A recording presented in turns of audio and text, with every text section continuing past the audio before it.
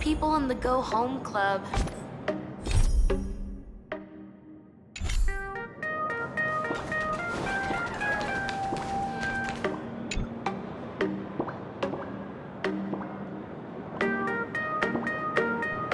Miss March, please, look straight into my eyes. Just like that. Perfect. Now, I'll need you to repeat these next few lines after me, and do so in the same tone of voice. Okay. The sky is blue, not a dazzling display of sparks. The sky is blue, not a dazzling display of sparks. Though dazzling sparks may light up the night sky, they can never outshine the eternal silence of stars. Are you kidding? That's one sentence? Okay, though dazzling sparks may light up the night sky, they can never outshine the eternal silence of stars? Very good. Very good. The internet is both an umbilical cord and a waste duct for the mind, through which humanity's thirst for elation gave birth to the twisted Sparksy. Whoa there! That's a bit much. Maybe he can be the one to say it?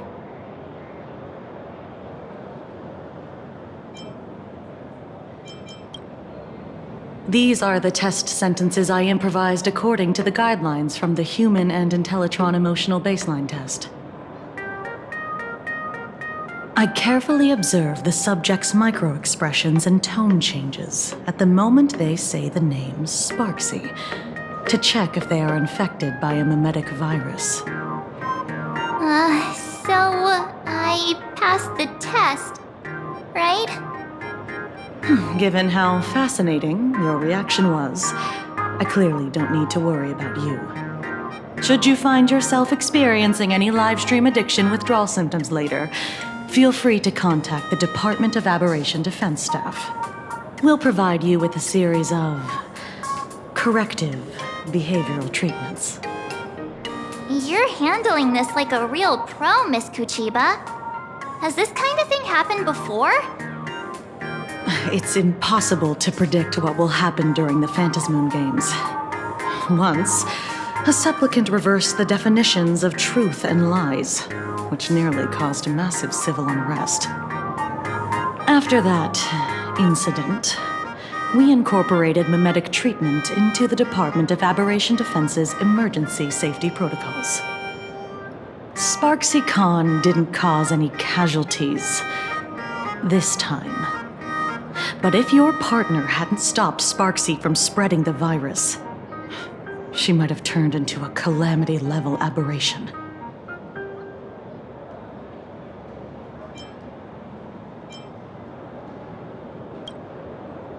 You? An aberration? What are you talking about? Though, I gotta say, you do look pretty weird with that mask on. Don't tell me you're a Cosmicon collective player. The Department of Aberration Defense's hazard ratings are nothing like the power ratings in some card game. Right then, that's all for the required checkup. If you're interested in aberration calamity threat levels and how they're classified, you might want to take a look at this document. However, do bear in mind that causing damage of the aforementioned scale during the Phantasmoon Games will cause you to be classified as an aberration and dealt with accordingly.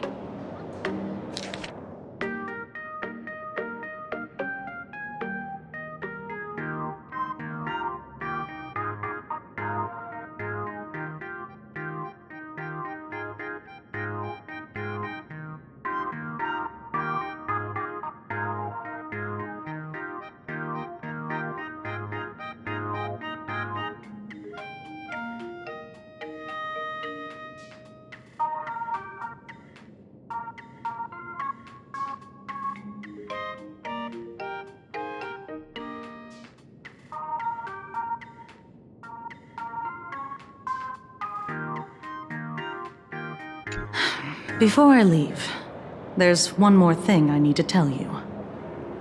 Remember Lyndon Scott? The man who served as your tour guide. He was murdered. What?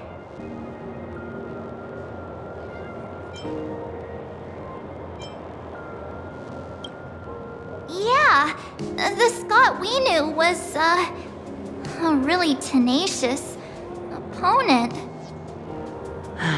We're sure. Both the ID and genetic information of the deceased match that of Mr. Scott's. You said he was once your opponent? You don't suspect us, do you? I wouldn't exactly call Scott a friend, but we'd never do anything like that to him. Easy there, young lady. I haven't even started asking questions yet. Of course, there's no way the renowned heroes of the Express would harm some lowly IPC employee simply because they had a problem with him. More importantly, both of you have solid alibis. The initial results of our investigation suggest his murder might be connected to the Phantasmoon Games.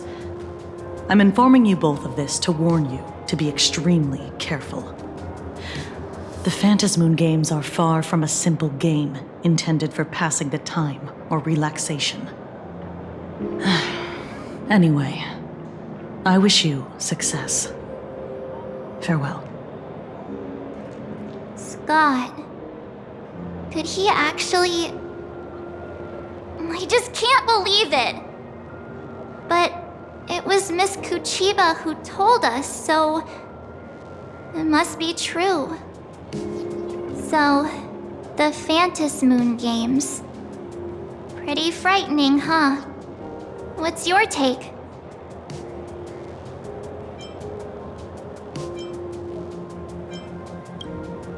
Yeah. Even though Scott pops up now and then to give us a bit of trouble, I still feel bad about him dying so suddenly during the Phantasmoon Games like this. And without even knowing why. If the killer is here for the Phantasmoon Games, they might become our enemy soon. The Phantasmoon Games.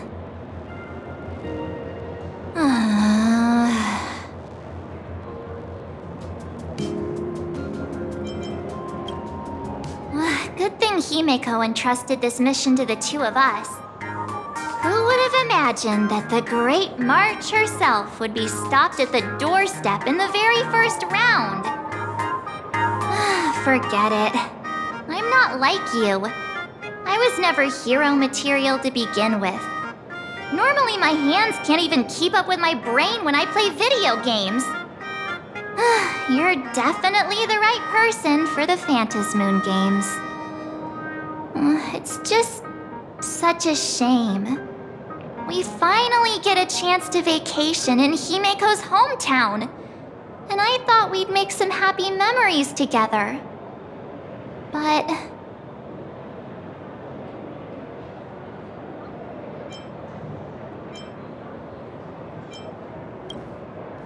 The Phantasmoon Games may be dangerous, but I hope you'll be safe and sound. Hey, don't look down on me. I, March 7th, am a top-notch nameless who can hold my own. But look, don't push yourself too hard, okay, you? Remember that we've got your back. Oh, right. Where are Himeko and Mr. Yang? They must be getting examined and interrogated too, right? Why don't you send Mr. Yang a message?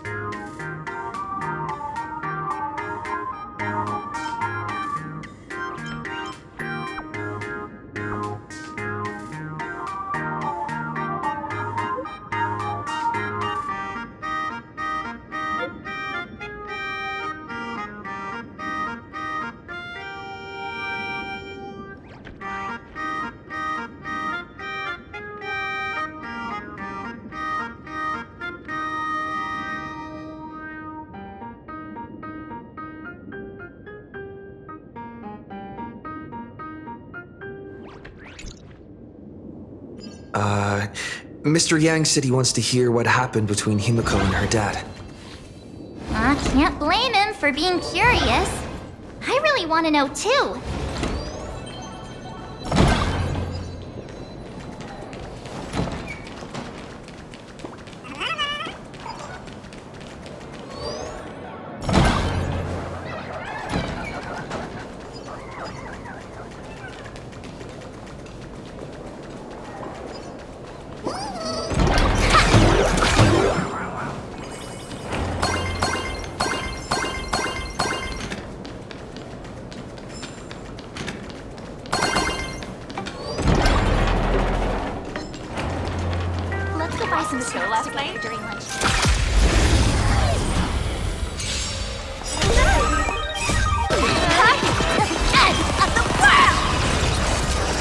Earth shatters, heaven trembles! Soaring above the lands, this is permanence!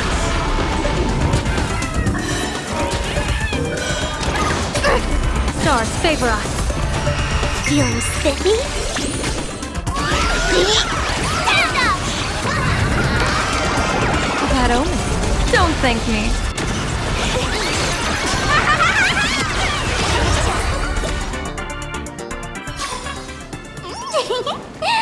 See you during my next stream.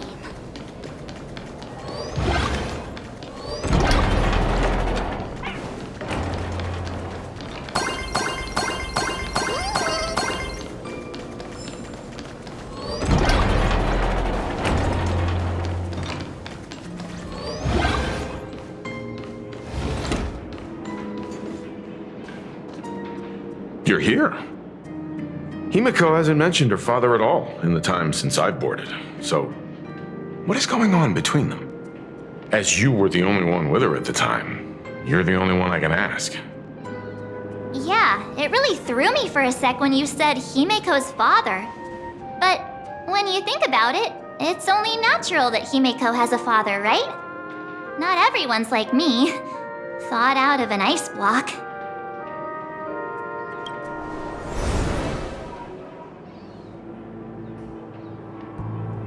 "15 years ago, the Phantom Moon Games of that year came to be remembered as the Blood-Stained Games.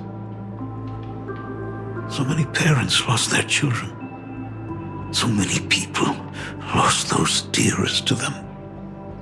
One of the victims was my very own daughter. Upon my return, I stood before the grave where she was laid to rest. Her name was Himiko. So, this lady who bears her name, who exactly are you? 15 years ago, when I made up my mind to join this Phantom Moon Games, my father wasn't with me. Even as I fought for my life against the Herald of Death, my father was still off somewhere, wandering the cosmos. Strictly speaking, ever since I can remember, his presence in my life has been as thin as the air in space. So, I would ask you, who bears his name, who exactly are you? Well, look at you. What are you getting so worked up over? Just a joke? A joke. It's been 15 years after all, and you've grown into such a fine young lady. How could you expect your old man to recognize you right off the bat?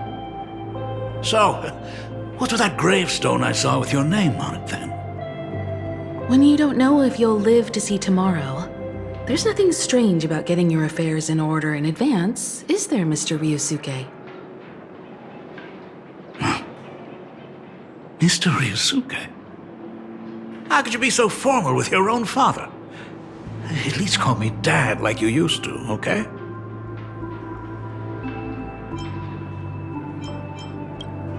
Hold it. And you are... Don't tell me. Himeko, is this your child?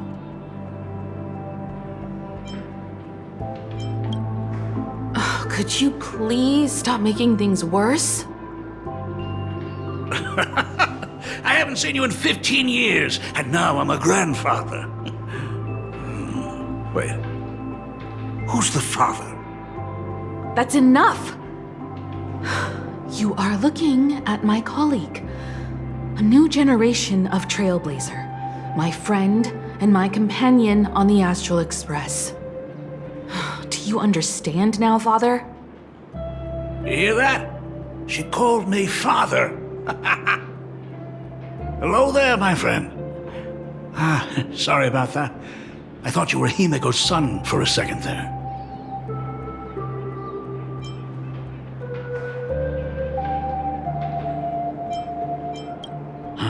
Sorry. I'm just getting on in years. Whenever I see a youngster like you, I can't help but think my grandson would be about your age by now. I'm a painter. Most of my work involves traveling to different segmenta to complete commissions for my clients. Himeko. I know I've let too many chances to spend time with you slip away. Just slip away? The first time we met was at Mother's funeral, when I was already 6 years old. Let's put that aside for now. Were you also too busy with work when I was suffering from a weathering curse? You might not believe me, but I've been running around for your sake all this time. All these years, I've been trapped in this room that represents the past that I imaginated. And I've never left it. You didn't know about me becoming the Express's navigator either? 15 years. The Express never stopped here once. You didn't even leave behind so much as a single word to indicate you were still alive. And the Department of Aberration Defense completely sealed off all records of what happened during those Phantom Moon games. I did hear many rumors about the Astral Express, though. I even saw the navigator's name. At first, I thought it was just someone else with the same name.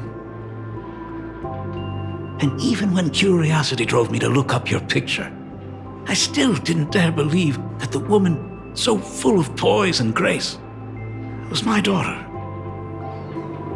She'd grown up safe, becoming a living legend in her own right. I thought about contacting the Express, but what if that navigator was just someone who happened to share the same name? I've been clinging to an absurd notion that if I never sought the answer, there was still a 50-50 chance my daughter was still alive.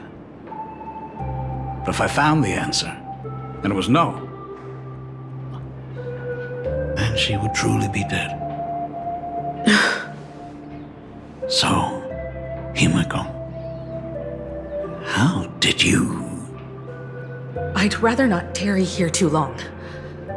I'll be taking my leave now, Dean. The Express has defeated the supplicant that occupied this school and prevented another tragedy like the one 15 years ago. Now it's time for you to fulfill the duties you failed in back then. Go comfort those students, and see if you can't figure out how to deal with the media bombardment while you're at it.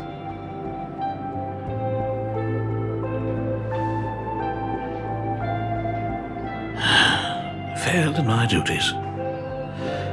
So, still mad at me. Can we talk?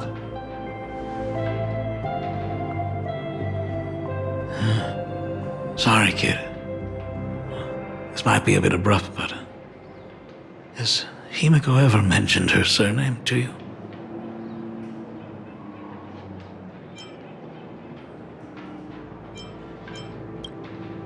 I'm a failure of a father.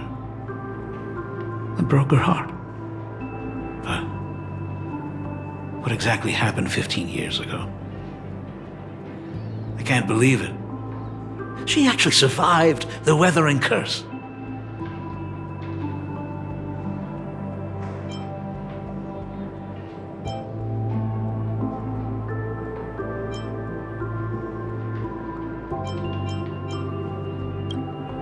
Have you heard the tale of the legendary painter Graphia, who hid everything on this planet's surface within a scroll? It is said that to achieve such a monumental feat, she made a forbidden exchange, sacrificing both her own life and that of her descendants, resulting in the Weathering Curse. Few descendants carrying the Graphia bloodline have lived past 30. Most of them wither like flowers while they're still young, skin cracking and peeling like dried paint. Himiko is no exception. She was tormented by the curse for years.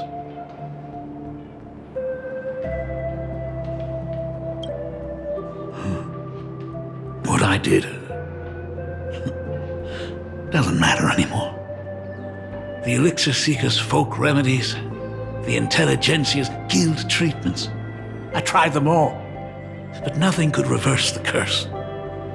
All the time spent searching for cures only resulted in me not being by her side when she needed me the most. In the end,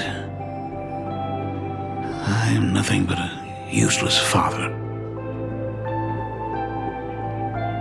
I'm just a useless son-in-law who married into the family. Strictly speaking, I can't really be considered a Graphia descendant.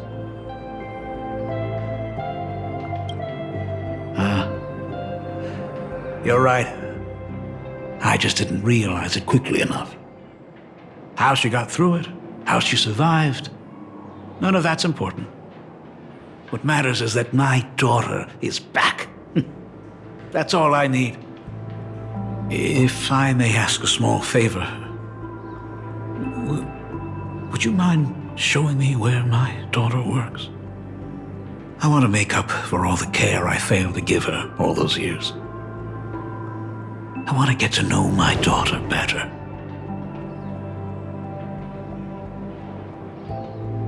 Truly a memorable father-daughter reunion. Brings up some memories of my own home as well. There goes Mr. Yang with that knowing look again. Just what kind of parent-child relationship are we talking about anyway? When I was a child, my parents were also always busy with work and were unable to spare a moment for me. As a child, I couldn't help but feel resentful. It wasn't until I became a father myself that I understood how they felt when they were forced to sacrifice the time we could have spent together. So, did you already promise to give Mr. Ryusuke a tour of the Express?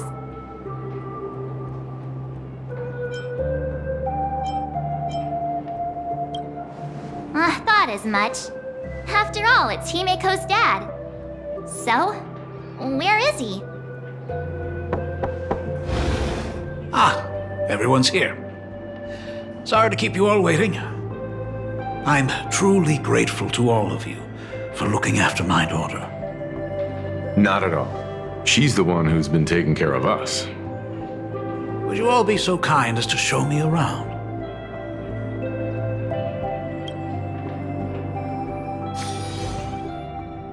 So, this is the Astral Express. Really lives up to its reputation. It's even more impressive than I imagined. As to be expected, of course, huh?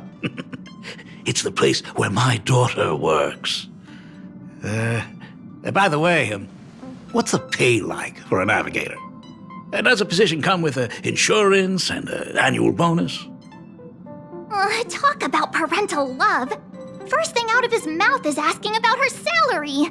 Like I'd have a clue. Help! A little backup here?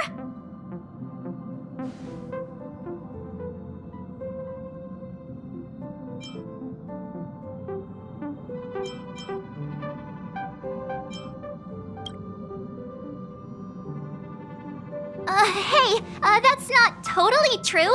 We get some spending money every time we stop somewhere. What? No income? Don't tell me that everyone working for the Astral Express is actually doing volunteer work. I mean, I guess you could say that. But actually, Actually, it's more like... I'm butchering the explanation. Anyway, it's nothing like what you're thinking. Mr. Ryosuke, please rest assured, none of the Express crew ever lack for money. We not only receive support from members of the Genius Society, but also from prosperous commercial worlds, such as the Planet of Festivities. Ah, good, good. Hearing you say that is a huge relief, Mr. Yang. Speaking of which, what kind of work does being a navigator generally entail? Don't you underestimate Himeko either. Her daily duties include, charting navigation routes, calibrating warp jumps, and technical maintenance. Not to mention she's always guiding the Nameless on missions. Oh, my daughter is really something else, isn't she? Of course!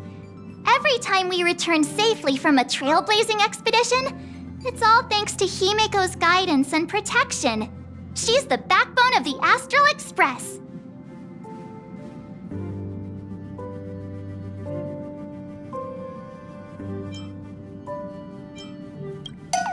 Hey, come on! You're just trying to stir up trouble. If Himeko's the backbone of the Express, then our conductor is the absolute cutest and hardest working of all. Right, Pom Pom? Oh? We got a new passenger? This gentleman does look kind of familiar. No wonder he felt so familiar. How are you, Mr. Ryusuke? Conductor? Oh. So you must be my daughter's superior, huh? Well, thank you for taking such good care of her all this time. Superior? That's way too formal. It's Himeko who's been taking care of the Express and everyone on it. He's... What is he doing on the Express? It's all my fault. I was just curious about your daily work, so I asked your colleagues to show me around, and I know I didn't ask your permission first. Just please don't be mad, Himeko. Mad? Why would I be mad? Mr. Ryusuke, welcome aboard the Astral Express. Is there anything else you'd like to see? I can show you around. Well, I know you'd rather keep your distance from your good-for-nothing father. You're on a journey, and it's rude of me to barge in like this. But it's been way too long since we last saw each other. As your father, I want to get to know you better. Make up for all the time we've lost. At least while you're staying here. Please allow me to show you some of the fatherly care and devotion I owe you. Will you? Excuse me? Why don't the two of you go to the party car? Shush, get the drinks ready. Shush. All right. I'll go make some tea. That's just our domestic robot's name. Come on, Father. People are resting here. Let's not disturb them.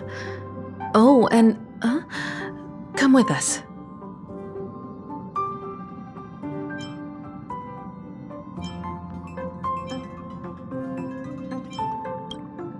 I want to talk about the Phantom Moon games, not just personal matters. They left. Whoa. That's the first time I've seen Himeko be that cold to anyone.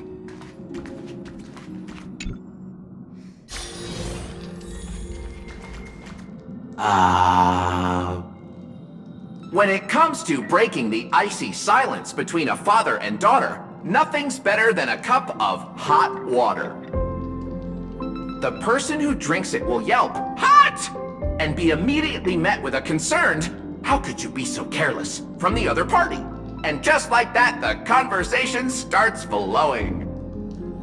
Friendly reminder, that is not a joke, but a practical ice-breaking tip. Ooh. Your robot is hilarious. I'm surprised how relaxing and comfy the work environment is here.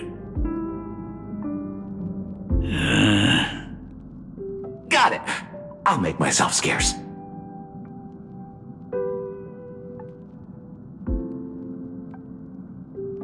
Being a nameless is neither relaxing nor comfy.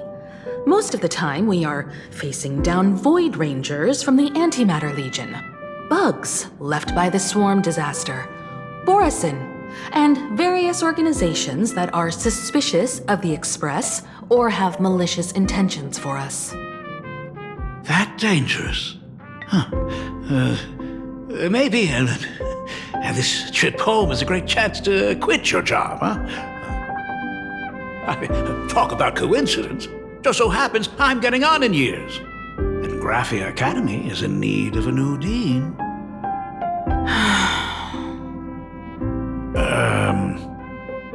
You know that's not what I meant. Once I've set my mind on something, I never look back.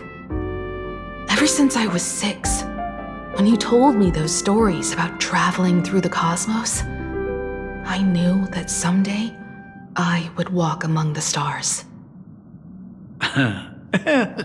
Actually, I was just kidding. I'm not completely clueless about what the Express and what you do. Oh, right. Once I knew the Express was coming, I even bought that comic series that's based on your adventures.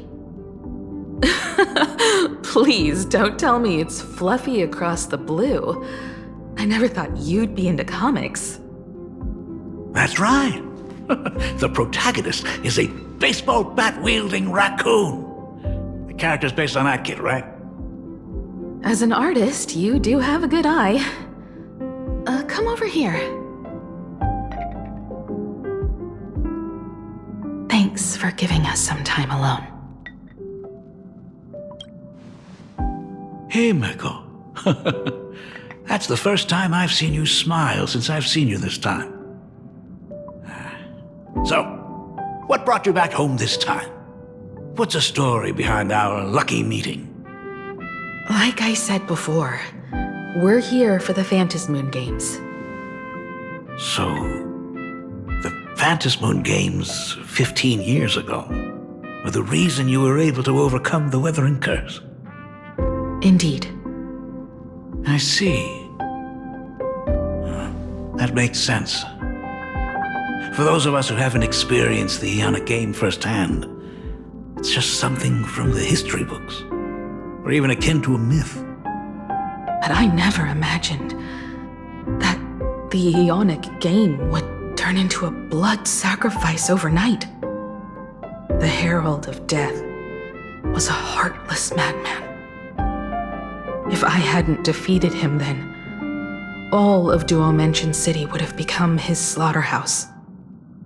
During the first few years of my journey, I relived that evening every single night in my dreams. The color of that twilight, painted with blood. So much blood, blended with terror and screams. The victims were twisted like clay into grotesque shapes, like paint tubes that had been snapped, one after the other. And that man, he reveled in the colors splattered everywhere and wanted the whole world to be his canvas.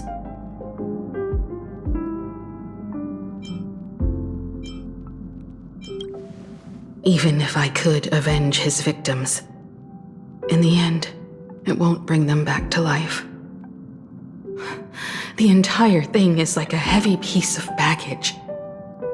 Only by letting it go can I travel the road ahead more easily. You did your best, and I'm glad to see you made it back here safe and sound. I thought I'd never come back. But the times have changed. The conditions to hold the Phantasmoon Games have been met again. However, to hold 2 games in just 15 years? That in itself is far from normal. Just like 15 years ago, the IPC wants to control everything. However, a game woven by the most fickle of eons is destined to slip through everyone's grasp. I received a report from the Department of Aberration Defense.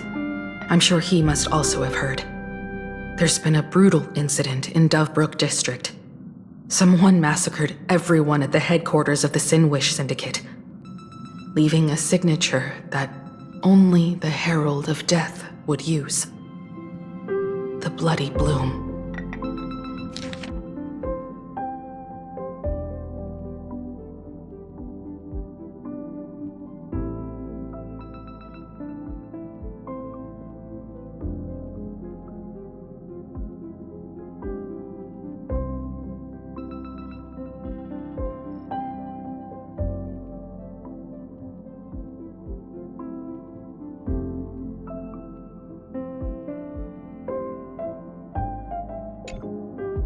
What? The Herald of Death is still alive.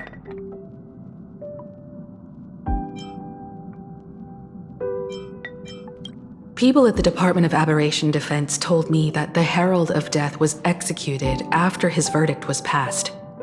Even were he to be resurrected, the rules dictate that the same person cannot become a supplicant twice.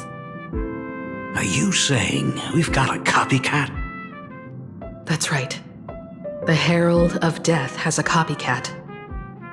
But what I find even more worrying is that this Phantasmoon Games has caught the attention of something even more terrifying than the Herald of Death. I believe that whether or not this Herald of Death copycat has a connection to the Phantasmoon Games, defeating him presents an excellent opportunity for you to demonstrate the resolve of the Nameless to the whole of Plain Arcadia.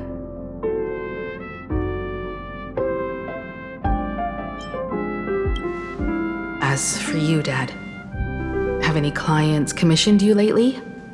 It'd be best if you left this world for a while. Oh. May I take that as my daughter showing concern for her dad? You can take it as a safety advisory from the Astral Express. Also, as he has already become a supplicant and joined the Phantasmoon Games, he will have my full support. I'd like him to temporarily keep the Mask of Elation that has been passed down through our family. Too late for me to raise any objections at this point, right? Huh. Sounds good. The mask stays with the kid. Thank you. Would you like another drink? Got it. Next, it's time to show me the way out, isn't it? Well, I've definitely overstayed my welcome. For most of my life, I couldn't be there for my daughter. And now that I finally have the chance, she wants me to leave. In that case, I ought to be on my way. Himiko, the Graphia family has a number of records about the Phantasmoon Games, passed down through the generations. Come over to the school library later. I'll give them to you.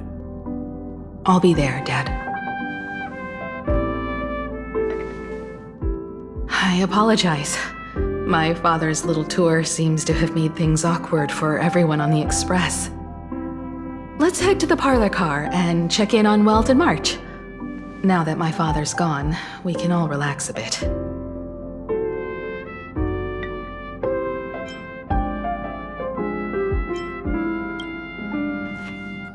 Has Mr. Ryosuke left? Yes. I told him to head home for now. After all, what is going on with the Phantasmoon Games has nothing to do with him. I'm really sorry, everyone, for bringing my personal family matters onto the Express. Not at all. Mr. Ryosuke is your family, and that makes him part of our family too. And the most important thing for family is to be together. So he's welcome to drop by anytime. Madame Pearl sent a message to the Express just now, inviting our supplicant to a meeting. she'll have a private car waiting for us.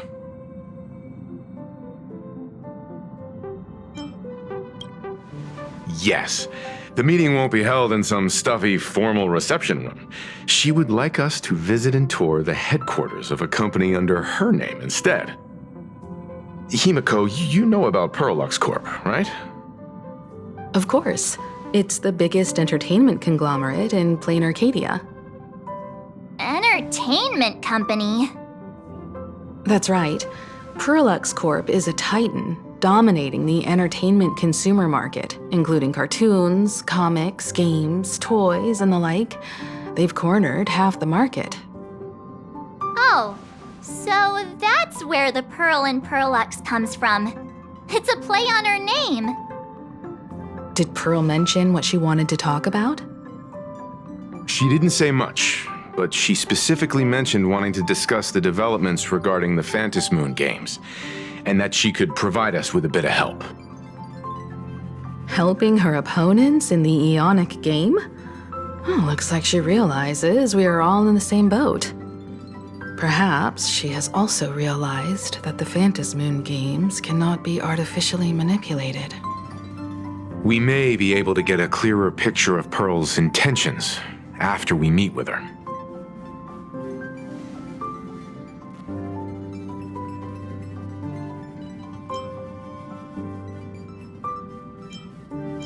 Think about it. You've already crossed paths with key figures from numerous factions, and even built rapport with some. You're already a capable nameless who can more than hold your own. Though she holds a high administrative position on this planet, do not forget, she is also one of the 10 Stonehearts. You've already dealt with Aventurine on numerous occasions, so you should have ample experience handling members of the 10 Stonehearts. Hey, don't worry. If things do get messy, yours truly is here to save the day. Looks like March wants to visit too. I'm just trying to look out for him here. Even if things do go sideways, Pearl wouldn't dare get mad at an adorable young lady like me, right? Well then, I'll leave this meeting to you two. Aren't you coming with us, Himeko? I'd like to talk with my father. Didn't he say he would hand over the records about the Phantom Moon games from our family history to me? And honestly, isn't this a good chance for you youngsters to handle things independently? I understand.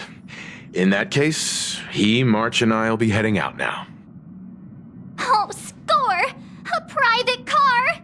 So, where are we getting picked up? You should be familiar with it. It's just under the giant gate next to the At Plaza. Isn't that where we first met Sparksy? Since we're getting chauffeured there, why not just come straight to us?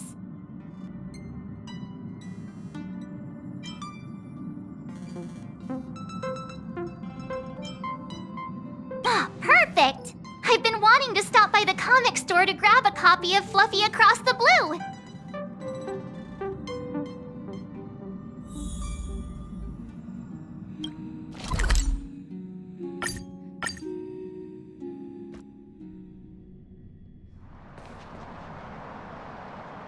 Look! There's a convenience store! Mind if I grab a copy of Fluffy Across the Blue while we're waiting? Is that the comic based on the Express's adventures? The author sure knows how to tap into what's trending. The best part is that the author drew all of us as adorable little animals. Totally fits our personas, don't you think?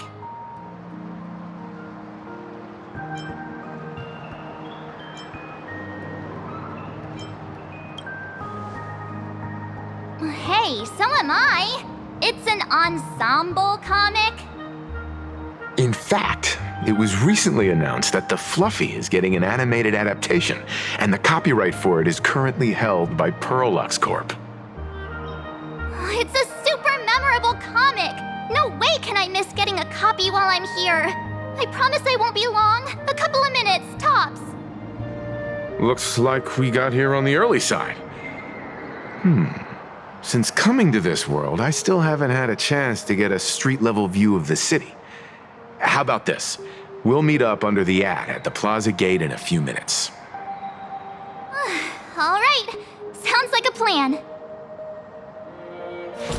Might as well take a look around then.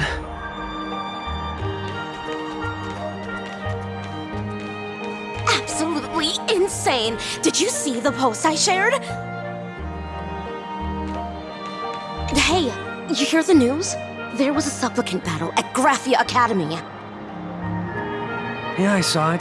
The online forums are already blowing up. The supplicant called Sparksy. How terrifying! Actually using live streams to spread mimetic viruses. Eons, that's just evil! I can't believe the Department of Aberration Defense is letting someone that dangerous run loose! I heard her livestream got permabanned. Good thing that Nameless from the Astral Express acted so quickly. I wonder what the next supplicant will do.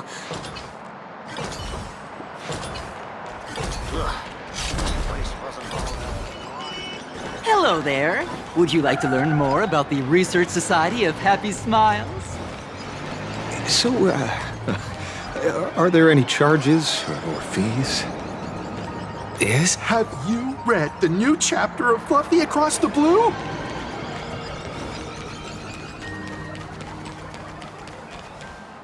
Is the weight of work and stress in your life crushing you? Check out the Research Society of Happy Smiles. So, this free? Rest assured, the only thing joining our Research Society will cost you is a bit of your precious time. We've set up a venue near Dovebrook, where we offer free psychological counseling and living assistance to all visitors. All our services are provided free of charge. I had a friend who passed away, and he'd mentioned you before. He told me that if I ever ran into trouble, the kind people at the Research Society would help me. Your friend passed away? How terribly sad! But the words he left you have illuminated your path in life. He told me that if I joined the Research Society of Happy Smiles, I could get rid of my suffering forever and be eternally happy. That true? Of course it's true. Just look at the society we live in. Everyone's suspicious and dismissive of one another, and willing to take dangerous risks just for a little pleasure, for a thrill. Did you hear about how a streamer took over Graphia Academy and was trying to spread a mimetic virus through the internet? And over in Dovebrook, gang violence erupted and left a pile of corpses in its wake. Oh, may the Master of Elation save us all. The Research Society was founded with the sole purpose of healing humanity's incurable inner pain. Following Aha's creed, we aim to spread laughter across the mortal coil and eliminate all suffering.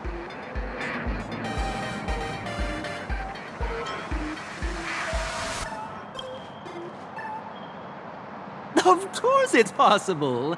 For this is a world blessed by the God of Elation, where Aha has granted us the right to happiness. Have either of you heard about the tragedy of the Bloodstained Games 15 years ago?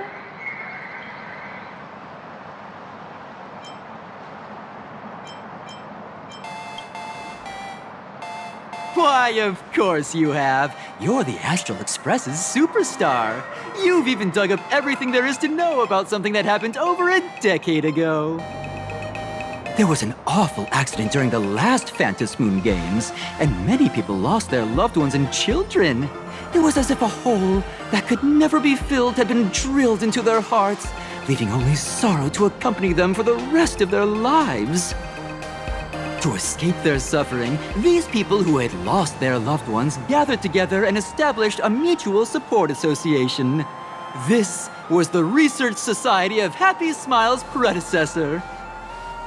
It's now been well over a decade, and the Research Society continues to help more and more people emerge from the darkness in their lives and step into a brighter, happier future.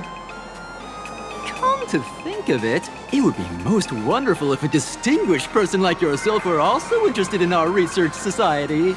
Should you find yourself with a moment to spare, please come and visit our Mutual Aid Society.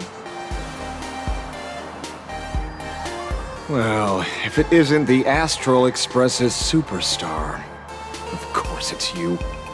Looks like we really were bound to run into each other.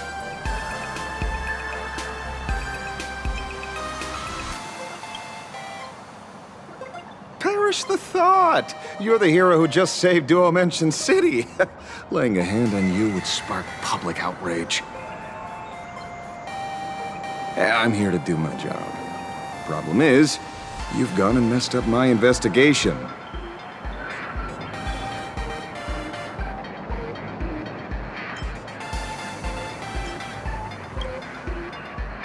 Here I was, pretending to be a broke passerby to infiltrate this shady research society. You should have ignored me, but no, you acted like some approachable celebrity waltzing into a supermarket, hijacking my conversation with their recruiter.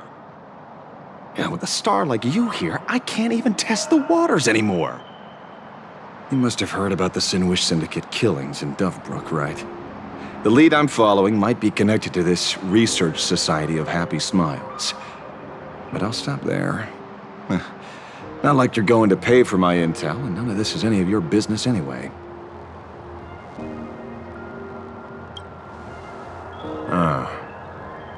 Based on your social circle, you wouldn't be talking about the poor IPC sap who was unlucky enough to be there, huh? Planning to avenge him?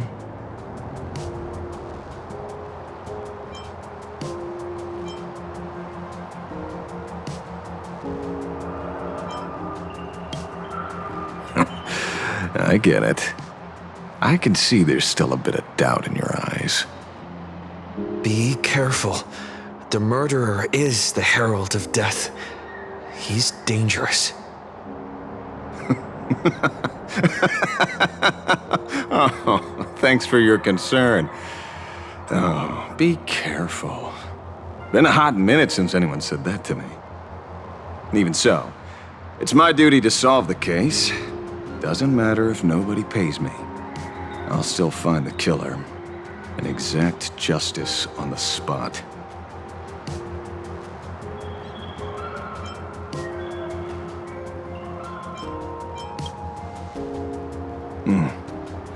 A fool I happen to be on fairly good terms with. Revenge killings or turf wars. Wouldn't be unusual for gang members to die like that, but dying at the hands of some psycho who kills for kicks? That I can't accept. No matter where you are in the cosmos, which era, regardless of how civilization evolves, some rules will just never change. Like an eye for an eye, a tooth for a tooth. Hey, guess which lucky girl just managed to snag the last copy in the whole store? Who's this? Allow me to introduce myself. I'm Ashvale, the famous detective. You could say your friend and I are acquainted through past clashes.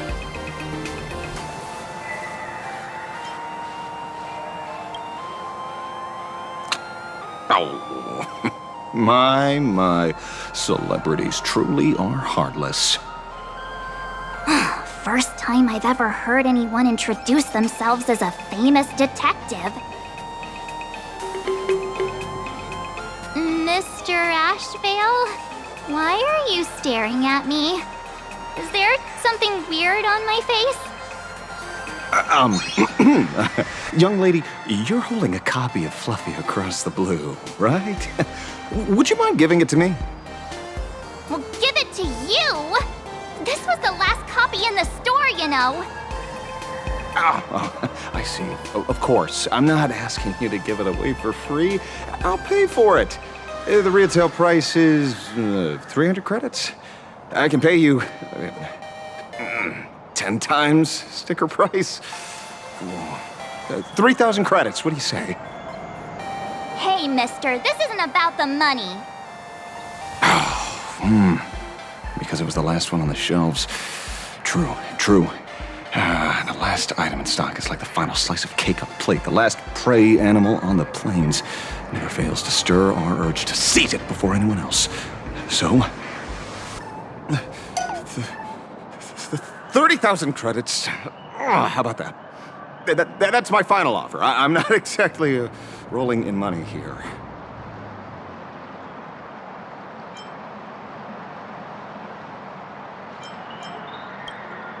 Well, truth is, I'm actually buying it for that foolish friend of mine. The one who died. Today is his farewell ceremony. I thought I'd buy him his favorite comic to pay my respects. He'd always be rambling on about some raccoon with a baseball bat, and how the journey of the Express would never end, that kind of stuff. I heard those stories so many times, it felt like my ears were gonna fall off. But, after all that fuss, I completely missed the chance to buy it. Every store around here is sold out. That's enough. My poor little heart can't handle sob stories like that. Here, Mr. Ashvale, take the comic. Oh, thank you very much for the comic, young lady. Here's the 30,000 credits. Ooh, as promised. I heard you're the real-life inspirations for the characters. Since you're here, could I perhaps trouble you to sign it? Unbelievable. Aww.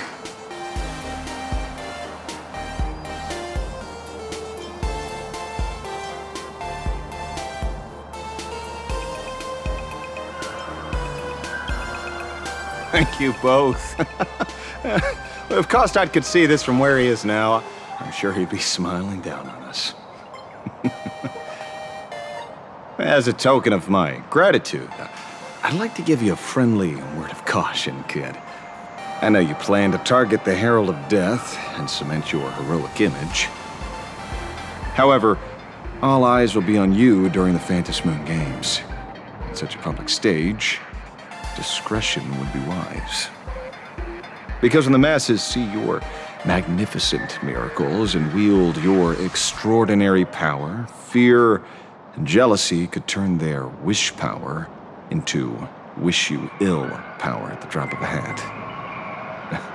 Forgive the expression, but you get what I mean. So, whatever plans you might have for this Herald of Death, why not leave the whole messy affair of revenge to someone who couldn't care less about winning or losing? Like me.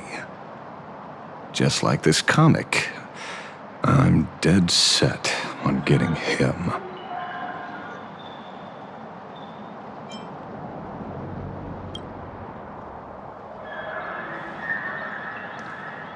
Is he an acquaintance of yours? He's just some weird detective who was passing by. It's nearly time for Perlux Corp to pick us up. We should get going.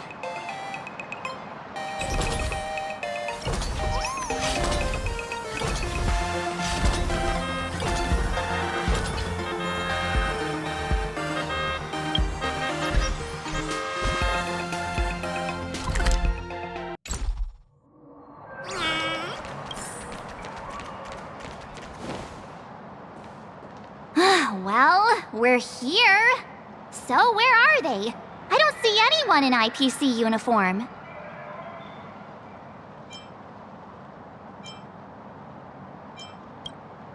This is the time we agreed on, no mistake about that. Maybe they got held up in traffic.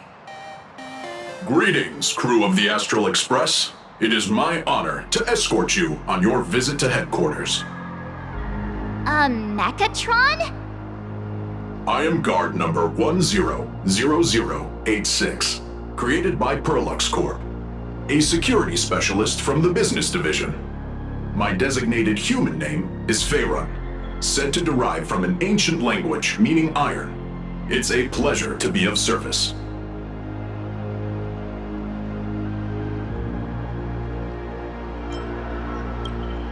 At present, 16% of Perlux Corp's active workforce are mechatrons. In specific business and security contexts, they outperform human staff in protective capability and offer a stronger sense of spectacle and visual appeal. The smiles on your faces and looks of surprise are the highest praise I could ask for. So, what are we waiting for? Let's go! According to the instructions given to me by Madame Pearl's secretary, there is still one more guest I need to pick up.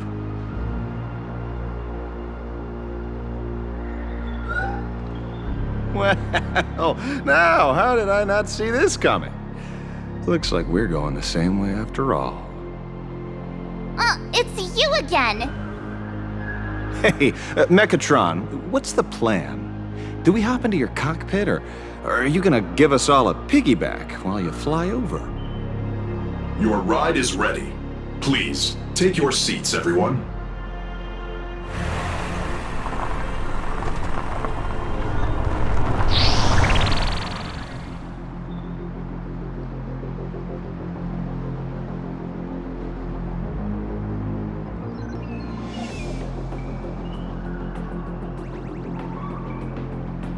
Whoa! Now that's what I call a custom paint job. Your ride isn't your run-of-the-mill business car, but a customized, made-to-order vehicle, used especially for receiving guests. Sorry. This might come across as a bit insensitive, but I have to ask. Can Faerun actually fit in the driver's seat?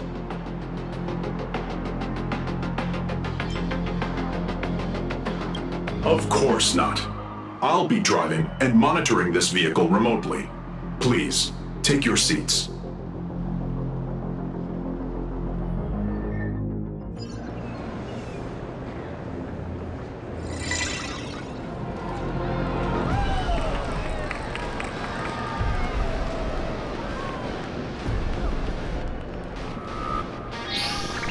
Now that is astonishing.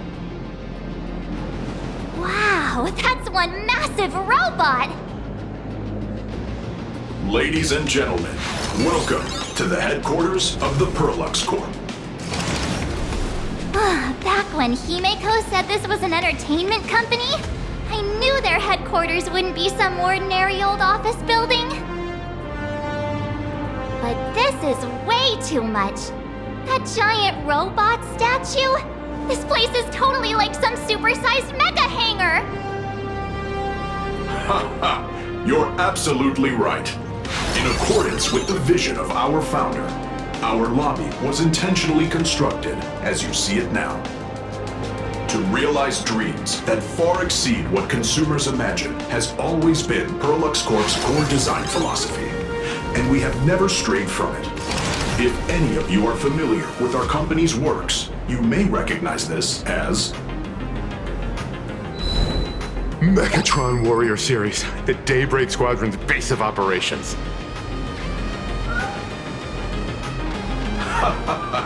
Looks like Mr. Yang here is quite a fan of our company's animated works. Now, Madame Pearl would like to invite everyone from the Astral Express to take a tour before your official meeting begins. She has arranged for a member of our staff to accompany you, so please, wait here a moment. I understand, Mr. Faerun. Thank you for escorting us all this way. Well then, I'll take my leave. This way, Detective.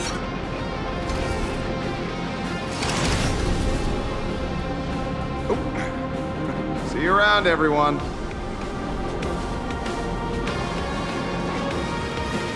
Oh, really?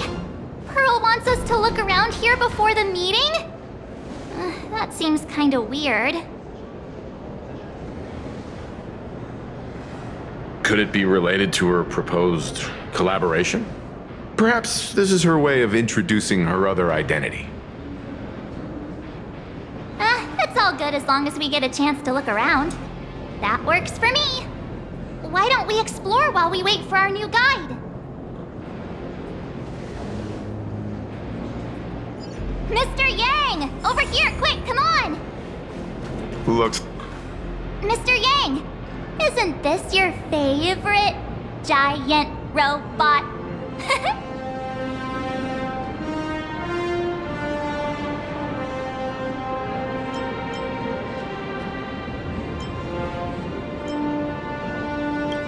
I saw it. Please, just keep it down. We're here as their guests. We should be careful about what sort of impression we leave.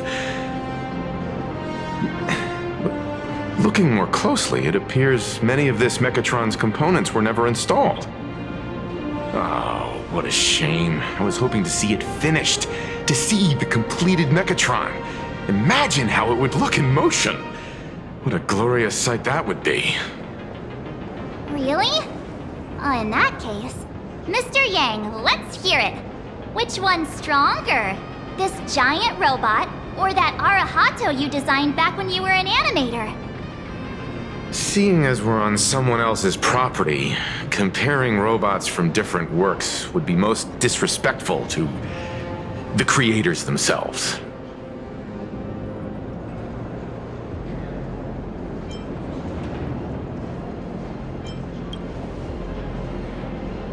Arahato is an animation all about robots, while Daybreak Squadron is a live-action hero drama.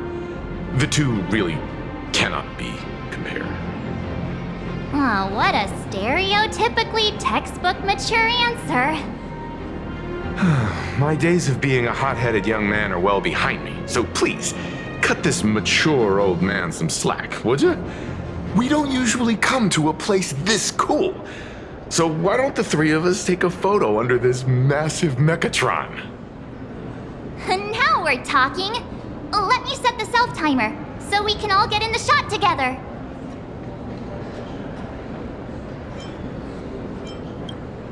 Oh, standing below a huge Mechatron like this is just incredible.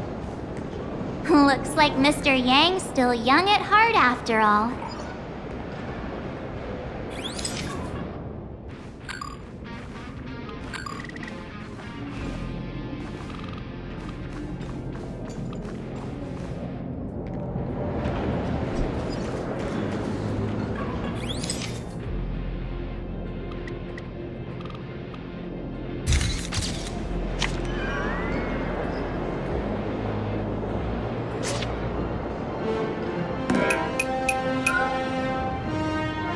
Where did this extra person in the photo come from?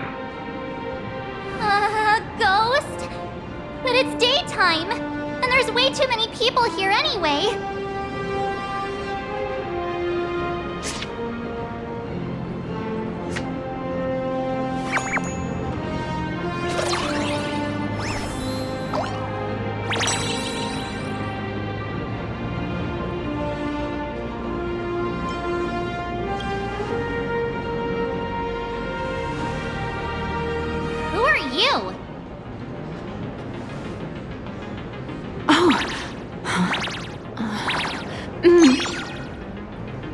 Wow, this truly is a magnificent face.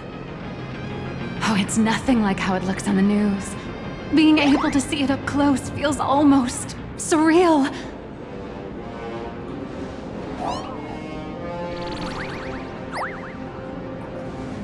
Am I too close?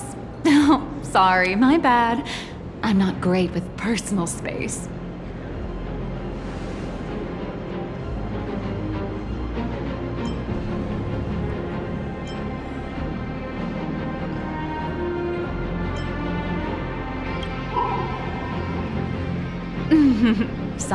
Sorry. It's impossible not to stare at a face this amazing. You'll forgive me, right? Oh, right, I forgot to show you my ID. Right, here we are. I'm Nihilux, and I work at Perlux Corp's Imagenesis Technology Department. I'm a P-30 agent who works for the IPC.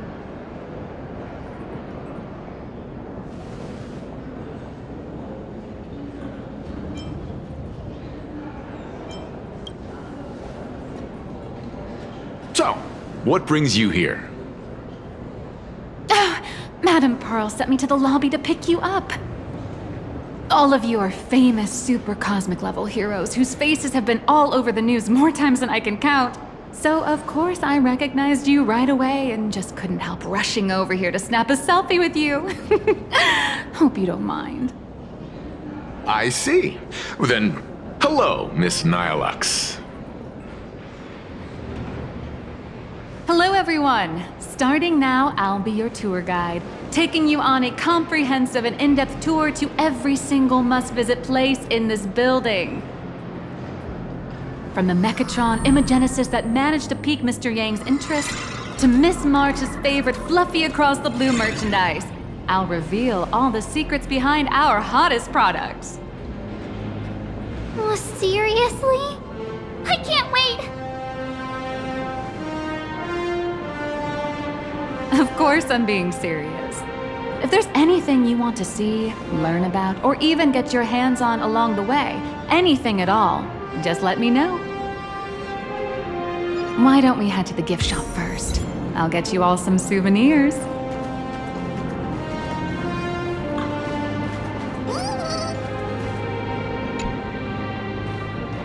Mr. Yang, you seem reluctant to part with the Mechatron. Want to take a few more pictures with it? I'm just curious. When will this giant robot be completed? Here's a little spoiler. That's actually part of today's tour. We'd like to invite the heroes of the Astral Express to help complete this Mechatron statue. Will it be able to move like the other Mechatrons in Plain Arcadia once it's done? Oh, I'm afraid it'll be a bit tricky. You're probably all aware that Mechatrons are Imaginae driven by wish power, which means they don't actually have any complex machinery inside them. You know how humans tend to unconsciously imagine inanimate objects as living things that can think and move? It's this empathetic projection that grants wish power to Mechatrons. No, to all Imaginae, giving them life.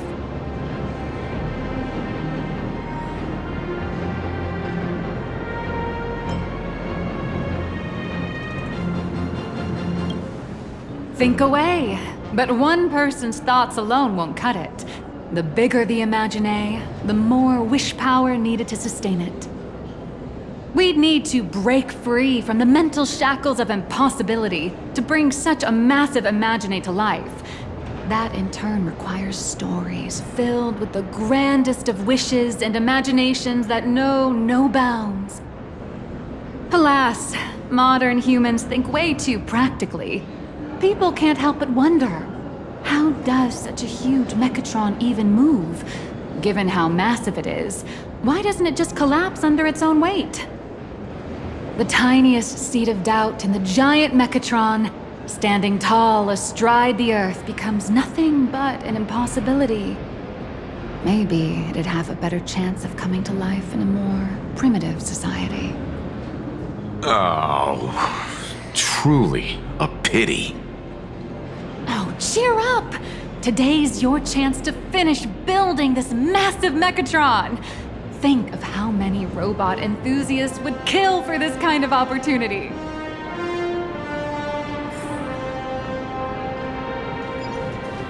Hang on a sec. Welcome, ladies and gentlemen, to Pearl. All Megatron Hey, wait. This isn't right. Isn't this Pom-Pom? Oh, wow! Oh, that's some really fine craftsmanship. This is a toy model of Alloy King Pom-Pom, which hasn't been officially released to the market yet. But just you wait. You'll see even cooler toys coming up later. Are you sure there's no copyright issue with this thing? Actually, this is Pom-Pom from Fluffy Across the Blue, which is totally unrelated to the Pom-Pom from Astral Express.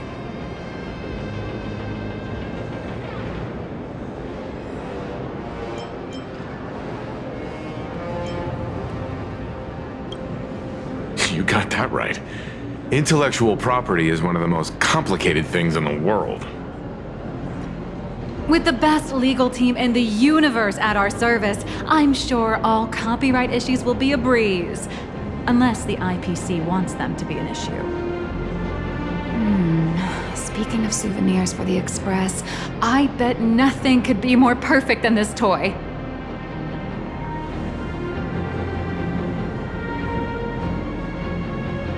I have a small favor to ask. Would you mind taking a photo with me by that headless Mechatron statue over there? And maybe signing the photo too. I'd love to leave it as a memento for the staff at Perlux Corp. How's that sound? If you're willing, I can pull a few strings and use my access privileges to give you all the gold-plated prototype of the yet-to-be-released King Pom Pom Alloy Armor 999, the only one in the entire universe. Just give it a thought.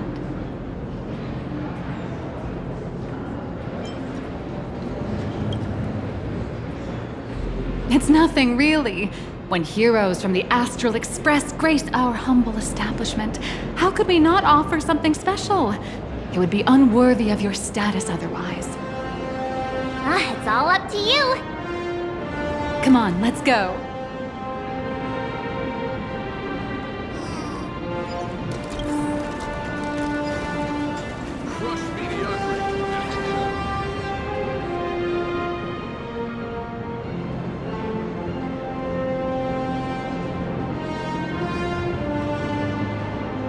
Man and Megatron in perfect harmony. Ready to take a photo? I'm ready.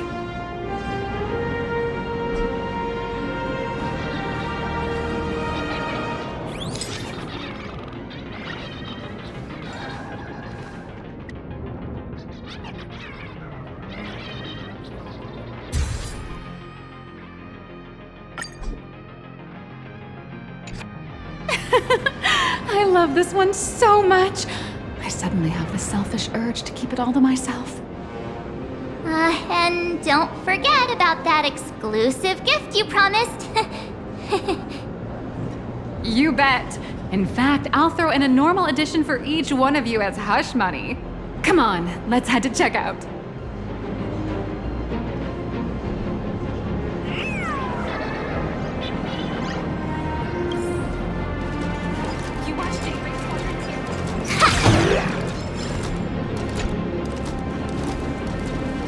Welcome, ladies and gentlemen. How are you doing? It's my pleasure to serve you. I'd like to present each of our 3 distinguished guests from the Astral Express with an Alloy King Pom Pom toy model as a gift. Sure, you got it. For the gift expense record, could you please provide your employee ID? Please charge these expenses to this employee ID. Huh. This is Madame Pearl's ID number.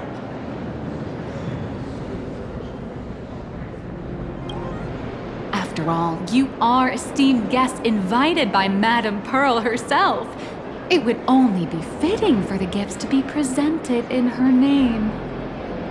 I see. Please wait a moment. Your Alloy King Pom Pom is all packed up. Would you like to take it with you, or shall we use our delivery service? Since we still have the tour to go through, please just have it delivered to the Astral Express.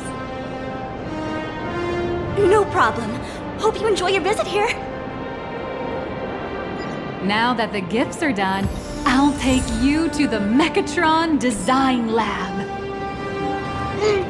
This is the part I've been looking forward to the most.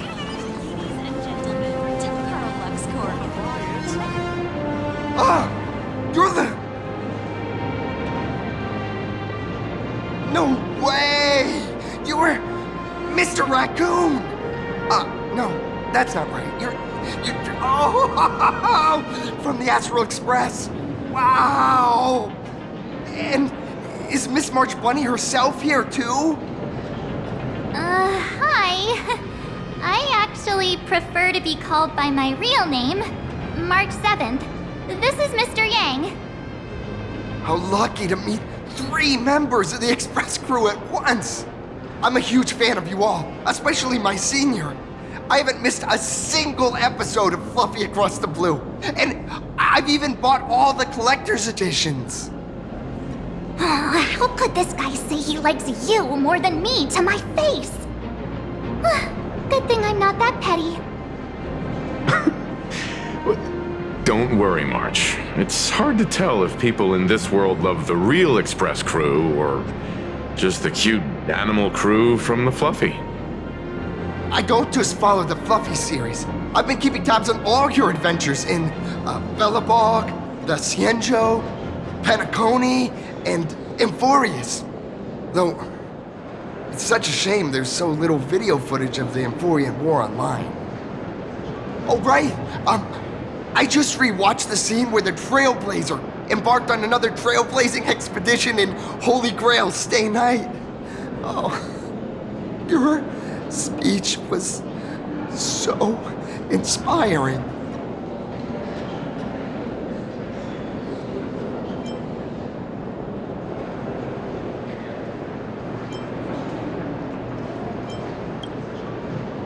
Such modesty from a legendary hero. What a stellar role model for all of us. All right. I have a precious trash can in my collection at home. If I'd have known I'd meet my senior today, I'd have brought that can with me.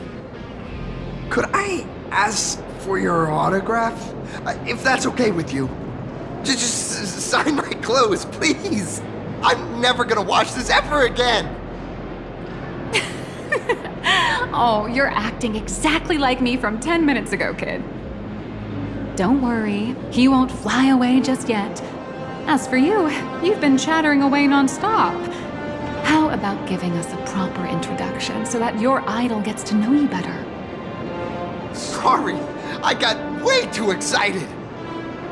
I'm Warrior Cinderborn from Daybreak Squadron, and my real name... Well, my real name doesn't matter. Just call me Cinderborn. If you're not in a hurry, would you mind chatting with me for a bit?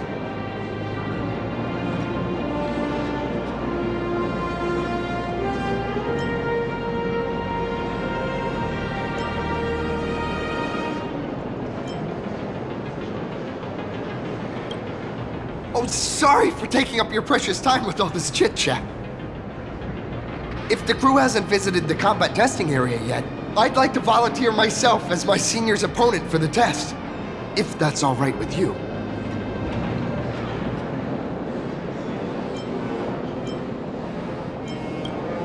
Well, of course I know your bat could send us all flying with a single hit.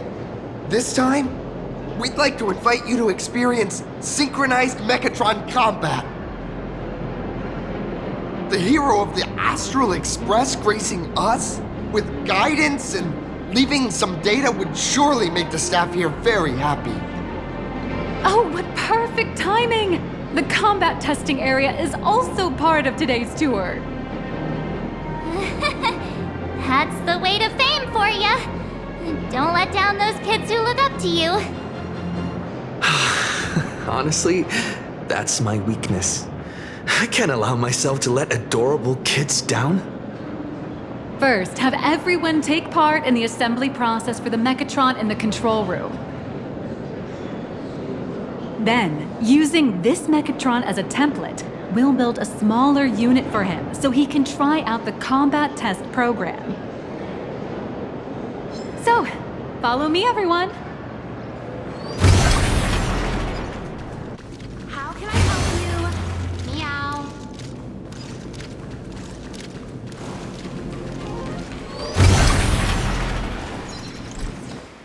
This is Perlux Corp's Mechatron Imagenesis Design Lab. 15 years ago, the first Mechatrons of Plain Arcadia were born here, and they immediately gained widespread social influence upon their debut. Today, Mechatrons have become the most common and iconic symbol throughout the streets. You could say that Mechatrons are the first and currently only Imagine that can be mass-produced on assembly lines.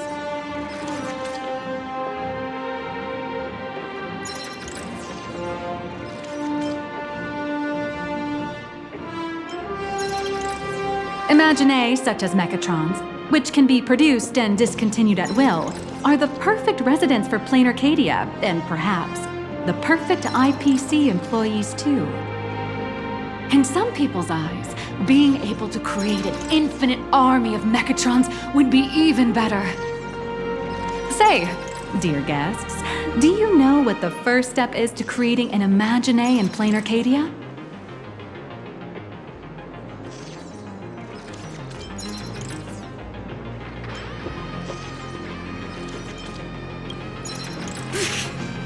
Sorry, but they're out of the service area right now.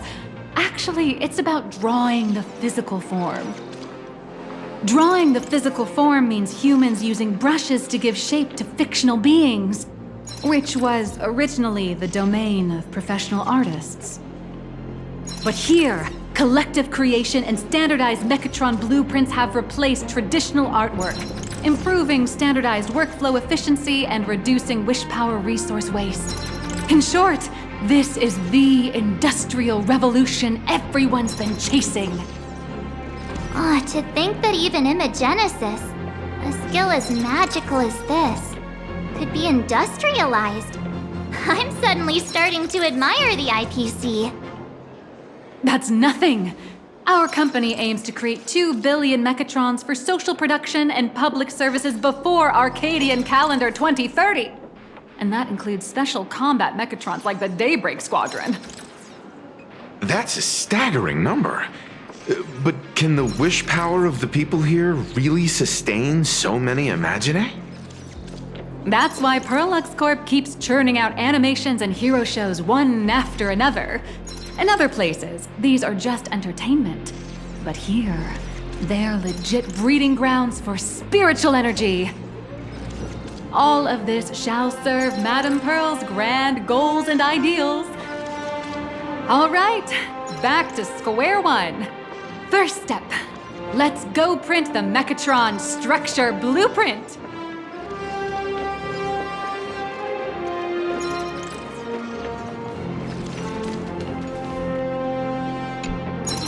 Please adjust the Mechatron design parameters according to your needs.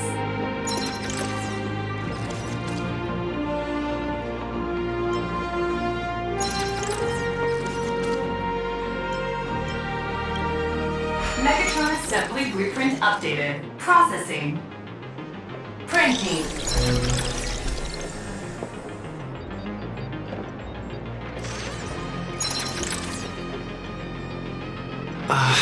Could it be that no matter how much I adjust it, the final printout always comes out exactly the same? Your suspicion makes sense. But please answer my question first. Which do you prefer? The sense of achievement that comes from hard work, or the convenience of getting things done easily?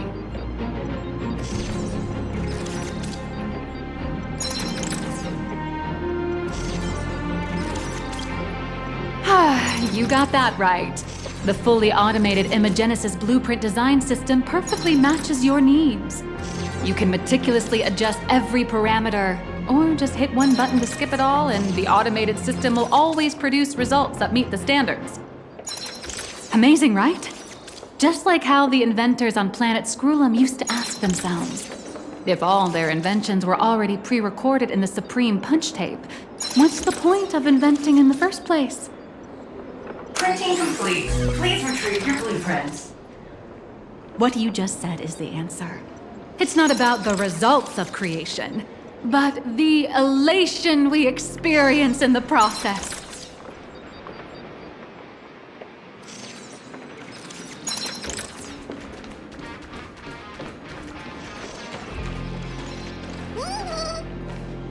Oh, hello. But please, show me your Mechatron assembly blueprint.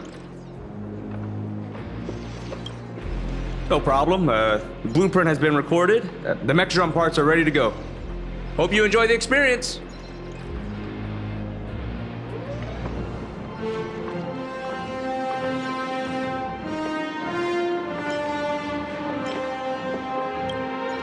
No. March and I will just watch you play from the side. Now then, please follow my guidance to complete the Mechatron assembly. This experience mainly involves assembling 3 parts: the arm, the shoulder armor, and the Daybreak blade on the back of the Mechatron. Go for it, little raccoon! Assemble the Magico Mechatron Daybreak Warriors and save our city! All right, everyone, I'm heading out.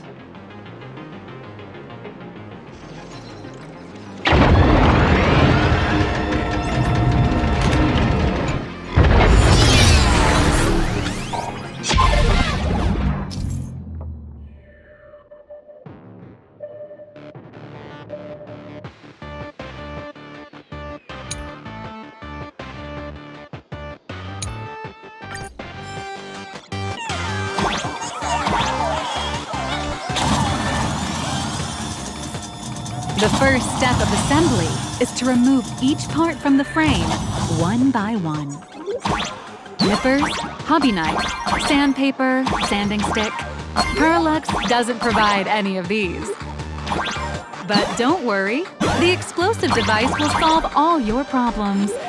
Just step on it, bravely.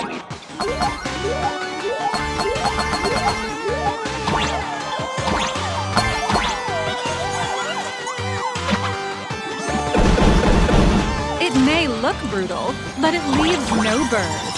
And that's the magic that we at Parallax Corp are so proud of.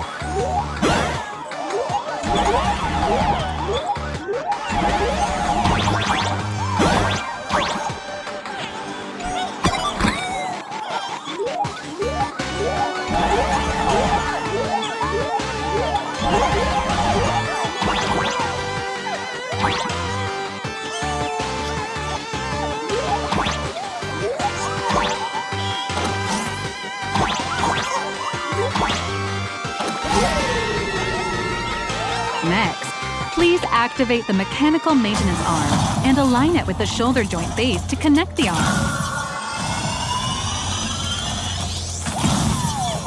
Good. We're done with the arm for now. Next, activate the mobile maintenance rack and adjust the mech armor to the shoulder armor panel position.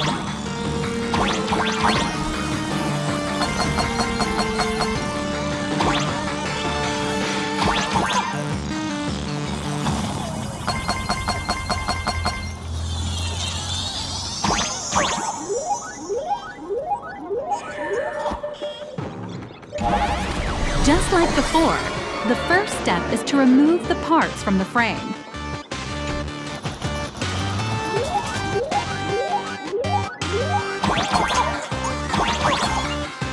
Artificial gravity field adjusting. Please exercise caution.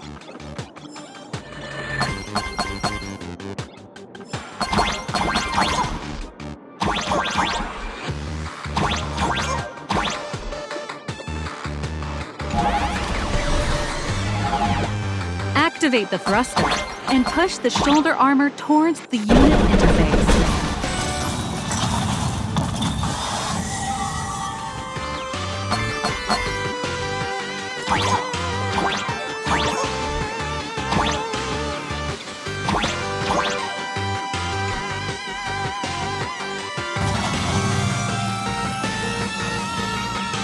Beautiful. Absolutely beautiful. This giant Mechatron is truly the soul of Parallax Corp.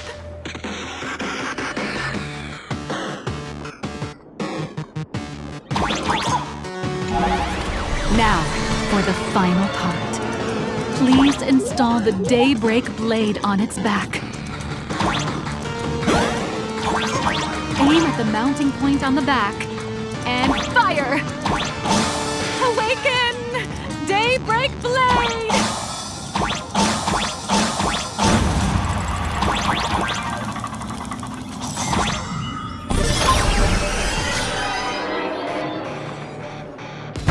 Mission accomplished!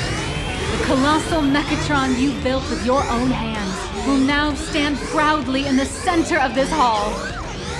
The great hero of the Astral Express has graced this place, left behind a blueprint, and even contributed their own inspiration to the completion of the Mechatron statue. What outstanding promotional material this is for the marketing department.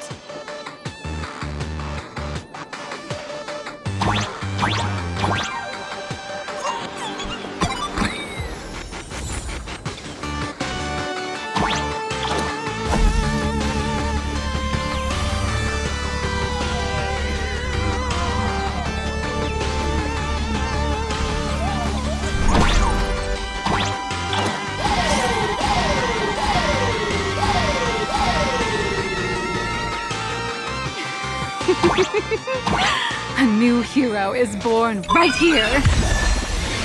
Step forth, Mr. Little Raccoon, and become the guardian. Powerful wish power supply entity detected. Initiating lake.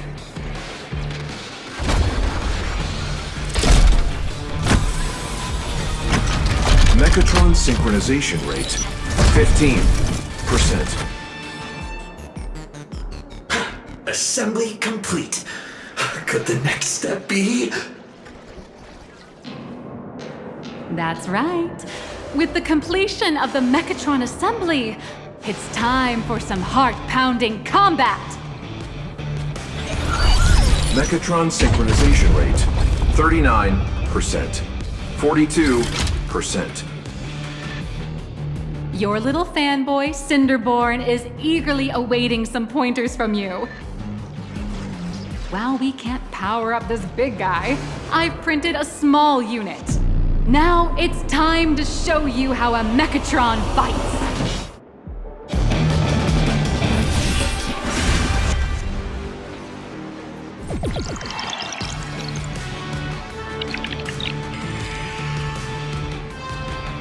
I merged with the Mechatron? Where am I now?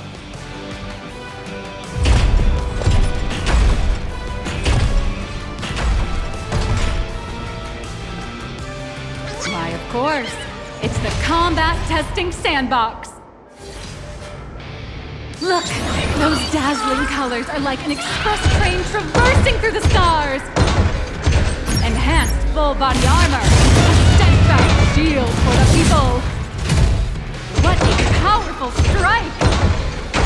That's our hero, Little Raccoon! This strike carries the hope of all citizens!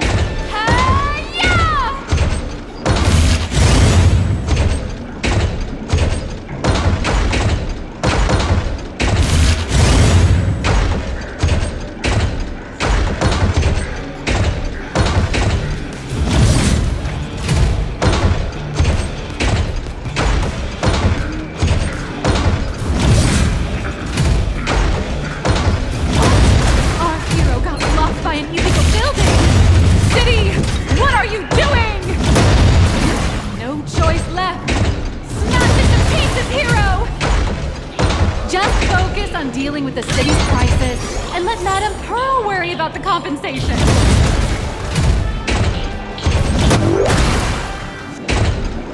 Duo-Mention City has made it through the monsters that were hiding here seem to have been reduced to nothing.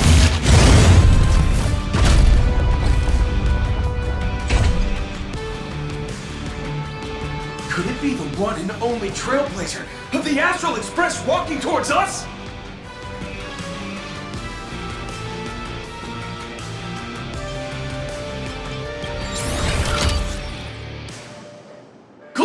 Baseballer! We've been expecting. Although the giant shadow crisis in Duo-Mention City has been dispelled, the real battle for you and the Daybreak Squadron is only just beginning.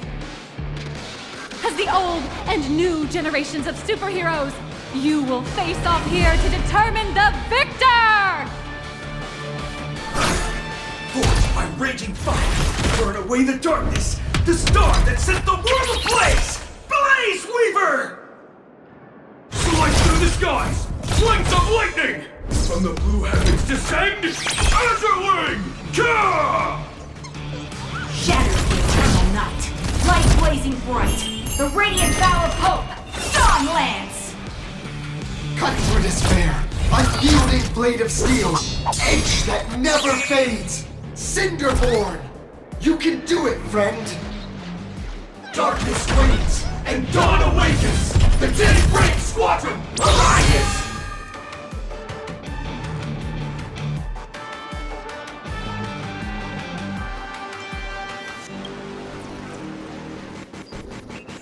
This is an official challenge from the Daybreak Squadron, great hero of the Astral Express.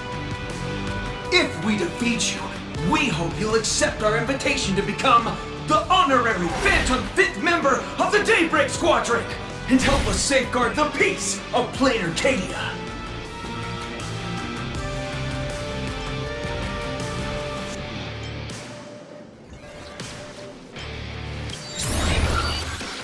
Honorary. It's an honorary position. Hey, Greg, didn't you have something to tell your hero? Now's your perfect chance!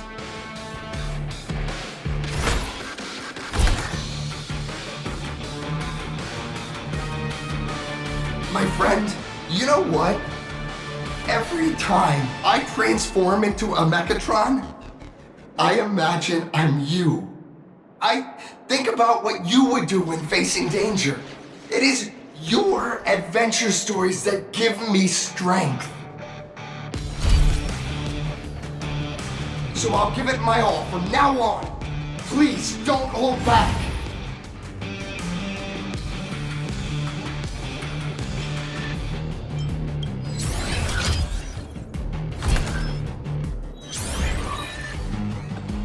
Now then, let's settle this on the horizon where the vengeance moon rises! Let the two of us see what you're made of. Come on! One and only Trailblazer! It's your turn! Our fist!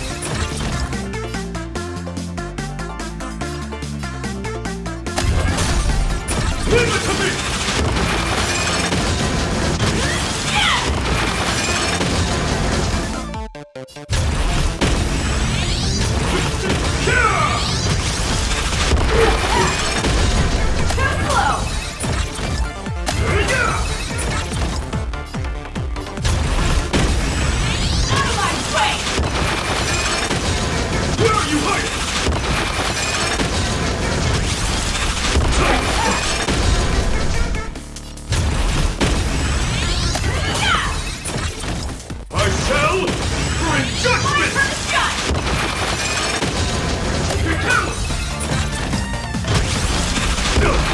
As expected of the Astral Express hero. Oh, so powerful!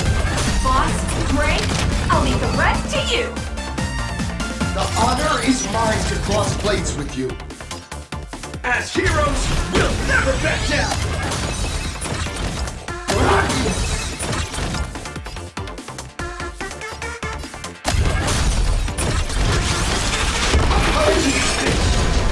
Face your struggle!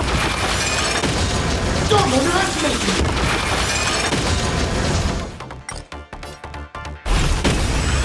Come on! Yes! This strike contains all my respect! Bring it on! What? Even the invincible little raccoon is reaching his limit? Listen, those are the people's wishes. Power converging as one! That is limitless possibility! Everyone's wishes. I've received them all. Trailblaze Infinity!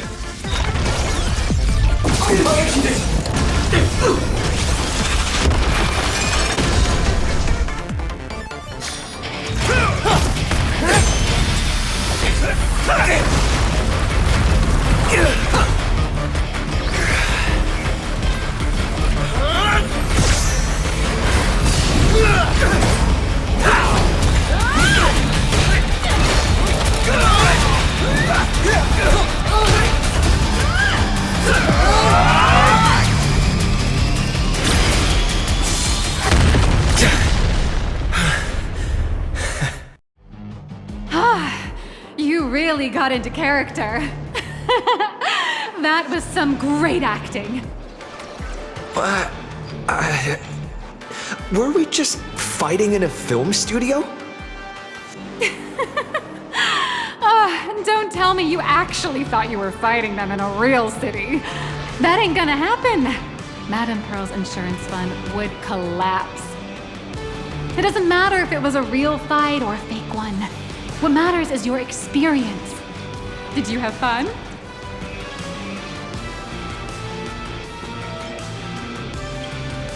The user gave us a 5-star review.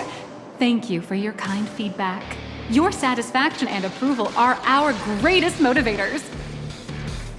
Looks like the Daybreak Squadron is waiting for you. You gave them quite a combat lesson, it appears. Why don't you go share a few words with those youngsters?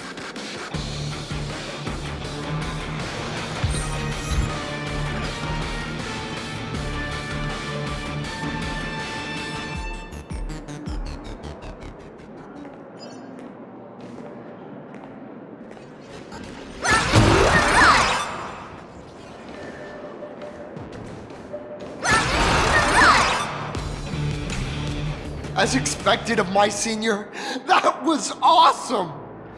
My life is now complete. Before joining Daybreak Squadron, Gray had always been your fan. That kid knows every story about the Astral Express like the back of his hand, and he's always looked up to you as his role model. Even as his leader, I'm nowhere near as important to him as you are. What an amazing battle! Well, more than beating you, we were hoping Gray would leave a lasting impression on you. After all, being remembered by their idol is the highest form of praise for a fan, isn't it?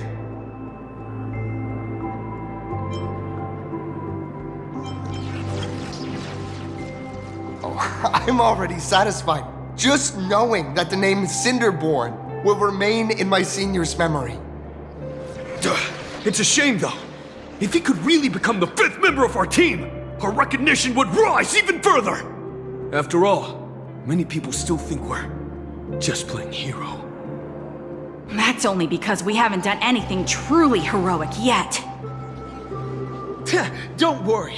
Given the state of Duo-Mention City, a mind-blowing crisis is bound to happen sooner or later, and that's when we'll get our chance to shine! Ha ha! Yeah, just yesterday, I rescued 5 people from a gas explosion! Hope they recover soon, and spread the word about how awesome Daybreak Squadron is!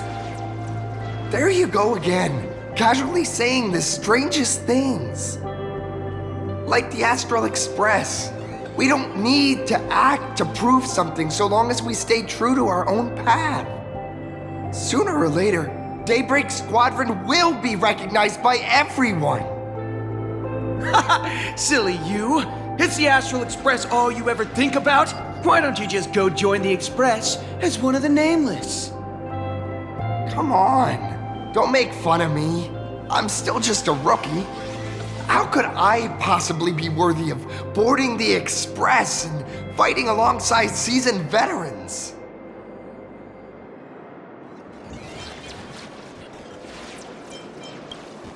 Anyone who perseveres in their own life is a hero indeed. Thanks for your guidance, Trailblazer. And lastly, I wonder if you could take a picture with the rest of us. Trailblazer, please, take a photo together with us! Whoa! My senior's so close to me that my heart's beating like crazy.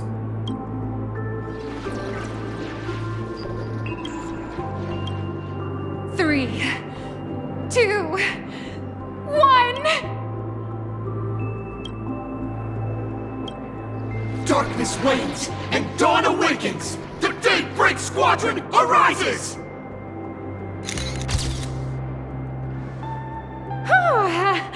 Time's about up.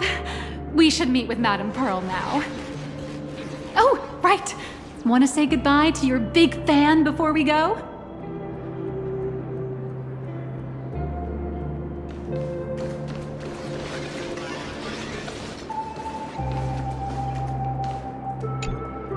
blue, yellow! You guys were amazing back there! If we record this for promo material, we'll definitely get a ton of new followers! If only we could have beaten the Nameless! We were actually so close during that Megatron fight! What are you talking about? There's no way we could have beaten the Trailblazer. Well, it's not entirely impossible, I'd say. Ever since I converted, I feel like both my mind and body have become so much lighter. Gray, you really should join us and do the same. Haha, Gray. Being a masked hero means facing all kinds of dangers. You'd definitely feel pretty bad if you couldn't contribute your strength to the team when we needed you the most. Oh, looks like your idol's here to see you. We'll wait for you backstage. Gray.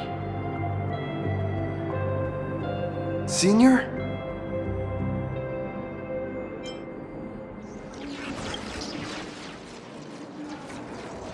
Huh?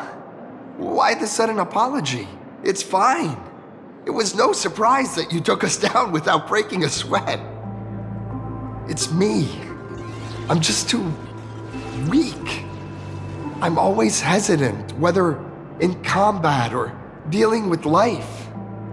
Even though I know I can never become an amazing hero like you, I've always been trying my best to get closer to being like you. It's a bit embarrassing to admit, but no one ever taught me the principles of how to live and behave growing up. I dropped out of high school pretty early and started hanging out with street gangs. Every time I threw a punch to intimidate someone, I thought I was being a hero. But when I saw how scared those people were, I had this nagging feeling that maybe I was doing something wrong. Later, when I read about the Astral Express story online and learned about your legendary deeds, I finally understood what it meant to be a true hero. Looking back at how immature and awful I was, I made up my mind to leave my old organization. Now I too have a chance to become a hero like you. Together, with my brothers and sisters in the Daybreak Squadron, I can bring happy smiles to the residents of Plain Arcadia and protect them whenever danger appears. But I'm just too weak. I don't have the immense strength like the Express Nameless. I don't even have any special talents. Maybe I've chosen a path that doesn't really work for me.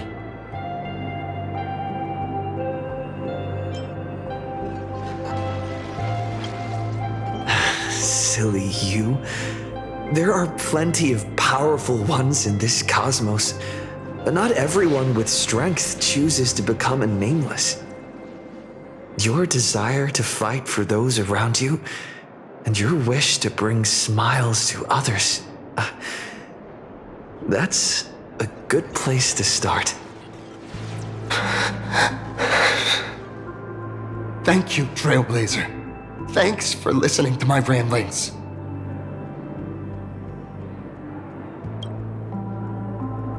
Could you please sign that famous line?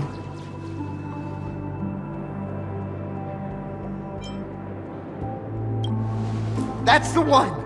That's exactly it! Rules are boundaries, and anyone who pushes beyond those boundaries becomes, in a sense, one of the nameless. I'll remember today for the rest of my life. Goodbye, Trailblazer. I hope by the next time we meet, I'll be a true hero just like you.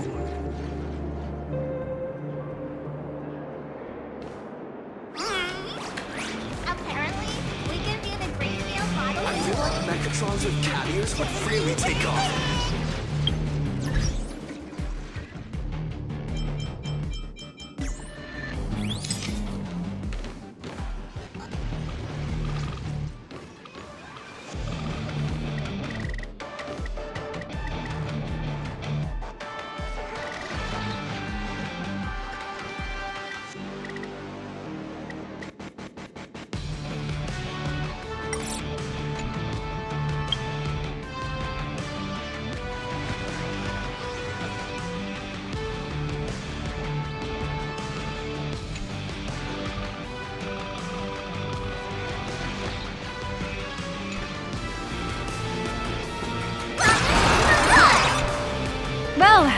That about wraps up today's tour. After seeing everything, what do you think?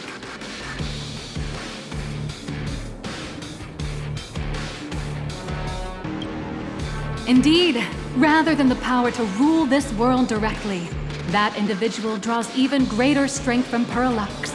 The stories and dreams spun by this enterprise are capable of steering the future of plain Arcadia and of serving as the cradle for new imaginae. Madame Pearl is waiting for you at the top of this building to discuss matters regarding the Phantasmoon Games. Let me give you a little reminder. The rules of Phantasmoon Games have never required any competition between supplicants.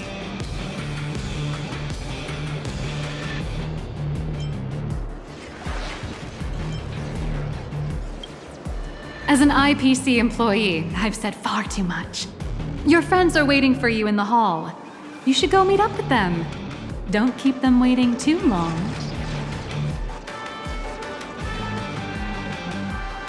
I feel like Mechatrons with cat ears would really take off.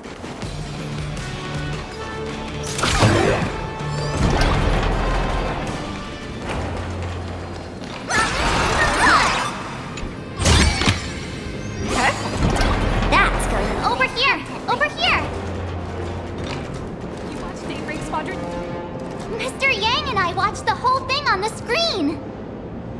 Not only did you assemble the Mechatron and give autographs to your fan, but you also got to live out your superhero fantasy.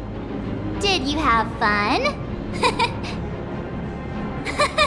Mr. Yang's looking at you with such loving eyes, like a parent watching a kid riding on a carousel at an amusement park.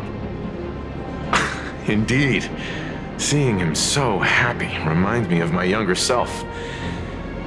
Those were the days. What are you talking about? Mr. Yang, you're still as young as ever. Oh, right. We've been wandering around here for ages and seen everything there is to see. What's this Madame Pearl really up to? I understand everything she wanted to show us. There are just a few questions I'd like to confirm with Miss Nihilux. Miss Nihilux? Wait, where did she go? Ah, there you all are. We've been looking everywhere for you. The Secretary's office sent Agent Feld here to keep you company while you wait, but he said he couldn't find any of you.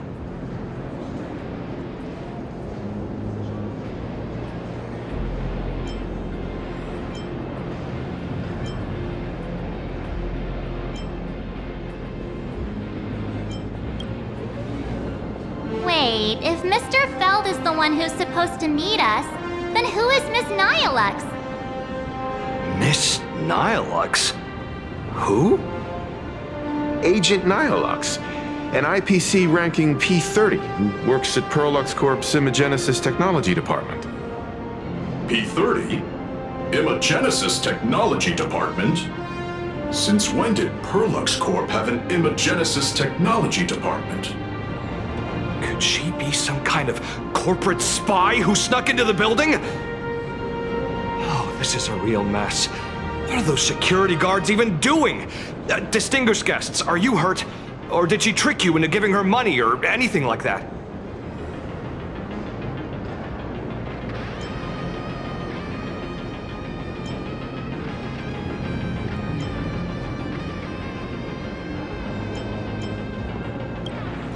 This lady seemed totally legit. She smoothly guided us around the place like a pro. I thought she was one of your people. I need to report this to security right away. She can't have gone far. Let's catch her in the act.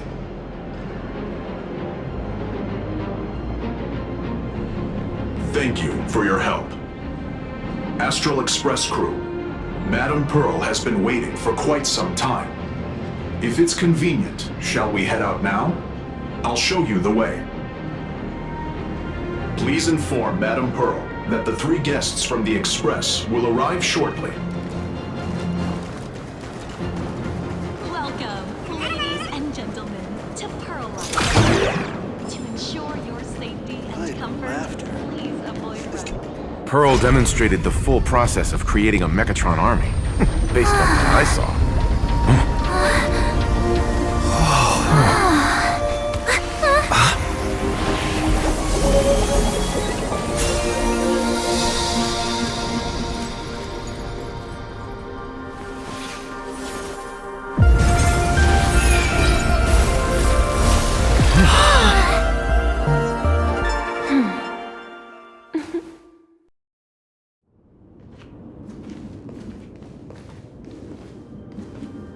Hello, guests from the Astral Express.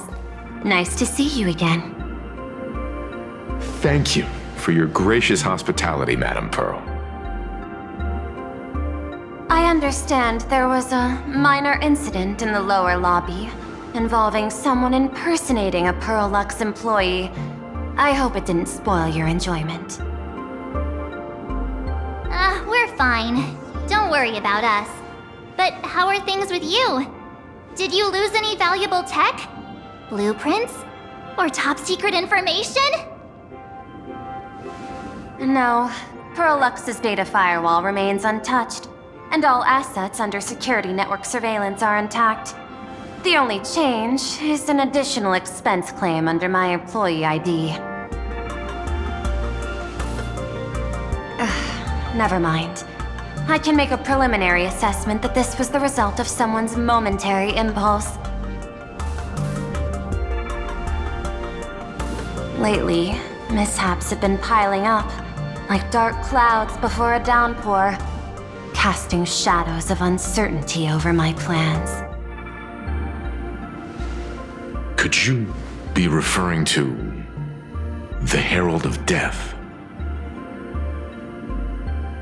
33 citizens were found dead in the Dovebrook district. In addition, an IPC specialist assigned to negotiate the purchase of a Mask of Elation died in an unexpected incident. This party has made overt threats to public order and is clearly challenging the IPC. My intuition tells me this is only the beginning. Managing capital and managing a corporation share one thing in common. That is, an aversion to risk and a pursuit of stability. And I bear both responsibilities. As the executive officer of Plain Arcadia, I bear an inescapable responsibility for the safety of this world. As one of the 10 Stonehearts, I hope to bring the Phantasmoon Games to a swift and safe conclusion. Rather than staging another dangerous battle, like what happened at Graphia Academy, I hope the supplicants can show the people of this world miracles of joy and happiness, instead of sorrow and rage during the Phantasmoon Games.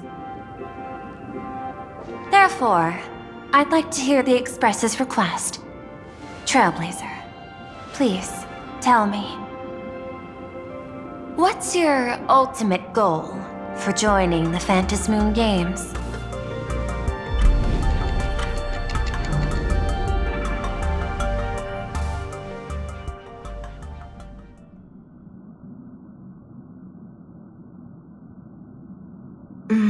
You mentioned earlier that you wanted to talk about the Phantasmoon Games with me?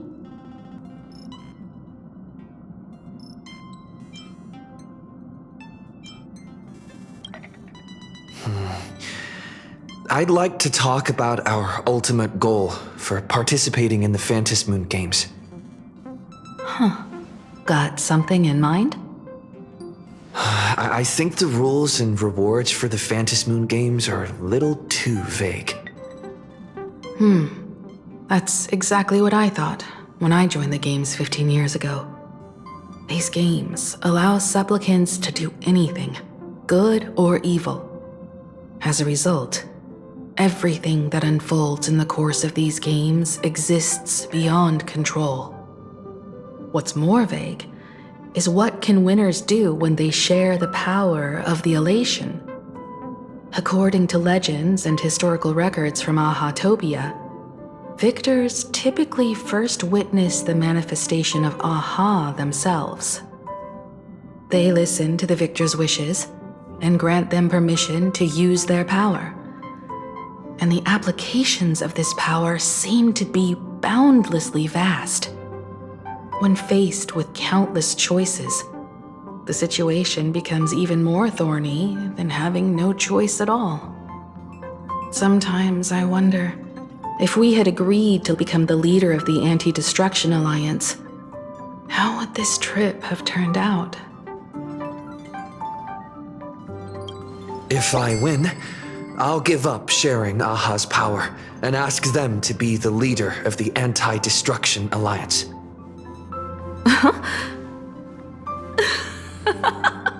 That's such a hilarious idea. I can totally picture it.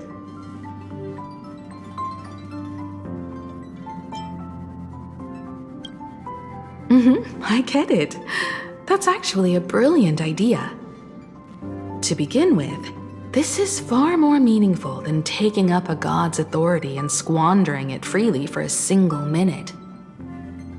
Secondly, placing an Eon on the righteous cause of opposing the universe's greatest threat is something neither the IPC nor the god itself could reasonably object to. Finally, this would also help us avoid the risk we currently face, cooperating with the IPC while remaining wary of being drawn into its ambitions during the operation of the Anti-Destruction Alliance. If we handle the negotiations well, perhaps Aha could stand behind the Astral Express, just like our cooperation with the Xianzhou, where we could maintain distance from one another while offering support from afar. The only question is, will Aha agree? Don't worry about that. From what I know about them, they'll agree. What kind of god of games would they be if they broke their own rules? Besides, they still owe the Express a debt. This is their IOU for the Express debt from when they were traveling with Akavilli, complete with their signature and seal.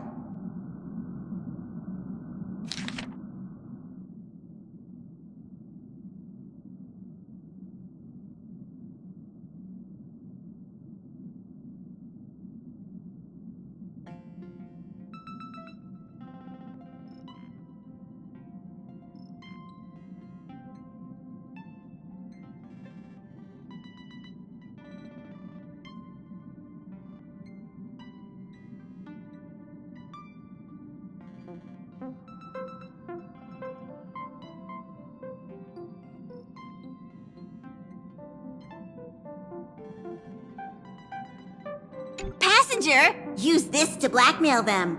That one will definitely give in to your demands. Probably.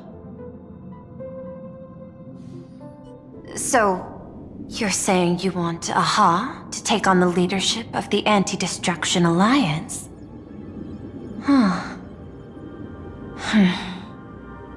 Logical extrapolation. Failed. Success rate, indeterminable. This peculiar proposal nearly brought my thought process to a halt. This request is far too lacking in structure, yet within an irrational context, it seems to conceal a certain kind of logic. If the universe is the master of Elation's playground, then they should do something about this playground that's about to be destroyed.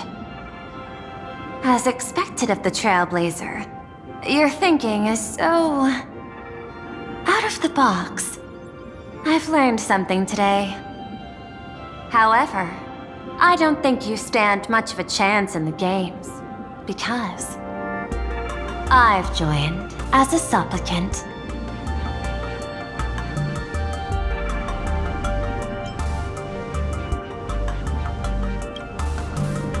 This is an age-old question. Do Intellitrons possess a soul? The mask responded to me, which means the Elation has acknowledged that Intellitrons also have the potential to seek pleasure. And I am perhaps the first Intellitron supplicant in the history of the Phantasmoon games. Planar Cadia's administrator is A supplicant? At the same time, she has at her disposal assets of staggering magnitude. What, Perlux Corp among them. Aww, with money and power on her side, wouldn't her chances of success be way higher than ours? As I previously proposed to Miss Himiko, I'm willing to cooperate with the Astral Express to ensure the smooth progression of the Phantom Moon Games. But the Astral Express isn't your only partner, is it? I have 2 other allies. However, you all are my most promising ones. Once the Astral Express joins, it will maximize the safety and success of this Ionic game. And I will do everything in my power to fulfill my partner's wishes within that limited minute.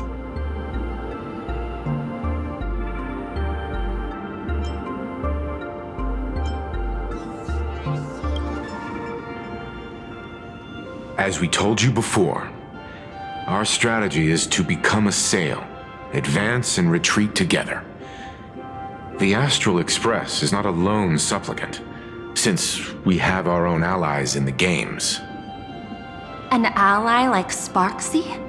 It's true that you defeated her and took her mask, but given her typical decision-making style, Sparksy isn't exactly what you'd call a reliable ally.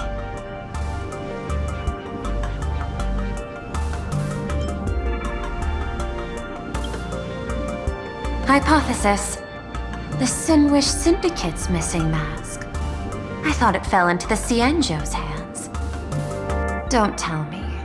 Yao Guang gave it to you guys? That's right. 3 against 3. We're tied at the moment. With this new variable in play, I'll have to adjust my extrapolations. But the conclusion seems unchanged. After all, as the administrator of this world, I have the natural advantage in resources.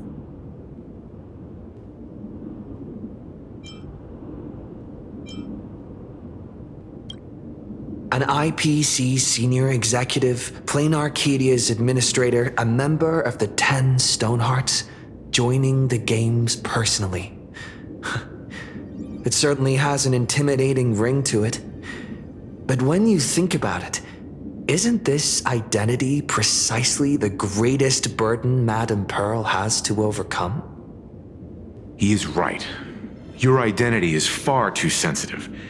You want to control these games and end it safely and quickly. But Plain Arcadia's citizens might not see it this way. All they see is the all-powerful IPC and an influential executive pulling all the strings. Your every action will be scrutinized twice over.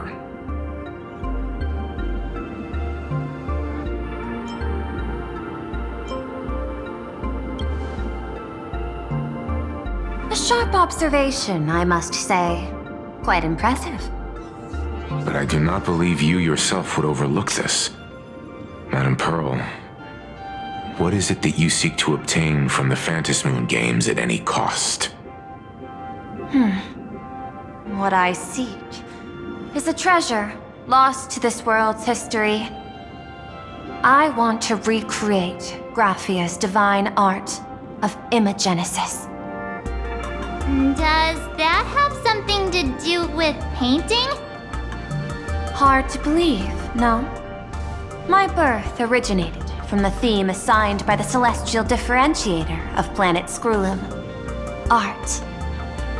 At first, I was nothing more than a machine that imitated human paintings. For an Intellitron, generating works of art is no great challenge. Day after day, I studied. Day after day, I exhausted every possibility. I could instantly analyze the proportional structure and pigment composition of any painting.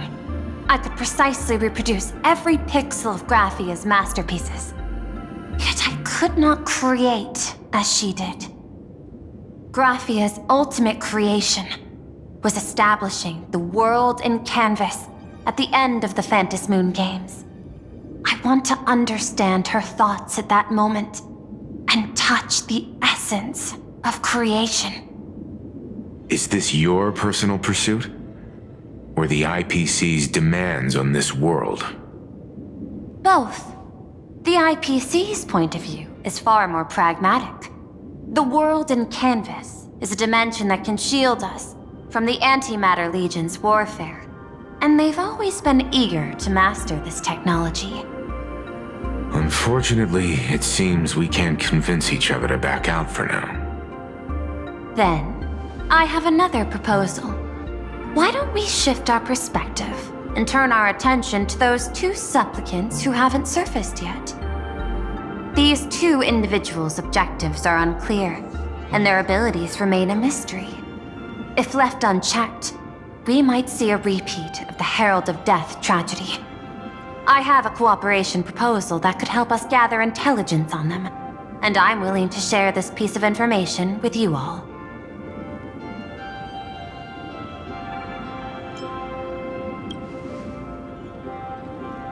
A tiny sliver of your reputation. Before we move on to the details of our cooperation, would you like to take a short break and have some tea to wet your whistles? Or shall we continue? I was thinking of having Perlux Corp host an expo for the Astral Express. As for the name, how about Star Rail Fest? Star Rail Fest? You mean hosting a Fluffy Across the Blue convention?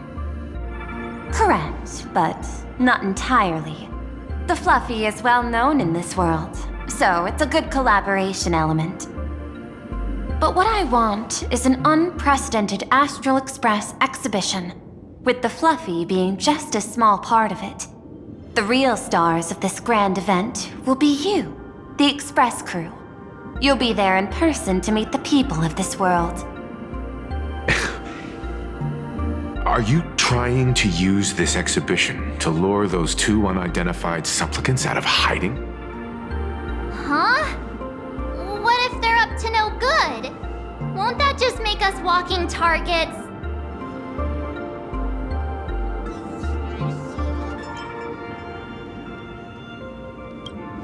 There are many ways to take the lead afterward. I'm less concerned about the progress than about the unknown risks our plan might face. Together, we can create a miracle for all to witness in Arcadia devoted to the legends of heroes. I'll also get Full Wish TV and other mainstream media outlets involved for promotional cooperation. And in return, Wish power will flow to you. Of this, I have no doubt. A wise choice. Before the Star Rail Fest officially begins, I have one more favor to ask of you all. I'd like the Express crew to pay a visit to Blurry QR Colt, the original author of Fluffy Across the Blue.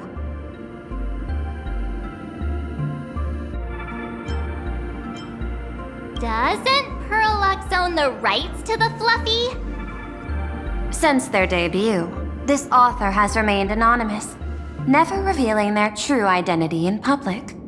But if the real-life inspiration behind the story were to pay them a personal visit, it would surely be a great honor, and likely persuade them to attend a signing, stoking the excitement even further. Now that we've reached an agreement, I'll leave it in your capable hands. My secretary will be in touch to keep all parties apprised. By the way, before you leave, please accept this small gift as a memento of our first collaboration.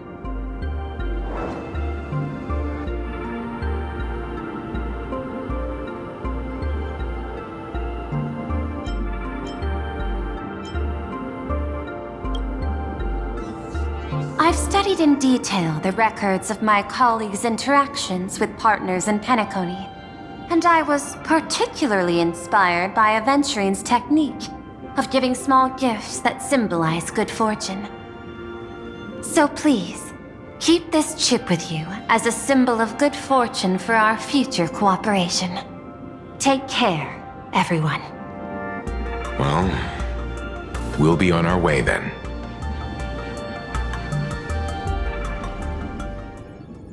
As your private detective, I must warn you that a grand exhibition of unprecedented scale would make for a perfect opportunity to reenact the blood-stained games.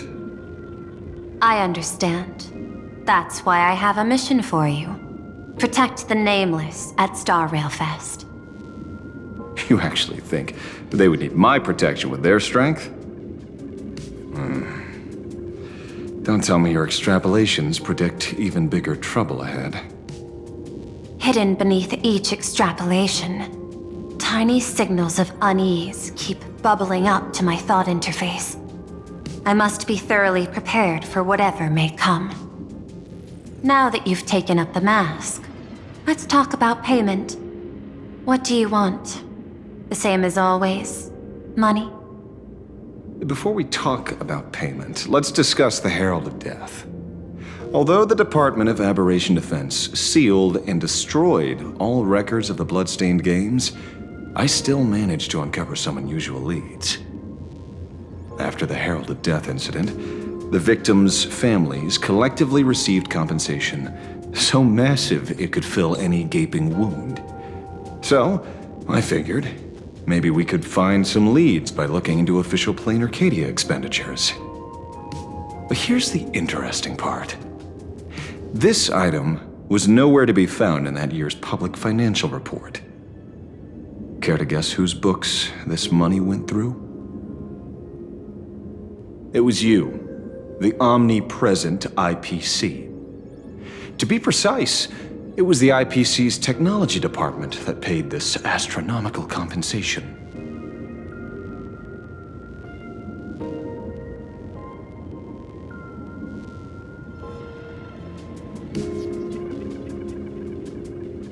Following the usual human drama tropes, am I supposed to give you a round of applause now?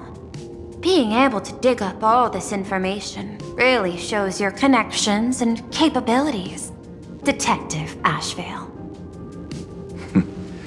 In movies, a big shot like you would usually raise a hand right about now, revealing the dark muzzle of a gun. I'm afraid you've learned too much. And bang!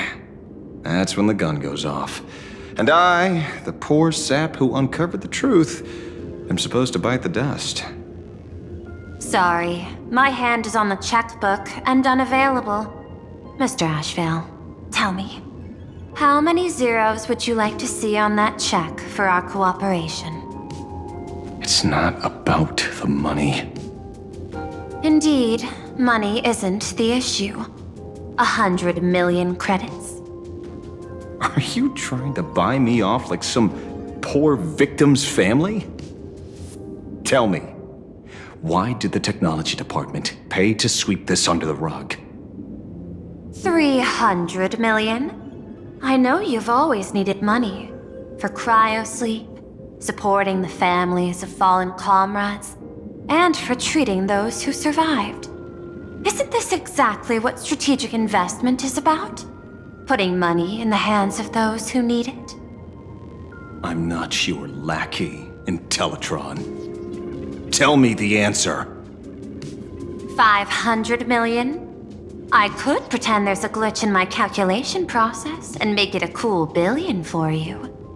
Money or answer? Your call. I want the answer.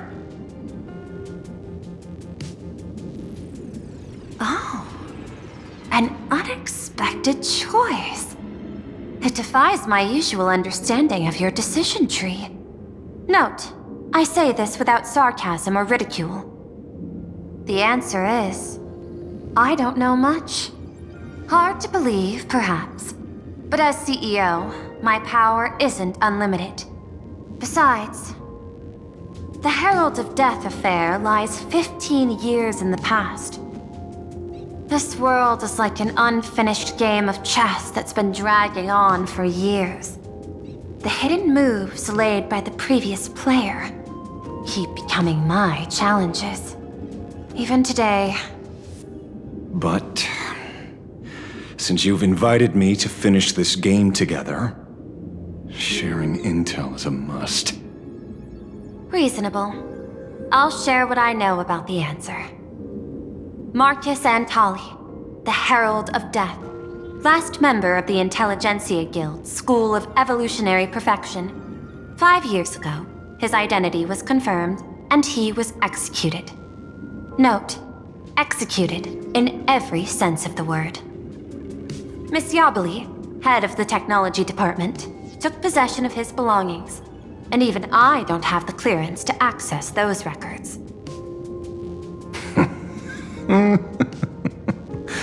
No wonder.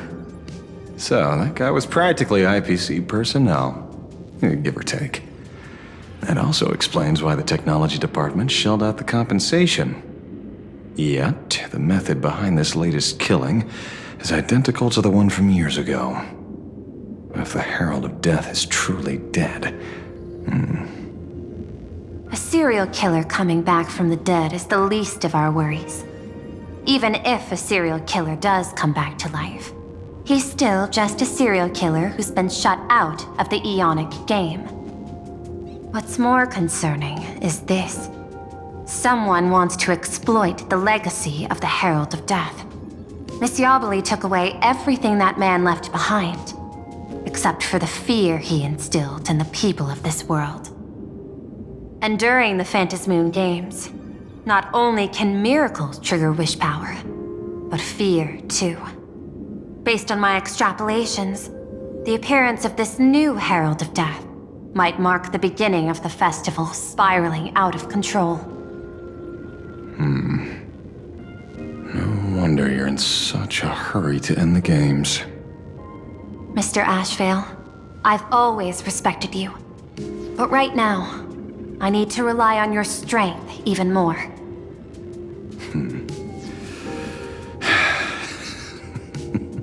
Respect. When I was younger, what I really wanted was to make the IPC fear me. The passage at times not exactly kind, is it?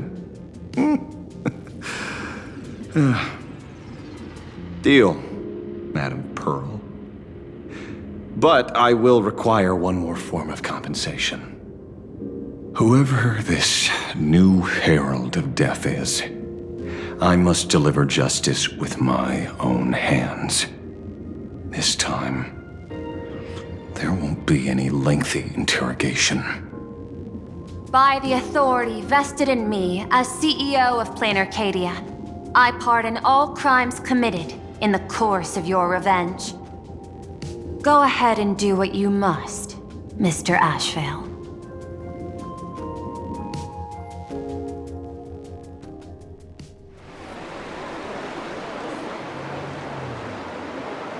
My friend, I don't blame you, but I'm done being a breathing dead weight.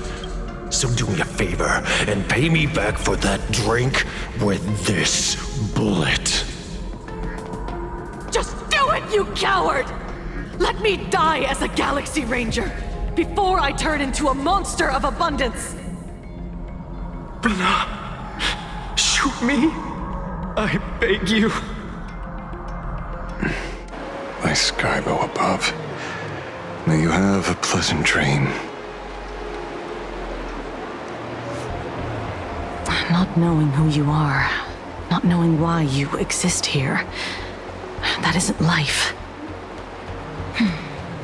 In ancient times, humanity's daily goal was to obtain 2,000 calories of food.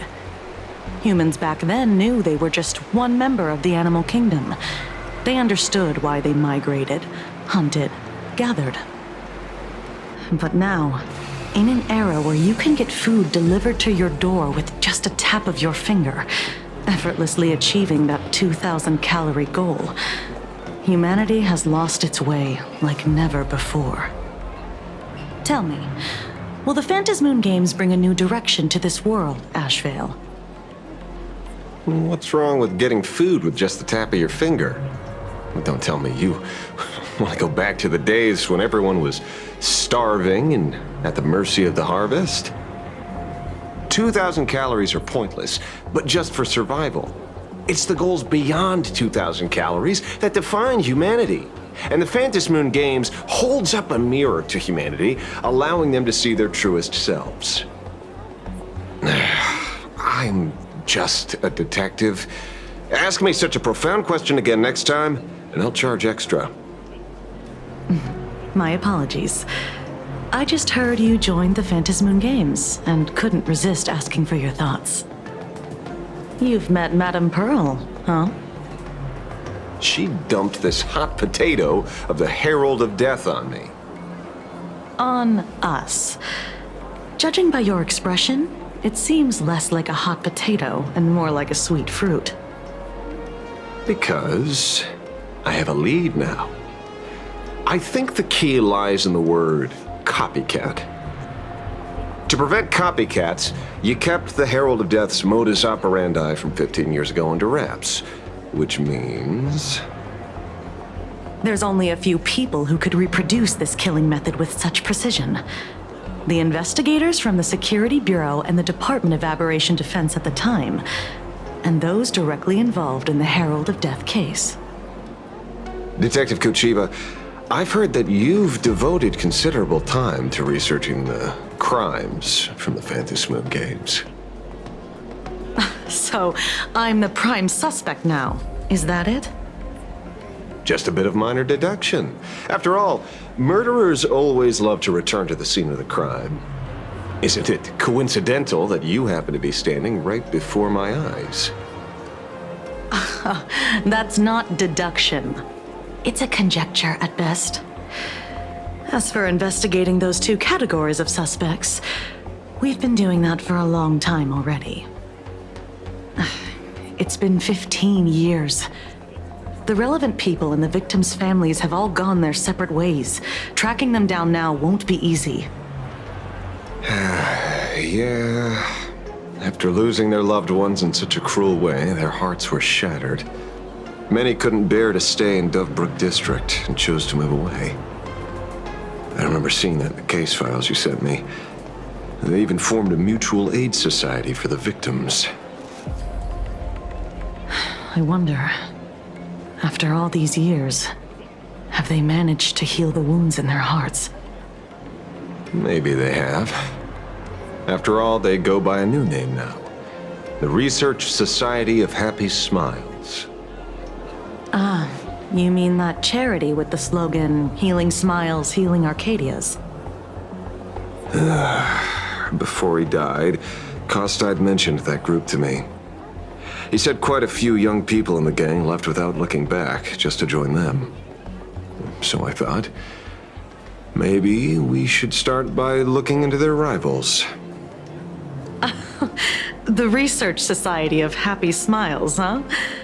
A charity that helps people escape their pain and find happiness, offering free counseling, medical care, all of that good stuff. Sounds like they've turned over a new leaf. How could you call them rivals to the underworld? I dug a little deeper into them, and found something interesting. You mean your monkey dug up something interesting, right? Okay. Mr. N dug up something interesting.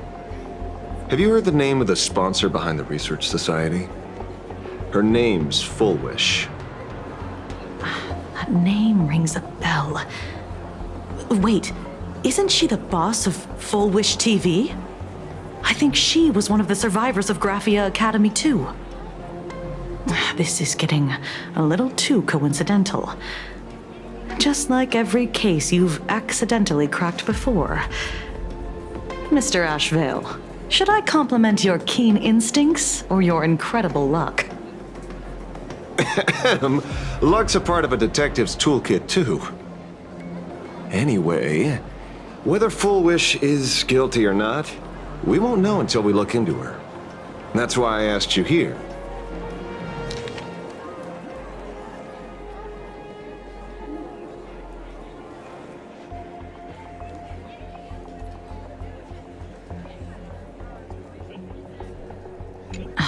Dovebrook District New Life Project, Public Recruitment and Mental Healing Seminar at the Research Society of Happy Smiles. And she's the speaker? Holding a seminar at a place meant to bury past trauma, the very site of 2 bloody incidents. Miss Fullwish's audacity is certainly impossible to ignore. So what are we waiting for? It's time to drag Dovebrook District's old skeletons out into the light. Are you talking? Yeah, I'm almost there. I want more happiness.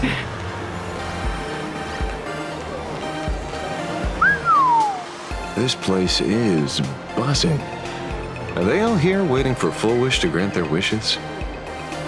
A rich person like Fullwish can make most people's wildest dreams come true with the snap of her fingers. I'm less curious about who she'll help than what she wants for herself. If money could really accomplish everything, the IPC wouldn't be eyeing this world. My bet, I'm sure that Fullwish wishes the tragedy 15 years ago never happened. Erasing history. Can the laughter really pull it off?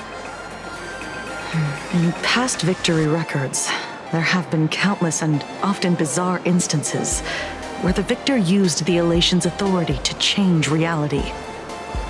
You have to understand, the Phantasmoon Games isn't just some wish-granting lamp. What makes it irresistible is that it turns the one who wishes into the genie. That's quite alluring.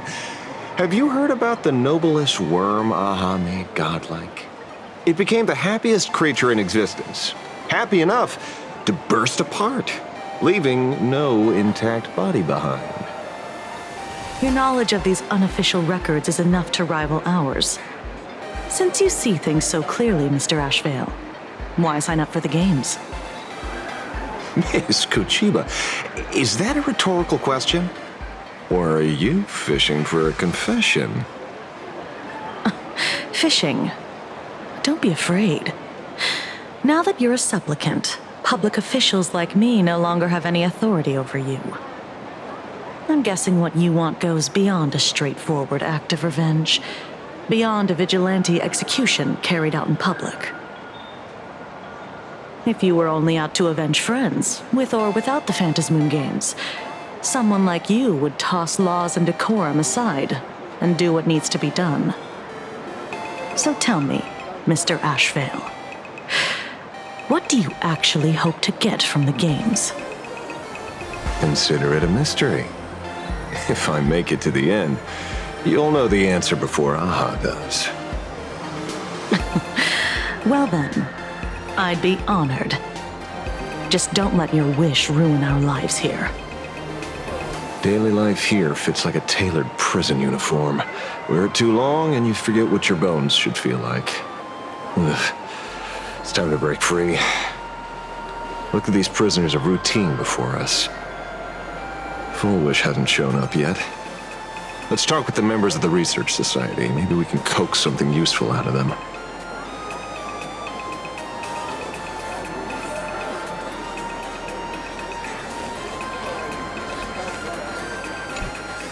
I got called into another chat with the boss today.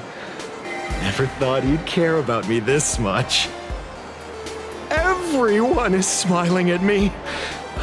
The office feels downright cheerful. These days, I go home, change my baby boy's diaper, help my daughter with her homework, prepare tomorrow's lunch, and clean up the house. It's hard to describe how satisfying that feels. When Emma left me, she must have left the kids to me for my own happiness. When I look back, I realize I was someone who had it good, and I never understood how lucky I was. Right? All thanks to Miss Fullwish. Yesterday, during my tumor removal, the anesthesia wore off halfway through. I squinted and watched the doctors pull all kinds of things out of my stomach. There was this lump still twitching when they cut it out. I used to be too weak to even get out of bed, But after the Society's treatment, I am almost ready to walk out of the hospital. Isn't that amazing? Oh, I kinda wanna see someone slice me open too. It should be fun. Hey, did you two hear about the Sinwish Syndicate? You've come to the right person. My neighbor got a visit from their debt collectors. You should have heard the racket. I saw the news too. Those parasites who ruined the peace, who kept people from being happy. Gone! Wiped clean! Oh, praise Aha! Wait, they extorted you too? Something like that. Still owed their underboss tens of thousands of credits. So your debt's wiped clean. Oh, must feel pretty great, huh?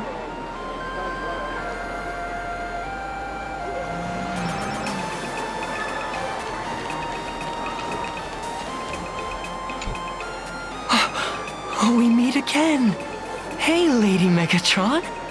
How have you been? Good. Since I joined the Research Society, I've made so many new friends. In the past, I struggled with mobility. I always had to work 3 or 4 times harder than the other Megatrons, just to keep up. A lot of Imagine think factory-made types like me don't count as their own. And humans look at us and see soulless machines. If every sentient being has a home, then even the scrapyard is closed to me. I'm not even considered recyclable waste. But here, in the society, no one cares what I am or what I can do. They just see me as a normal person. Congrats! You found your home. Aha said the same. They and everyone here are my family. Aha talks to you. Of course! You mean you can't hear them? Guess you're not happy enough yet. Don't worry. Once you join the society, you will. No pain, no tears, just pure joy. The society makes everyone happy.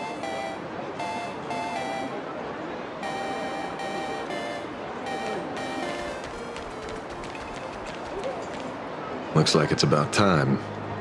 If the star of the show doesn't show up soon, the crowd's gonna burst with anticipation. Everyone, please make some room for Miss Fullwish.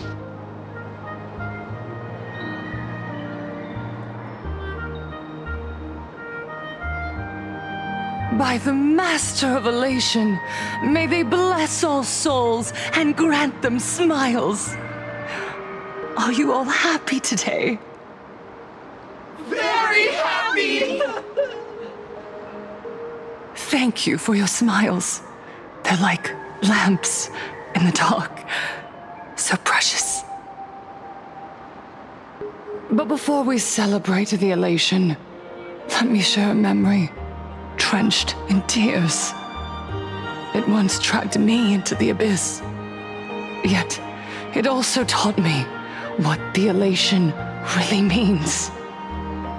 As you all know, 15 years ago, during the Phantom Moon Games, the shadow cast by the Herald of Death swallowed this place whole. That day, I lost my parents, my classmates, and the others. The morning greetings, the little daily chatter, all went silent under that crimson dusk. After that, for a very, very long time, all that remained of my world, a door shut tight, a room steeped in silence, and a wound in my heart that would never heal. Just hearing the words, Herald of Death, made me shake uncontrollably. I even once thought the only escape was to follow the dead and leave with them. Back then, I was just an empty shell, breathing, beating, but lifeless inside. And just as my soul was about to fade away, an old lady from the Mutual Aid Society knocked on my door. She didn't offer empty words of comfort. She just looked me in the eyes and asked, "Child, would you try stepping outside this door? Out there are many people broken by pain, just like you. But together, we can start picking up the pieces, one by one." She smiled at me, a warm, gentle smile. And in that smile, I felt the master of elation grant me a reason to live. At the Mutual Aid Society, I saw countless souls scarred by fate. Some bore wounds beyond healing, and some had lost their loved ones. Each of us bore a different wound, but every wound cut deep. And yet, what truly moved me wasn't the pain. It was how, beneath those scars, they still reached out to one another, offering a smile to a child who'd stopped crying, lending a guiding hand to someone lost. They taught me something precious. Pain can destroy a person, but the wish to bring elation to others can spark the fire of rebirth. That was when Aha's voice echoed again in the silence of my heart. The smiles passed from one another through mutual aid is Aha's most precious blessing. It does not belong only in the small room of a support group. It yearns to illuminate hearts lost in darkness. Each time we share a true smile, it's as if we hear Aha's voice.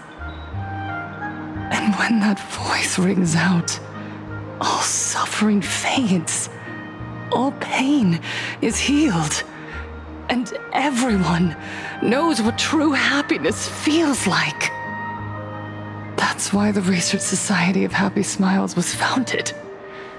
I will share this divine smile with all of you.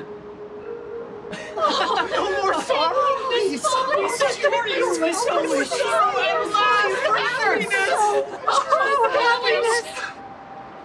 Everyone, I have questions for you.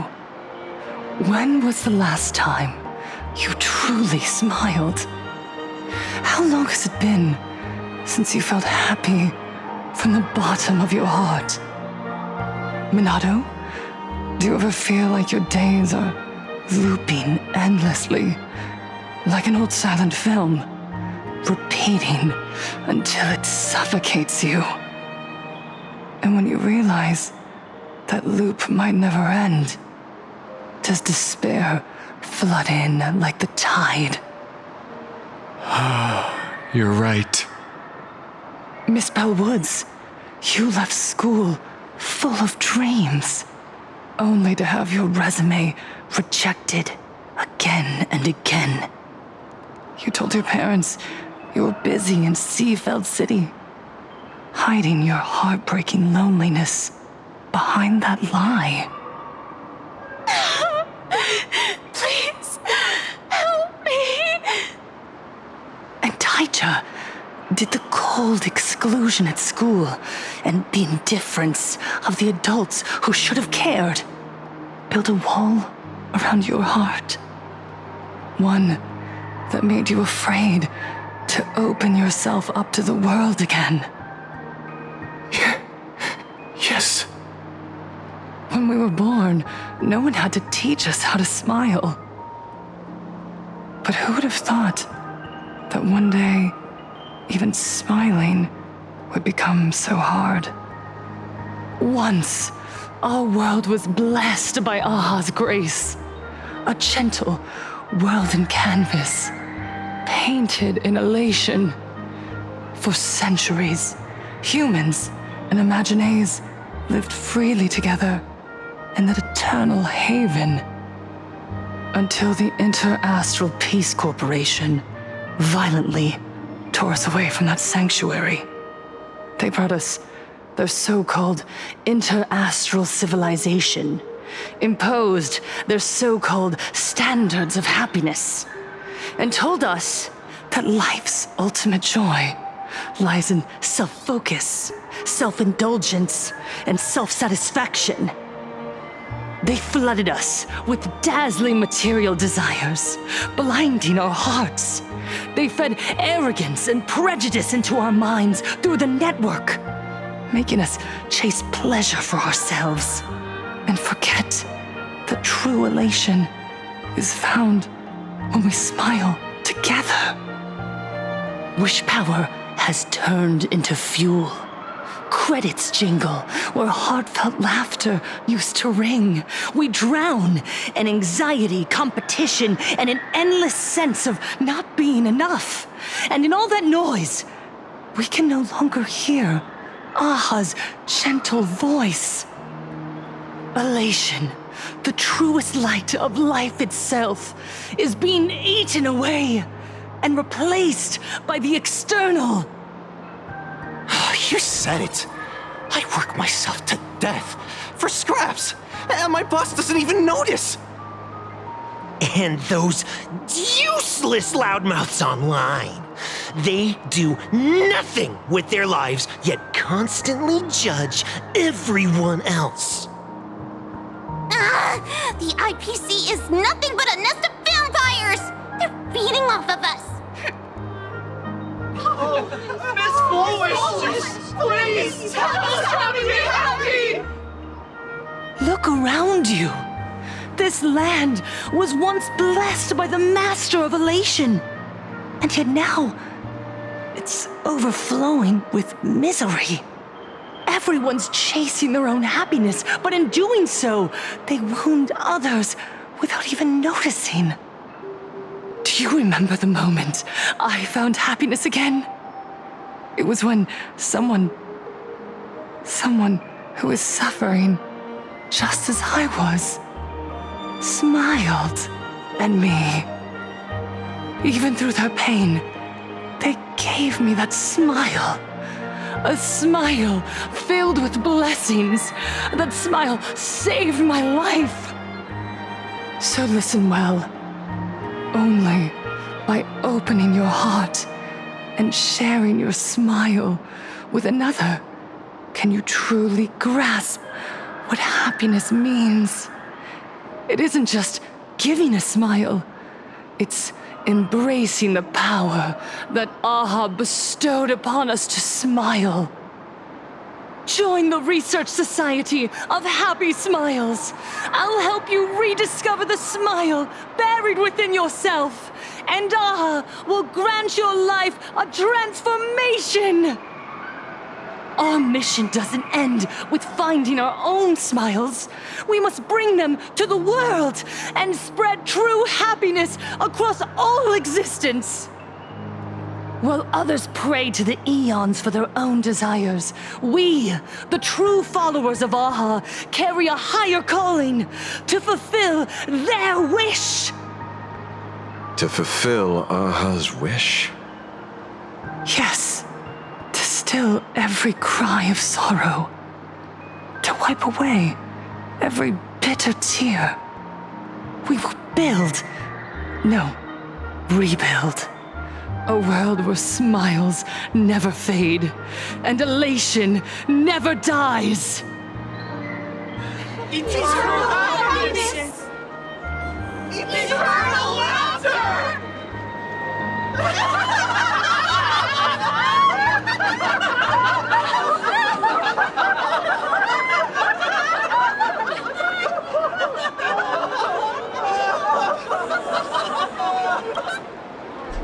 The speech is over. What's your take, Detective? She's so far gone, it's hard to make sense of it.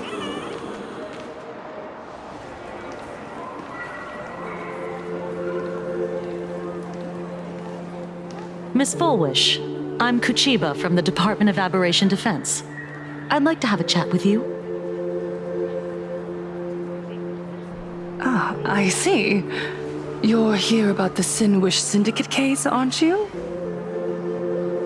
So, you were expecting us. Oh, I heard the news. The entire Sinwish Syndicate massacred in Dovebrook District. Ah, such a cursed place.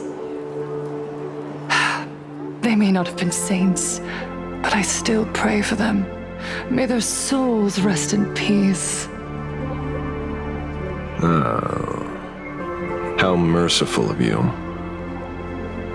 Though, rumor has it the Research Society of Happy Smiles had a few run-ins with them regarding recruitment, donations, turf. Sounds like plenty of reasons for conflict, don't you think? Are you suggesting we had the Sinwish Syndicate killed? For conflicted interests? Whoa, wait, that's not what I said. You know nothing about our finances. Every expense is covered by a charitable foundation established with the compensation from 15 years ago. We don't need a single cent from our members. When I heard about this tragedy, I personally allocated relief money for the victims' families to keep order and peace in Dovebrook. Tell me, Miss Kuchiba, someone copied the Herald of Death and slaughtered dozens. What will your Department of Aberration Defense do this time? We never released that detail. How do you know someone's imitating the Herald of Death?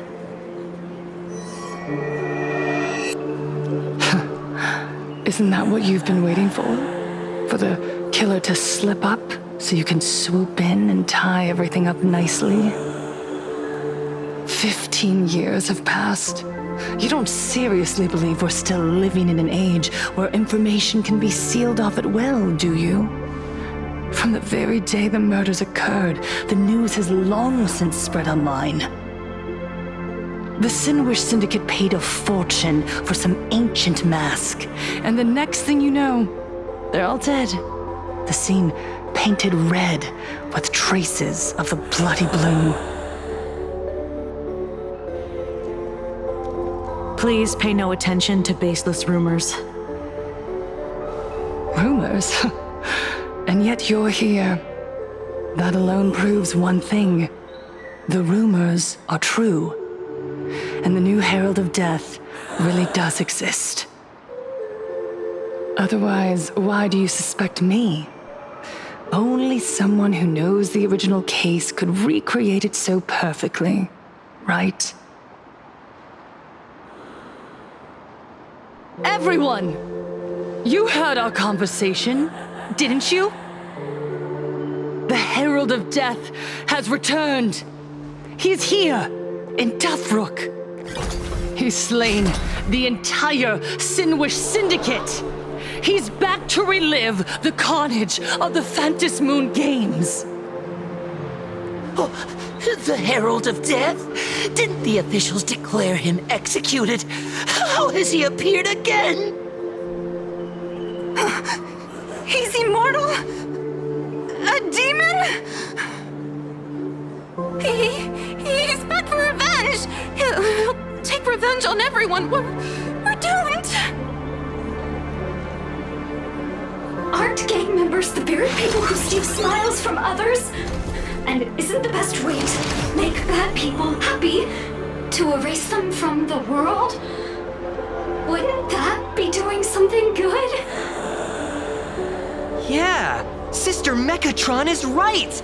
Those thugs deserved it. Back from the dead? Lies! The IPC kept him alive to wield him as their weapon. You useless officials! 15 years ago, you failed and let him get away! And that's why he's back again now!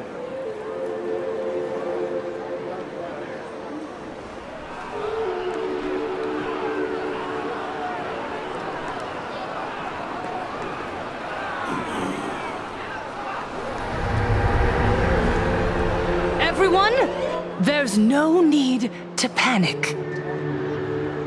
Remember who you are. You are those who live beneath Aha's brilliance, who have claimed happiness and cast off the shackles of suffering. Once the herald of death fed on our fear and tears, that was the source of his power. Look at the smiles on the faces of those around you. There is no fear left in our hearts, no tears left in our eyes. All that remains is resolve, happiness, and faith in the elation. The Research Society of Happy Smiles will protect this world. Etch this into your hearts. The happy do not die, for even death cannot touch a heart filled with happiness.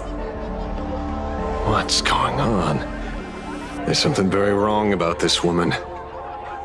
Yes, as long as we're happy enough, there's nothing to fear. We won't die. Happiness is our weapon. Happiness will destroy the Herald of Death. Happiness will save this world. Operation Spread Happiness. Let happiness infect everyone and spread to every corner of the sky. Make the Phantasmoon smile.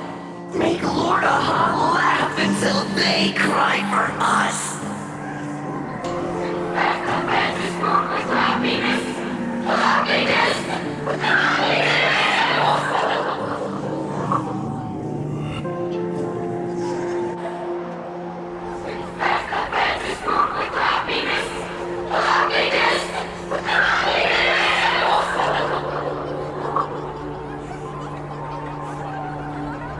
Silence!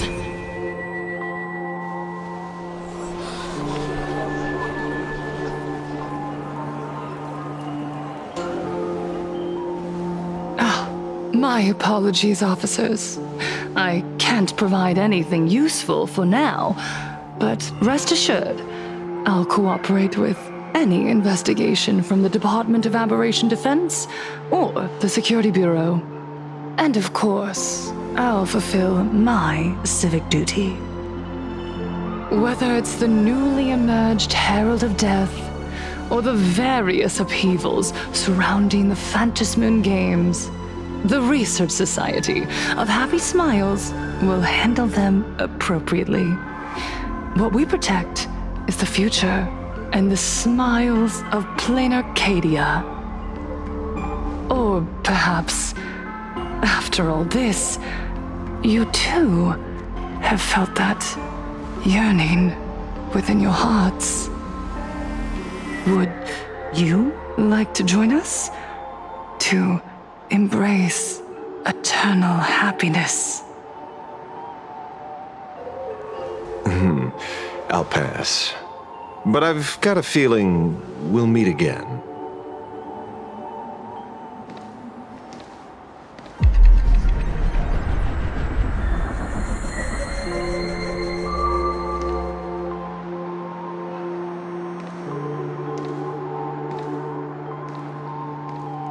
Miss Fullwish, thank you for your cooperation. Hopefully, next time we meet, it won't be like this. May the Master of Elation watch over all and bless you with their everlasting smile.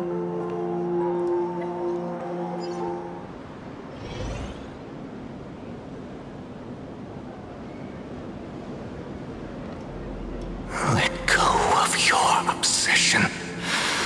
Let go of the shadow in your arms. Let go of that false sense of responsibility. You're the one who should be dead, aren't you? Come, join your brothers. Let the gears grind to a halt. Let the hands fall still and end that life of yours that was never meant to be.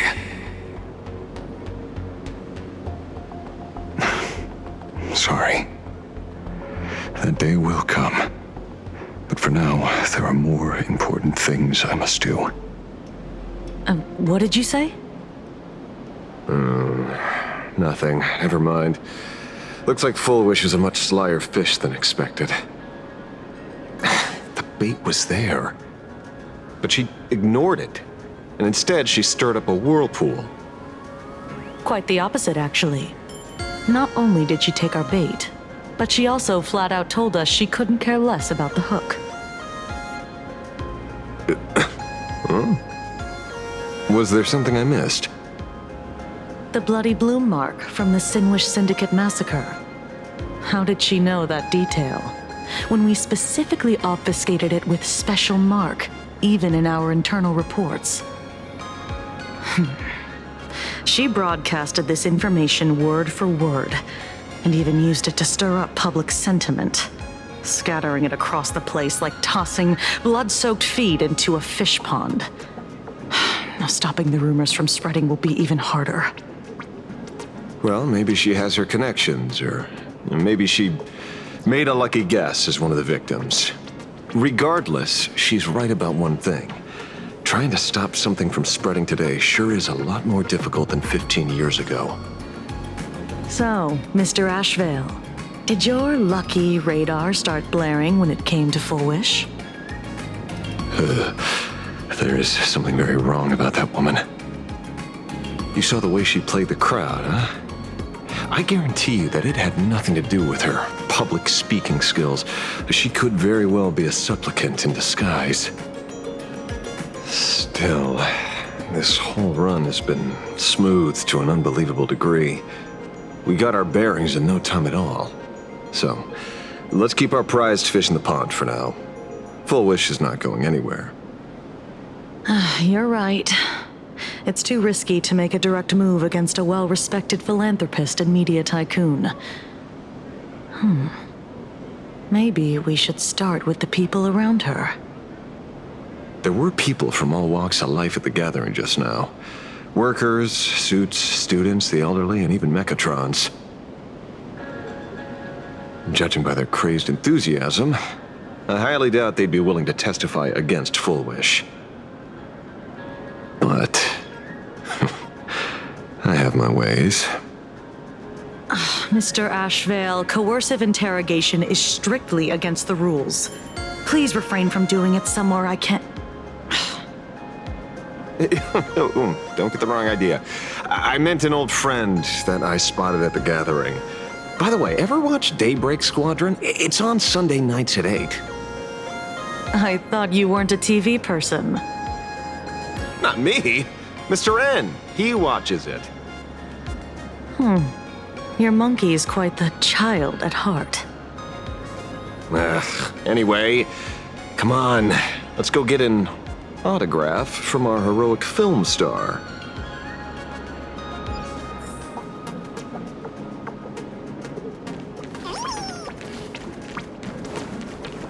Is that him? Shh. Don't... What? You lost him? Not even close.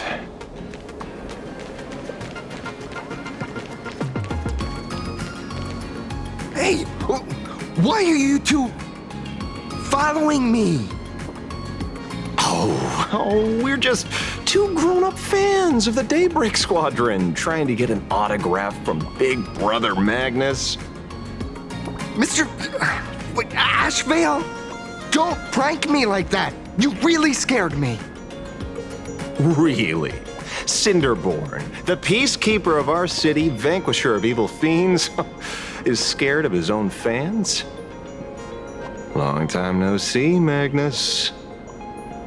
You're not here for autographs, are you? I saw you two at the gathering. I don't understand. Why are you investigating Miss Fulwish? She's been nothing but a kind, lawful person who spreads happiness to others. You heard about what happened with Sinwish Syndicate, I assume. Then, was Miss Fulwish telling the truth? The perpetrator left the same signature as the Herald of Death did 15 years ago.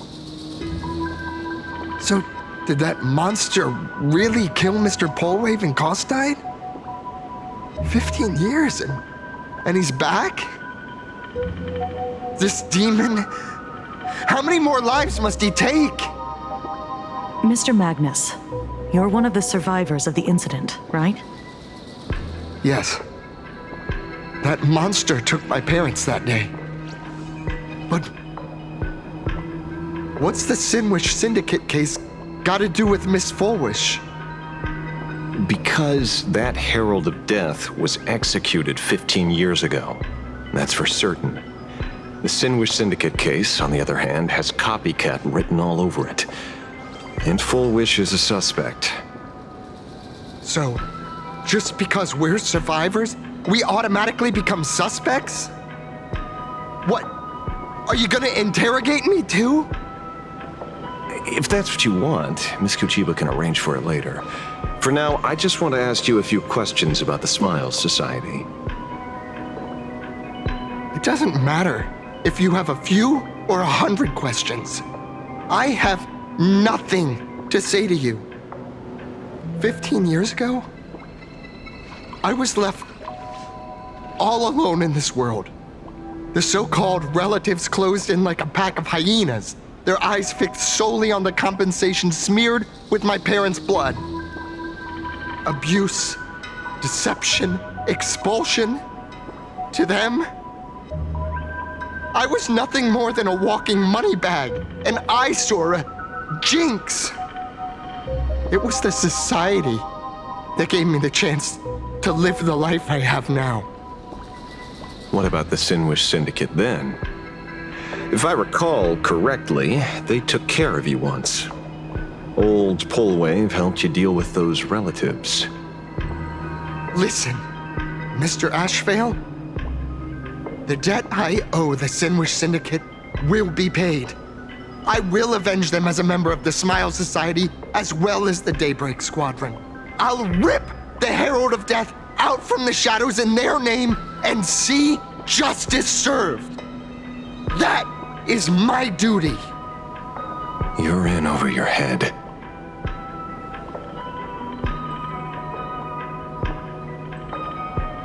The new Herald of Death is very dangerous. I doubt a handful of actors like you can achieve anything substantial. You think we're just a couple of kids playing superheroes with masks, right? Well, you're wrong. My squad mates and I aren't the easy pushovers we used to be, Mr. Ashvale. I haven't had my transformation surgery yet, but I can already power a Mechatron warrior in battle. We are real heroes here. Boys, let's stay on topic, shall we? I just wanted to have a few words about the society. I have nothing to say to you either, Miss Kuchiba. Neither of you are getting a word out of me on this. Well done, Magnus. Your loyalty to the Smile Society warms our hearts. You're following me? Not by choice. These IPC dogs made it clear that they intend to frame Miss Fulwish. Oh, we're not going to just let this slide. Would you look at that? The hunters become the hunted. What does it matter? If someone's looking for a beating, we'll gladly give it to them. You have 5 minutes for questioning. So make it count, Mr. Ashvale. They're all yours.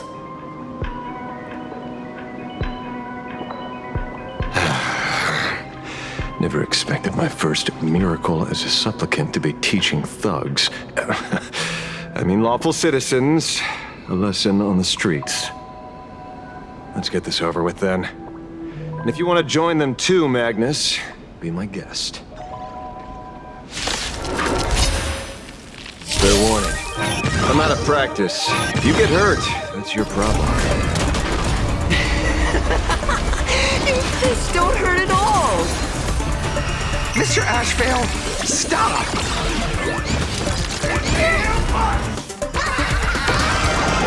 That omen. Don't thank me. I'm sorry, Mr. Ashvale. I have to stop you. Hooray, Cinderborn! The bringer of justice! Oh, shut up!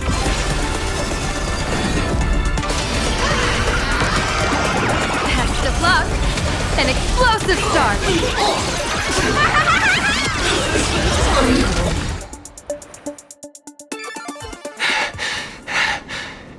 It hurts a little, but I'm happy. There's something seriously wrong with you all. Enough! Are you really going to kill them? What's the matter, defender of the city? Are you scared? This is the real Phantasmoon Games, Magnus. This is the bloody truth under the mask of the Elation's game. 15 years ago, at dusk in this city, the Herald of Death tore people apart, one by one. Did he ever stop to ask even once, is it enough? I know you want to make something out of yourself, like the Trailblazer of the Astral Express, and I know you want to catch the new Herald of Death and crush him like a bug, using the same methods he used against the Sinwish Syndicate. But here's the deal. It's not your duty. And the Eonic game sure isn't a TV show where you get to play the hero and save the day. You mentioned a conversion surgery earlier. Are you saying that all Society members underwent some kind of unknown modification? That figures. I was wondering why these people looked like they felt no pain at all. Humming along merrily even as they bled. Does this have anything to do with the surgery? What? Nothing to say? Fine by me. 3 minutes left. That's long enough for me to question them. Time to hurry and get some answers from these people while they're still on the ground.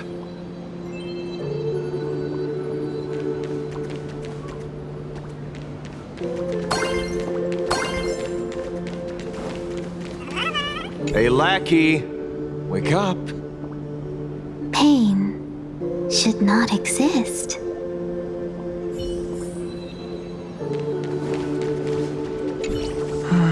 Smile. Please smile. The laughter. Don't let it stop.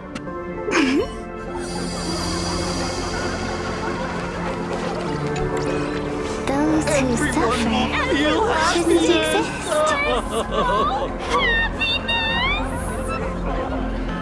What the heck happened to these people? This is... the small procedure that official members receive. They call it the happiness surgery. With a prick of the needle, no more than a mosquito's bite. The doctor puts this small thing inside your eyelids, even smaller than a synesthesia beacon, and more convenient. People who have had the surgery say that it soothes all your pain and suffering, past or present. Even your body becomes stronger, and your mind clearer and more focused. A state where you can truly receive happiness. So, you haven't had this happiness surgery yet, right? I'm not ready yet. I've been thinking it over. But the rest of the squadron had it, and they've all become happier. They say it's the necessary step to becoming a true superhero that safeguards everyone else's happiness. If I don't do it, then do I still deserve the name Cinderborn? Mr. Ashvale? What should I do? The surgery won't make you stronger, nor will it help you get your revenge. These guys on the floor are proof enough. Remember the hesitation and fear you feel in this moment, Magnus. If people simply erase their perception of fear and pain instead of overcoming them, then those people will never find true strength. Go now. I have some cleaning up to do.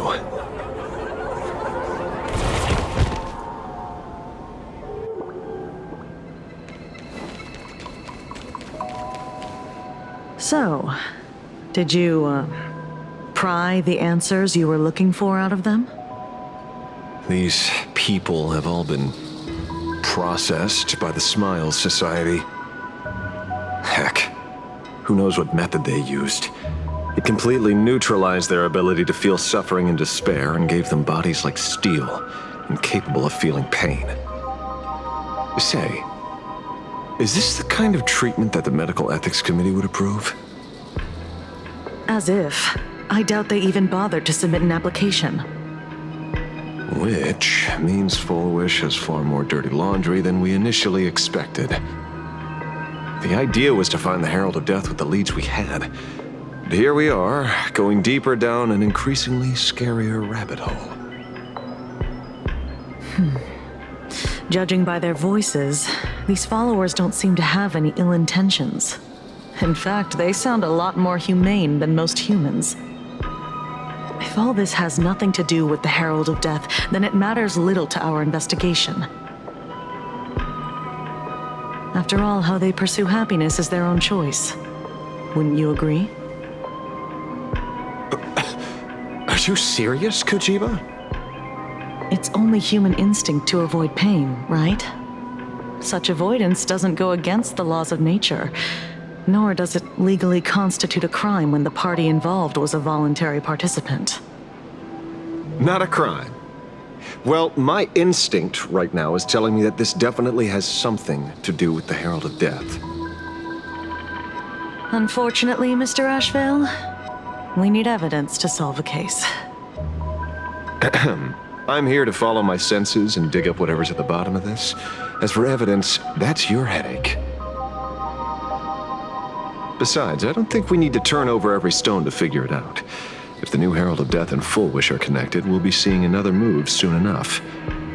If I were her, I'd choose the brightest stage possible so this weapon could spread maximum panic. You mean the Star Rail Fest? Madame Pearl promised that top-level security would be deployed during the fest, as well as a contingency plan, robust enough to quell any crisis. And you are staring right at him.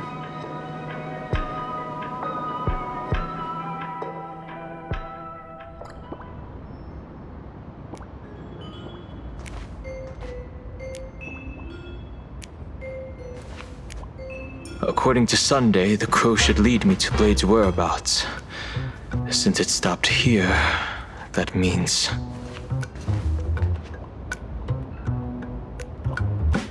I wasn't even looking for you.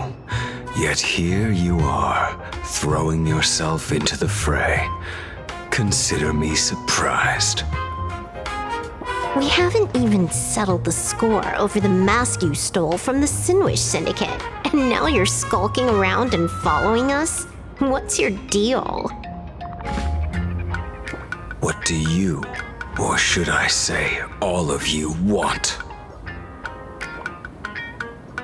General Yao Guang of the Yuchui has come to this world and is looking for you. Dragons clash in the wilderness, their ichor dark and yellow. In her divination, you will become a slave to your own violence, bringing a catastrophic end to all. I am in that future as well. The only violence within you that comes to my mind is Shuhu. The emanator of abundance who resurrected time and time again. The monster who turned planets into living beings and merged billions of people into flesh spheres. The Xianzhou fears that he is using your body to resurrect himself. So, what's your plan? Kill me again. Oh my, things are getting a little heated. Should I get you both slushies? Thank you. I'll pass.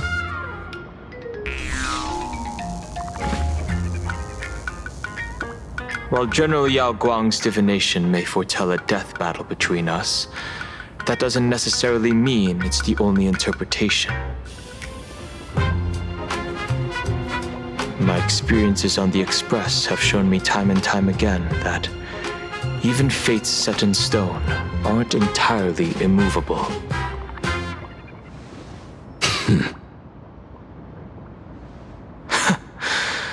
I have no intention of getting into a quarrel with you, but I need to make sure that the presence of the Stellaron hunters won't endanger my companions or the future of this planet.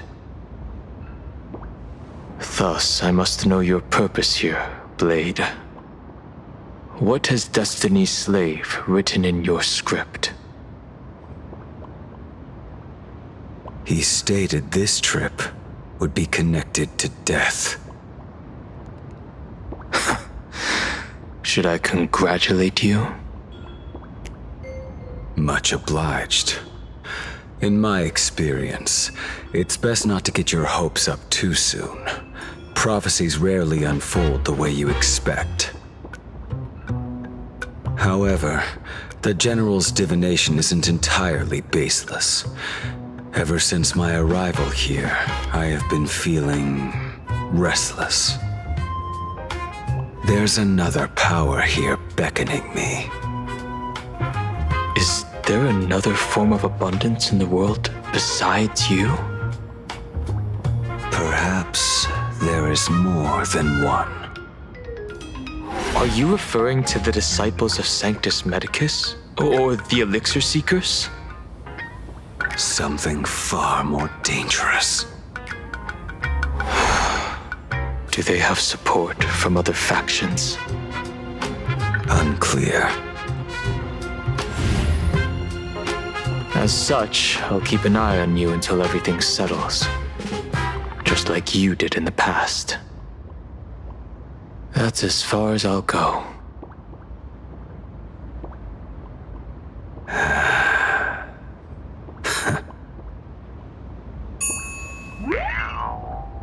Did you two just agree to some weird collaboration before me? I'll leave that matter in your hands, Silverwolf. I don't get it. That good-for-nothing detective didn't even blink an eye before selling us out to Pearl. And you still plan on working with him? There are things only he can get done.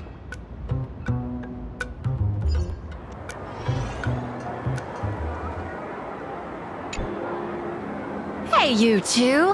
Why the long faces? On land blessed by the Master of Elation, frowning is bad manners. Come on, smile! Whether you're hungry or full, poor or rich, the laughter is with you. Would you be interested in learning about our Research Society of Happy Smiles? Thank you, but I'll pass.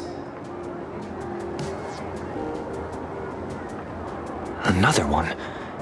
How many people have been talking to us about happiness today?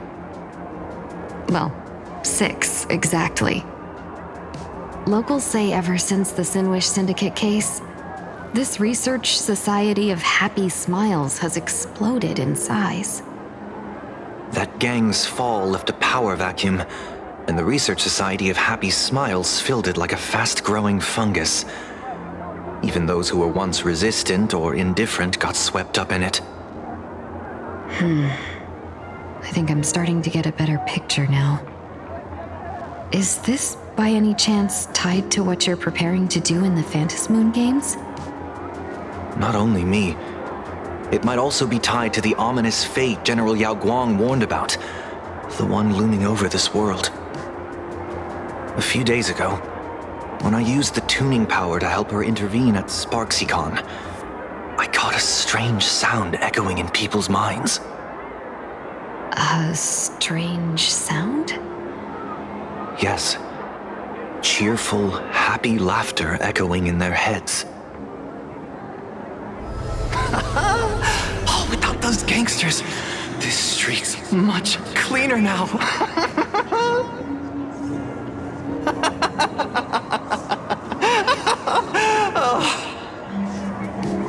The so-called voice of Aha those society recruiters claim to hear?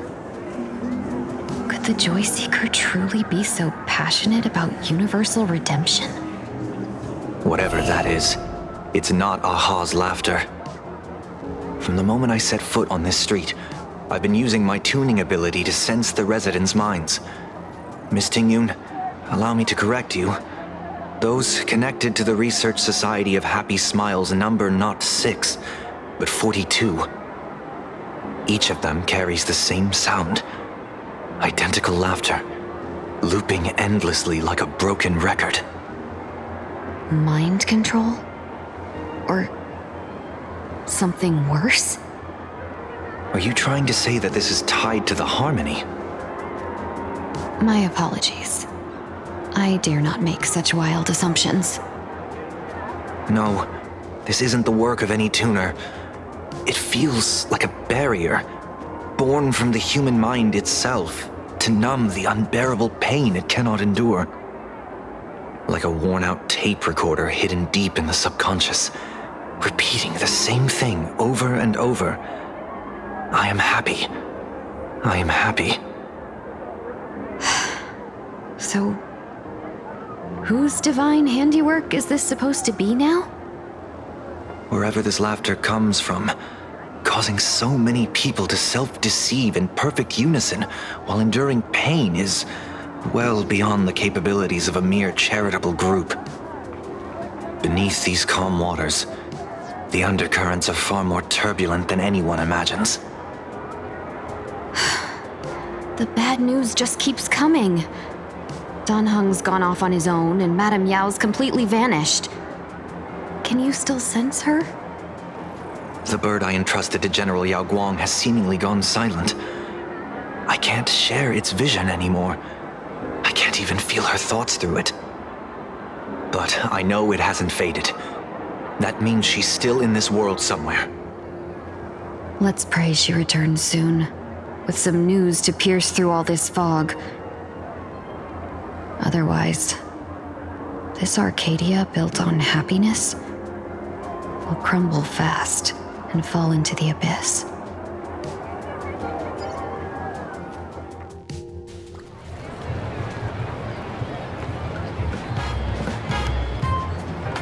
Blurry QR cult. That's an unusual name.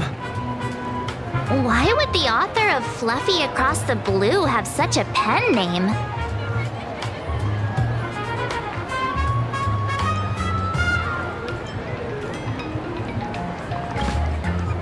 You're taking it a bit too literally, but it's not impossible. Someone who can draw something that cute must have a warm, gentle heart. I heard the Fluffy's been running for half a year in a magazine. At first, it wasn't very popular in Plain Arcadia. But after that memory bubble movie, A Holy Grail Stay Night, old Odie produced, became a massive hit. The Astral Express's adventure stories spread far and wide, and the Fluffy started gaining popularity. Now the latest chapter, The Sacred Flames Return, Amphorius's creation, is sold out everywhere. This cult sure knows a lot about our journey. Must be a galactic fan of the Express crew.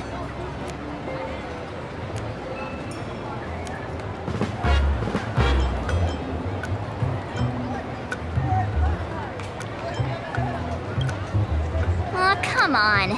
Whatever happened to trust? According to the address the Perlux employee gave us, it looks like we've arrived at a familiar place.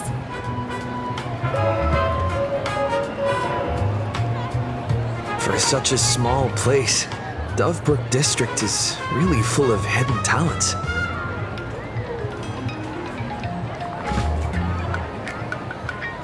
Turn left at the first intersection, then turn right, go straight for 200 meters. Wait, this is the Furbobo Weekly newspaper? Oh, don't tell me the author of The Fluffy is actually a Furbo. No wonder he rarely shows his face. Come on, let's go upstairs.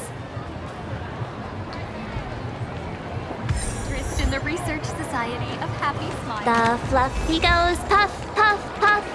Pom-poms for extra fluffy stuff.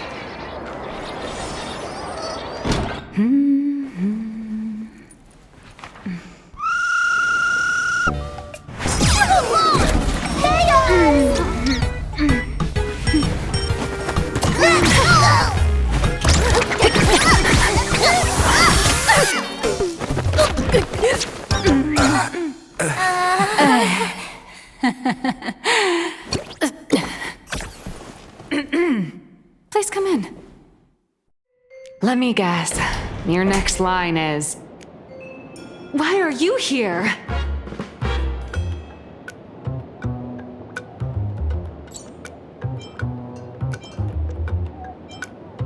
What's the problem? I'm the magazine's founder, its president, and its editor-in-chief. It's only logical that I'd be sitting here. A million? President Nihilux has already been behind on behind on everyone's wages for months! If it weren't for the money, they'll risk their neck being a tabloid journalist, sneaking photos of the bigwigs on the Astral Express!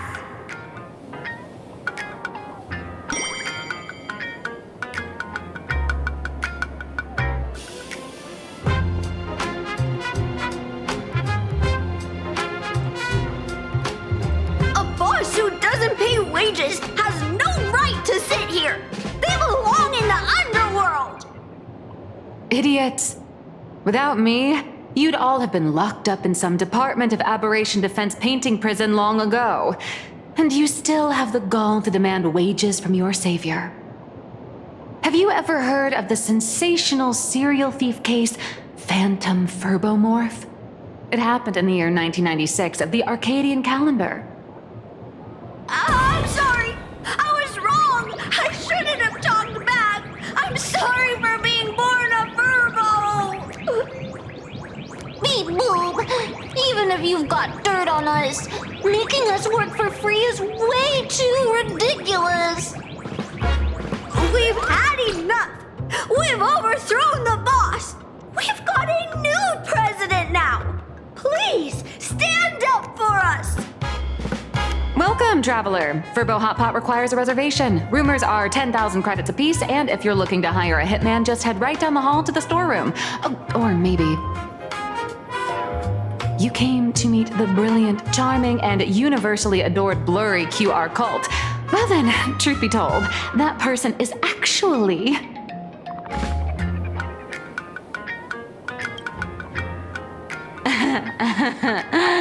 Who could it be?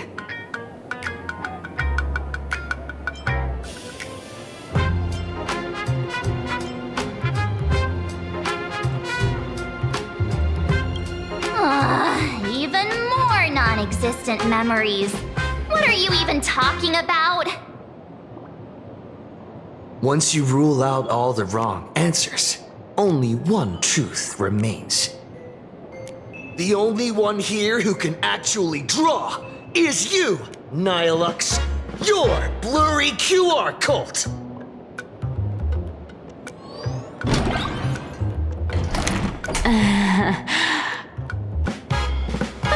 You saw right through me. As a reward for seeing through my disguise, how about an autograph or a photo? Allow me to reintroduce myself. I'm Nihilux. You can also call me by my pen name, Blurry QR Cult. Aw, no wonder you were tagging along back at Perlux Tower, acting like you knew us so well. Wait. This Blurry QR Cult persona isn't a fake, is it? Identity is just a mask and a body. Real or fake, it's all in how you see it. At the very least, for now, there's no other Blurry QR Cult around who could show up at Star Rail Fest for a live signing and hype up the Astral Express, right? So, you already know why we're here. Just a little deduction, that's all. The news about Star Rail Fest is already everywhere online. Knowing how that perfectionist Madame Pearl operates, she's definitely pulling strings to make your collaboration a success. Naturally, having me step in was part of her plan. If that's the case, will you... That said, I'll have to respectfully decline. Not to brag, but Fluffy Across the Blue is ridiculously popular in this world. If tickets weren't limited, the line would wrap around the planet twice and a half. That's not a signing event, but a public execution, right? Yeah, that does sound pretty horrifying.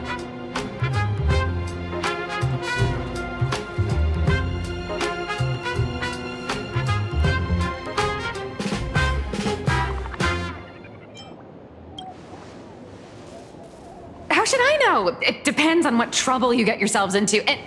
I mean, on where you go, and on which villain you heroically defeat. So tell me, Miss Nihilux, do you really have the right to refuse us? You've used the crew's likenesses and adventure experiences without permission. Surely you owe us some form of compensation. Why are we talking about this all of a sudden? Today, on behalf of the entire Astral Express crew, for your violation of our publicity rights, emotional damages, and lost wages, I hereby demand 1.6 billion credits! How did you work that out? Believe it or not, I don't have a single coin on me right now. That's impossible! Just your royalties alone should have made you rich! Due to, unknown circumstances, my luck with money hasn't been great. But I get what this is really about. You're not only after cash, are you? I'll show up at Star Rail Fest. Is that good enough for you? Then it's settled. Thank you, Colt. That said, I also hope the two of you, as the original inspirations, will take some time to familiarize yourselves with Fluffy Across the Blue before attending the exhibition, so you won't be caught off guard by fans' questions. Time to attend Miss Nihilux's class. Please follow me.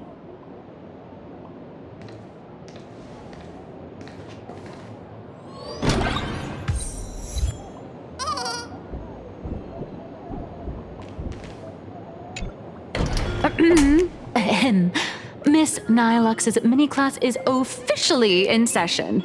If you have any questions, feel free to ask at any time. Miss Colt, why did you pick the Astral Express as the theme for your comic?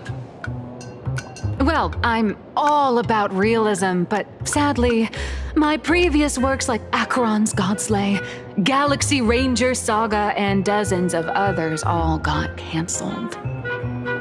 If you hadn't beaten Iron Tomb and boosted its popularity, this one would have been canceled too. Let's not ask sad questions, all right? Sorry. All right, pay attention.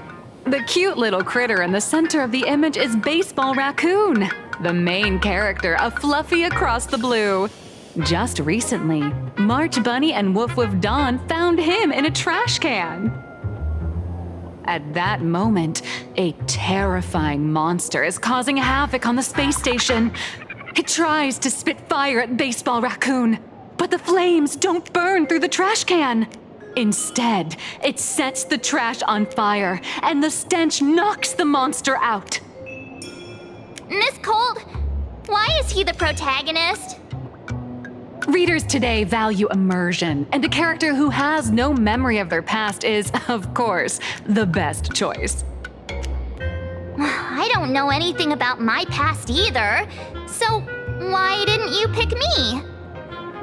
Even though Little Raccoon joined the Express the latest, he's left behind so many stories across different worlds that there are even rumors in the Lafu's prison about him beating up alien life forms.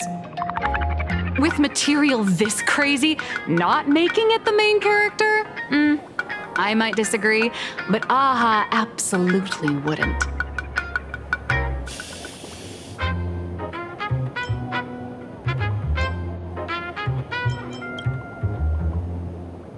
Stick to being the Baseball Raccoon, okay? I don't need special treatment. March, the Fluffy is just a comic. Outside of this, the author and the readers, every character in this world, aren't we all the protagonists of our own lives? That sounds so passionate, Miss Colt. I totally get it now. And so, the unruly Baseball Raccoon, the quiet Woof Woof Dawn, and the lively March Bunny formed a trio everyone loves.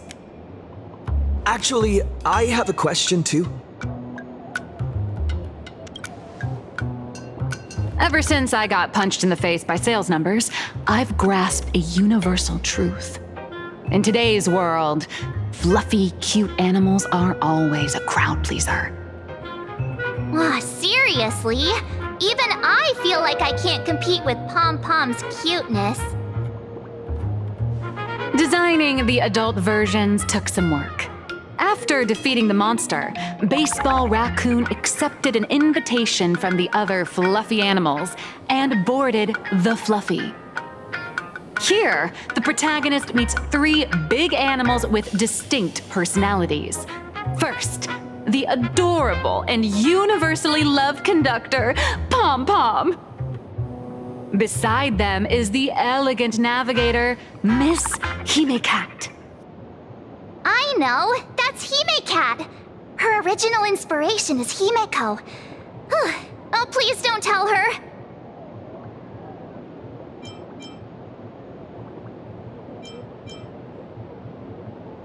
And the big brown dog on the other side, see? His name will shock you. That's right, he's Mr. Yang. Just Mr. Yang. Your taste in naming is indeed extraordinary. Anyway, the 6 fluffy little creatures boarded the Fluffy Express and set off on their journey. As for the plot, it's pretty much the same as what you've all experienced, just with a bit of artistic tweaking to suit Plain Arcadia's audience.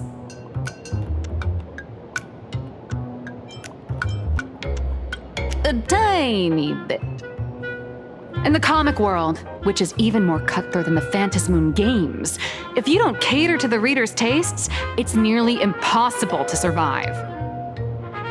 Once upon a time, great comic artists had the luxury of 100 chapters to build things up.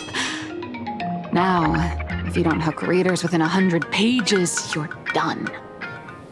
Readers today are hard to please, and authors have to come up with ever more shocking and sensational material. Doesn't this remind you of the Phantasmoon games? Looks like you're all familiar with the characters from the Fluffy. Now, let me talk about some of the creative challenges I'm facing.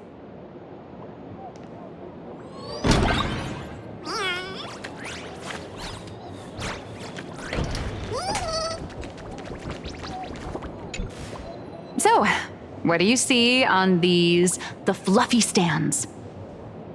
It's him turned into a cute little animal?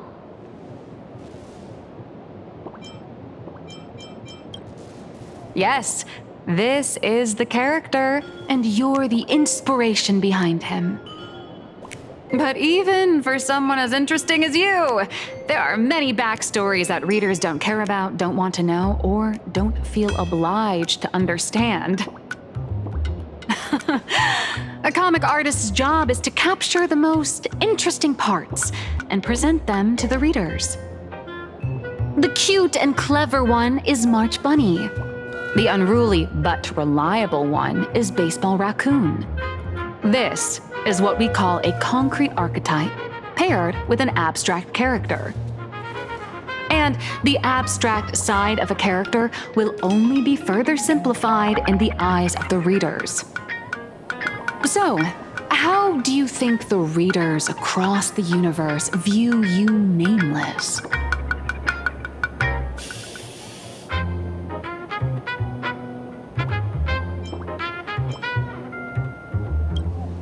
Well said.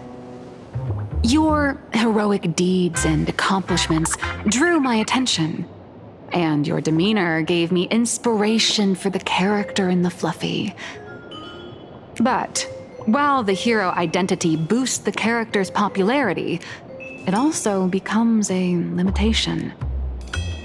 That's why the little animals in the Fluffy have to defeat even more powerful villains and keep upping the ante to get more applause from the audience. In turn, the reader's perceptions and expectations constrain the character's growth. If he acts out of line, the popularity will crash. If he can't come up with new ideas or grow stronger, the audience will soon lose interest in the comic. Unfortunately, the creation of Fluffy Across the Blue is now stuck at this very awkward bottleneck. Honestly, after drawing comics for so long, I've pretty much run out of ideas. Hundreds of amber eras ago, people would laugh out loud just from seeing a cat do a backflip. Now, to get the same kind of enthusiastic reaction, you'd probably need to have that cat fight a Mechatron in a one-on-one showdown in Perlux Tower. Although the Fluffy specials are selling like crazy, doing side stories without progressing the main plot isn't a long-term solution. Ever since all the gossip memo keepers I hired got wiped out in Amphorius, my source of intel's been drying up fast. But if someone from the Astral Express could quietly feed me a few juicy insider secrets from the Phantasmoon games, imagine the reader's reaction when the next chapter drops.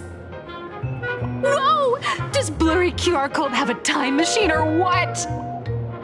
Oh, that'd totally save the Fluffy's future sales. After all, my little Furbo crew already works for you. Just have them slip me a copy of the Phantasmoon Games press release. Let's call it buying your exclusive adaptation rights. We'll do a 50-50 split.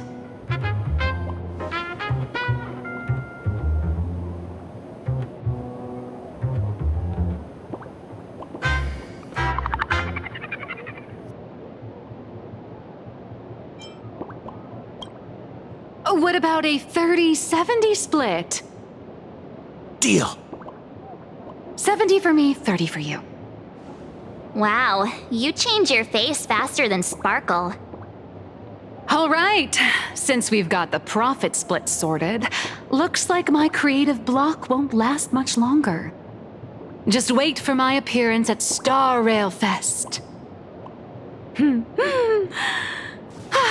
Star Rail Fest, a grand event that gathers millions of eyes and an inordinate amount of wish power. And under all that attention, the dark forces coveting the Master of Elation's blessing are bound to surface. Heroes and devils dancing together in plain Arcadia. Tell me, is there a better source of inspiration than that? My hero, don't let us down.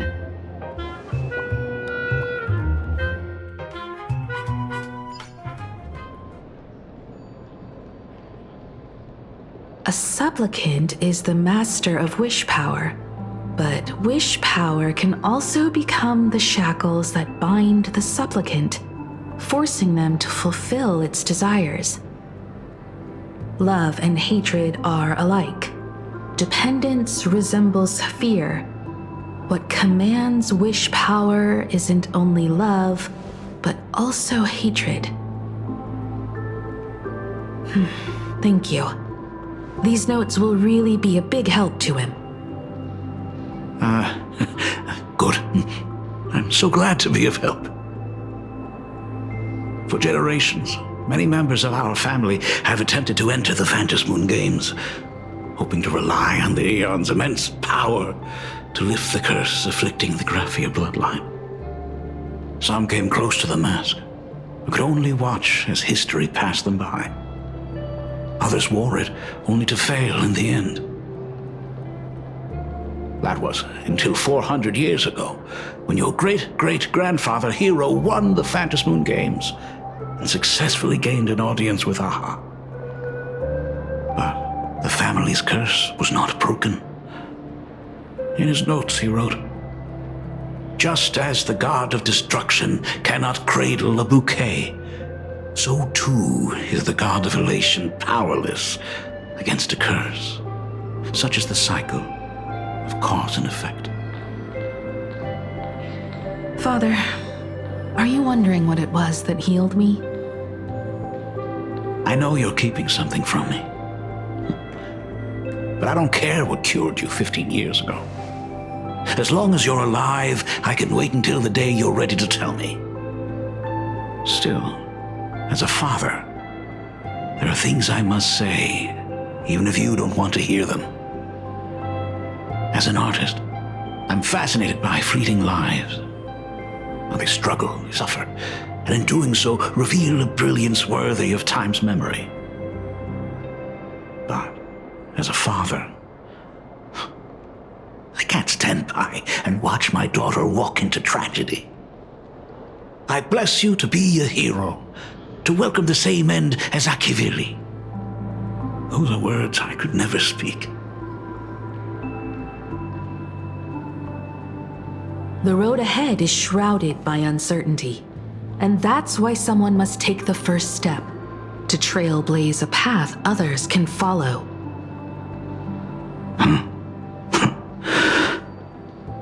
I can't stop you, even though every part of me wishes you'd stay.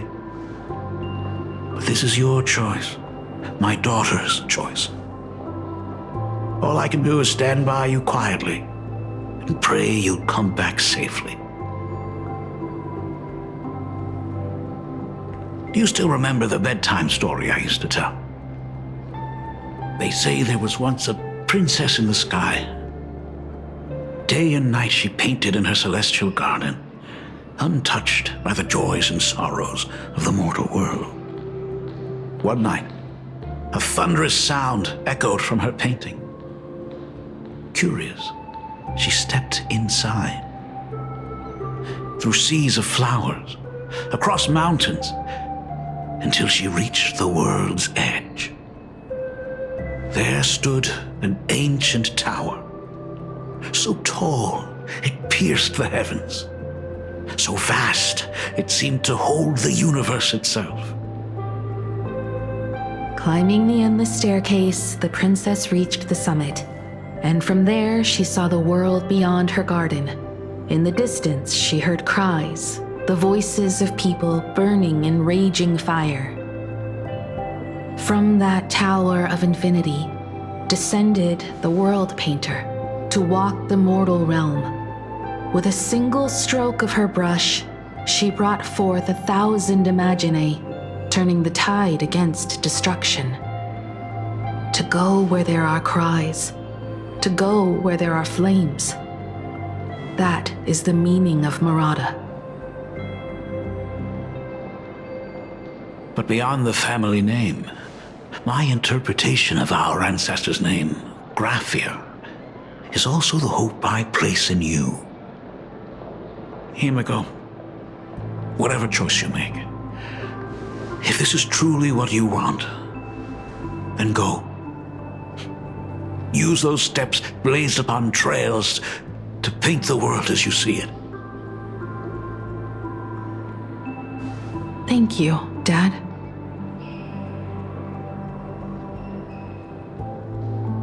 By the way, how's your health? You haven't picked up any bad habits like smoking or drinking while I was away, have you? As the Dean of Graphia Academy, I still have to set a good example for my students. It's just, my tendinitis keeps acting up. My herniated disc is getting worse. Himeko, how long will you be staying? At least until the lunar cycle shifts. I'll stay here in plain Arcadia until then. I see. If only the Phantom Moon could stay full forever. Himeko, safe travels on the trails ahead.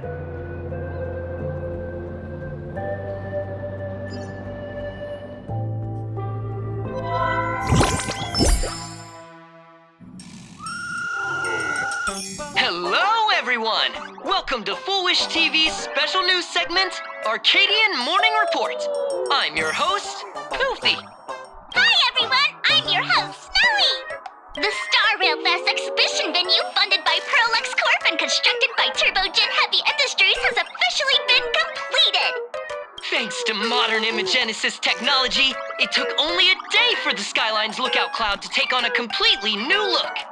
Starting today, the Lookout Cloud line is officially opening up its stop for the Star Rail Fest exhibition areas. The exhibition areas opening on day 1 include the Bellabog area, Sinjolafu area, and Penacony area, showcasing the legendary adventures of the Astral Express. The Infurious area, which is currently under construction, will open in due course. For this event, Prolux cordially invites several crew members of the Astral Express to visit and be interviewed, including the Trailblazer, who recently joined the Phantom Moon Games as a supplicant. That is certainly something to look forward to. I heard Prolux has also invited Blurry QR Cult, the author of Fluffy Across the Blue, for a signing session. It'll be the first time the author reveals their true face in public. An exhibition to gather wish power. Now that's an interesting scheme. Leave it to Pearl to come up with such a bizarre idea.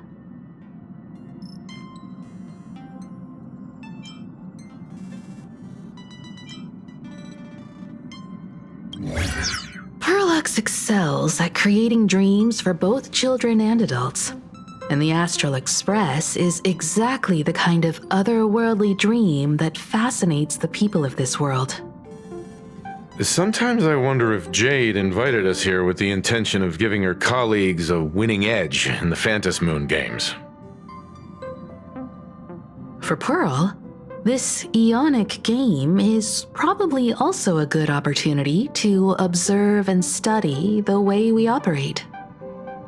Though, compared to our usual opponents, this Intellitron executive is a surprisingly rational decision maker.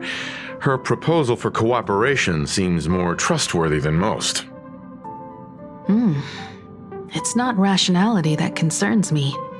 It's the irrational factors.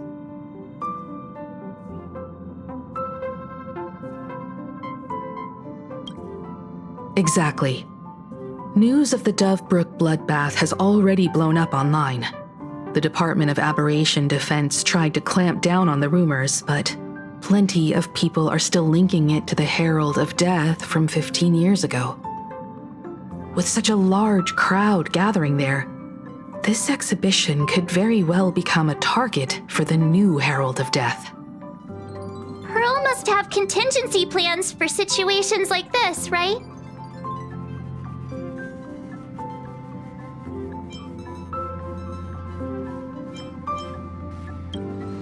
That old guy?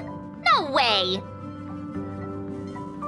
Whatever Pearl has planned, we must consider the possibility that the Herald of Death might attack the venue. We won't just be there to showcase the Astral Express to the people of this world. We'll also need to stay on high alert for any suspicious activity. It's about time. You should get going.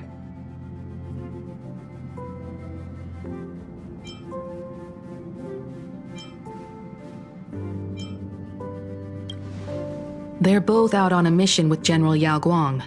Don Hung is tracking Blade's whereabouts, while Sunday is working with Miss Ting Yun. Both of them are tied up. Looks like they won't be able to make it to the exhibition this time.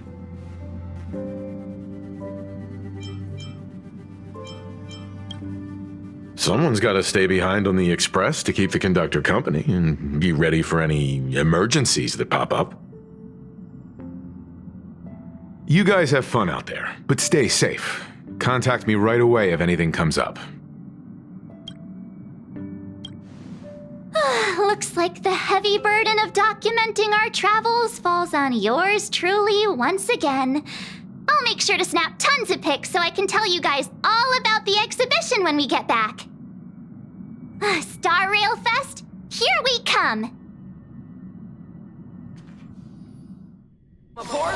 Say, this is a pretty good spot to set up a Sparksicon. The next stop is Wahaha Grand Theater. The train will depart shortly. Please mind the gap between the train and the platform. Passengers heading to Star Rail Fest, please prepare to board. Oh, if it isn't the heroes of the Astral Express!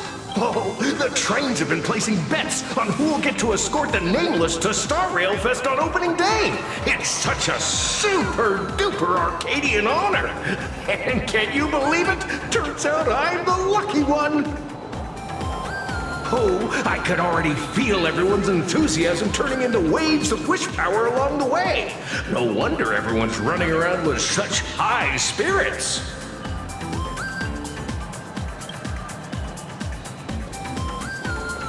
Ding, ding, dong, dong. The express is about to depart. Heroes, please stay seated and hold on tight.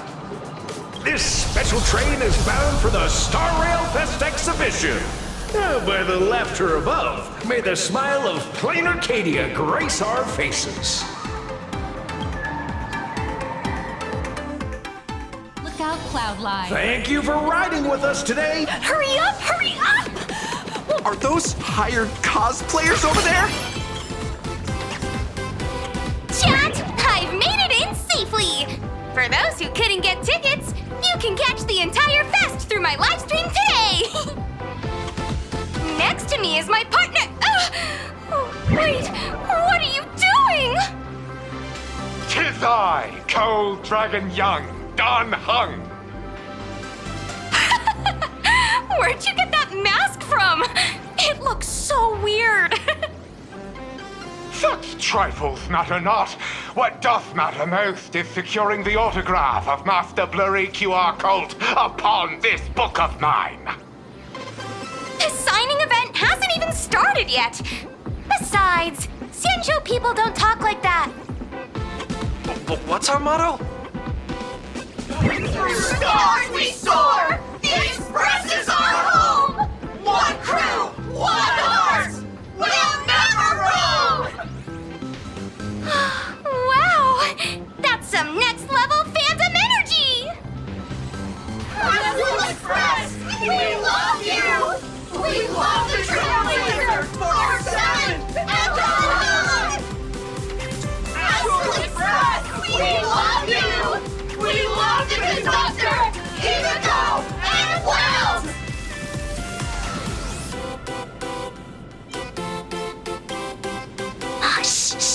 amphibious, you know. Watch what you say. The family's got ears everywhere. It's best if we keep quiet about Mr. Sunday while we're out in public.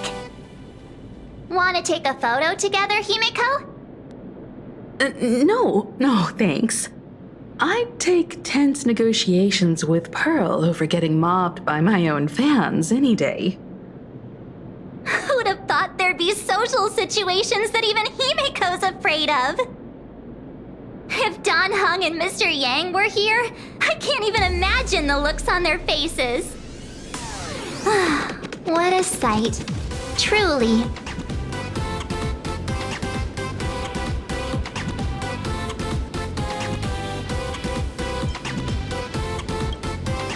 Exactly.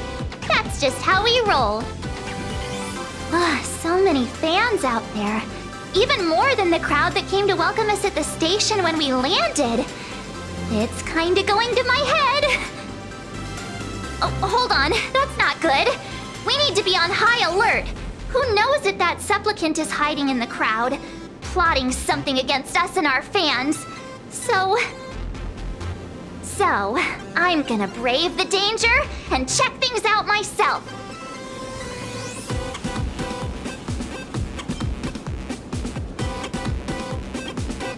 You talk too much. Don't wander off too far, though. We still have official business later, speeches and other activities that we need to show up for. Got it. We'll just hang around here.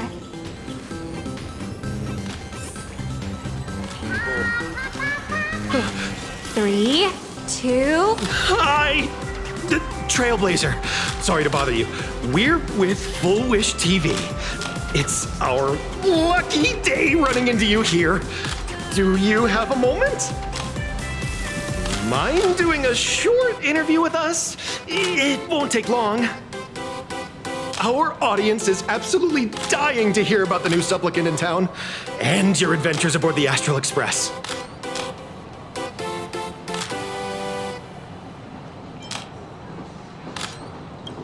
No problem. But let's keep the interview brief, since the organizers might have other plans for us. First question. Seeing as Plain Arcadia was the starting point of the Express's new voyage, how would you describe your impressions of this place?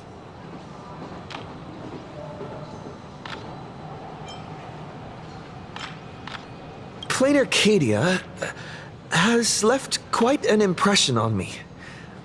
An ancient world that somehow feels so modern, so vibrant and colorful. Everyone's chasing the latest trends, looking for fun. I'd say this place is more like a never-ending carnival. Interesting! Throughout the history of the Phantom Moon games, it's been extremely rare to have such a renowned cosmic figure as yourself participating. As the Astral Express's supplicant, what kind of changes do you hope to bring to this world in these games?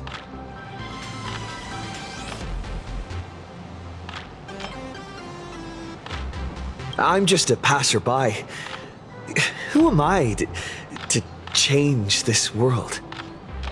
But if I can, I hope to show everyone the spiritual strength of what the Trailblaze represents. That's an impressive answer. Speaking of which, after joining the games, you immediately went to defeat Miss Sparksy, who represented the Masked Fools. What are your thoughts on potentially facing native supplicants in the future?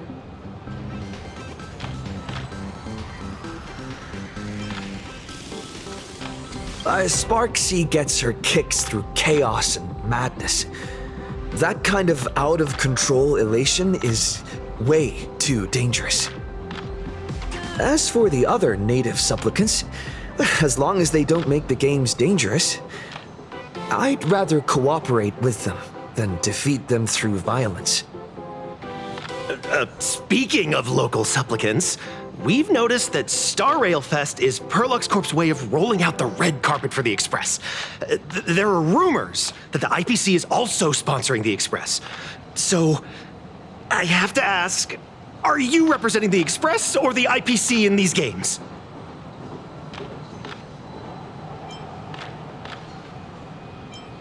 The IPC's interest?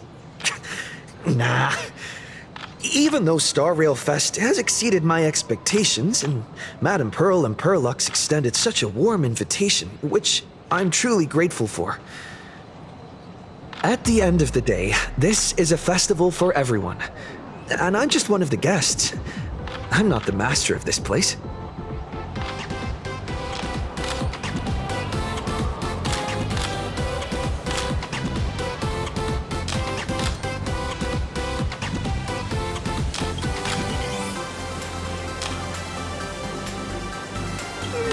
Thank you for your valuable time. We won't keep you from your plans at the exhibition any longer. What a No worries. This material will do just fine. Hey, little raccoon. Over here. I'm right here. Wow. With that outfit, you must be cosplaying as March Bunny. Am I right? The accuracy is just insane. Yeah, just like the original. Since we're all fans here, let's skip the sales pitch. But I gotta say this up front. The conductor is the cutest in the whole universe! I agree. The conductor is the cutest in the whole universe. But wait a minute. Some of your stuff looks familiar to me. Sharp eye! You're definitely a hardcore fan. We collaborated closely with artists from different worlds along the Trailblazing expedition to create these products. I can pretty much guess who they are. I may not be that talented or have the artistic skills of a master, but I've written some articles and gained a bit of popularity in the fan community, so while I'm here at the booth, I thought I might as well do some self-promotion.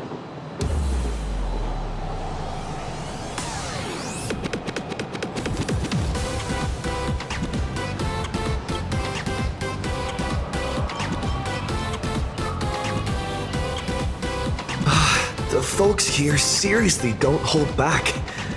Nothing's off limits to them. Buy one item, get a free novel! It's a venue-exclusive deal! First come, first serve. Better act fast, or you might regret it forever!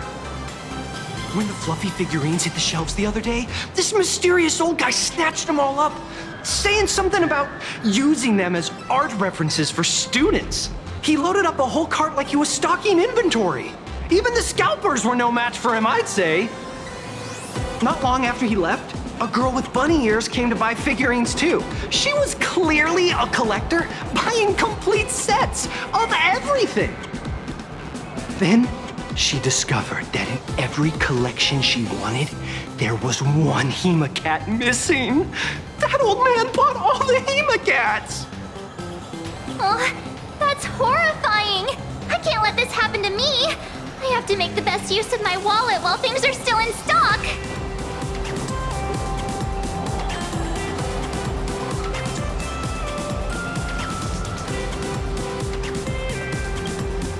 You know that feeling when you see some weird little gadgets and you just can't help but buy them? And before you know it, your whole room is full of stuff, so you have to secretly hide them under your best friend's big bed. Oh, this is not good. My wallet is trembling. My pocket money is crying out in pain. I need to battle against my own instincts for a bit. Go look around without me for a while. I'll come find you once I'm done with this battle. Just don't wander too far, okay? I got it!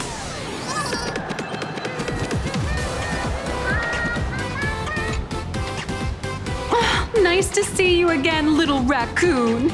You're lucky you haven't been completely swarmed by fans yet. Here you are, the original inspiration for the Fluffy's main character, fresh as a daisy, yet no one recognizes you. Talk about irony. Don't tell me they think you're just some cosplayers. Come to think of it, that's actually quite possible. Shh! Keep your voice down! I'm afraid of being swarmed by rabid fans.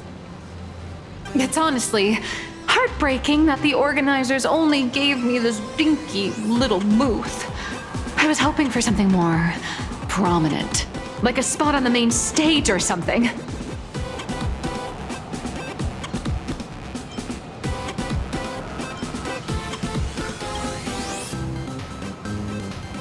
I know. Hey, wanna have the number 000000001 collector's edition comic that blurry QR cult signed today?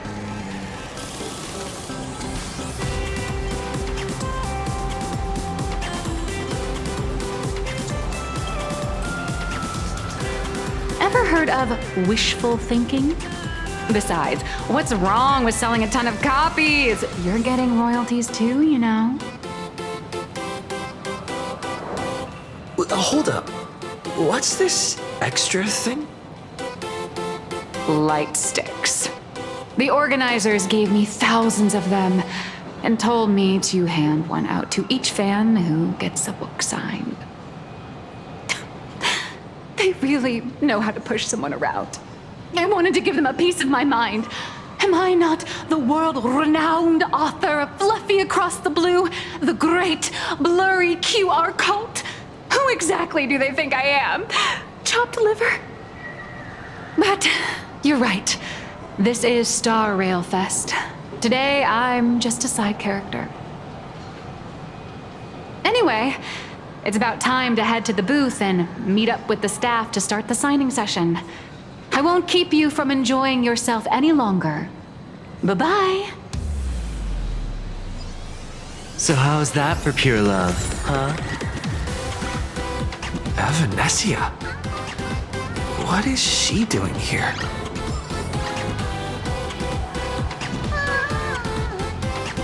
New issue on Target confirmed. Mine's ready. Toast on face. Evernight, rolling out.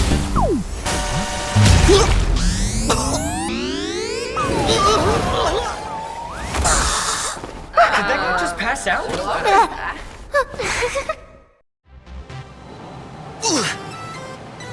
I'm so sorry. Are you alright?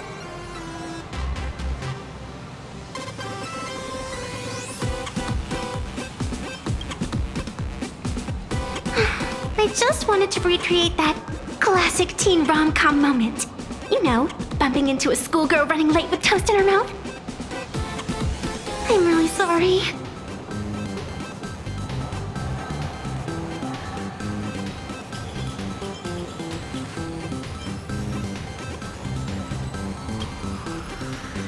Hey, I helped you out during the Phantasmoon Games, didn't I? Is it really fair to glare at me like I'm some kind of villain?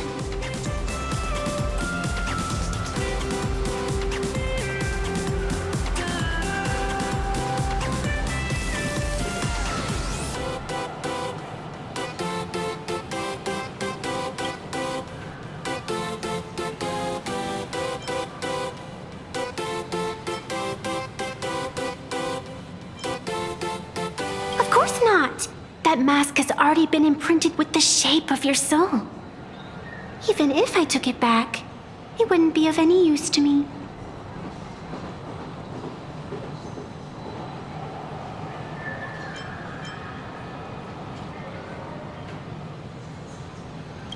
An old friend of mine once taught me how to draw.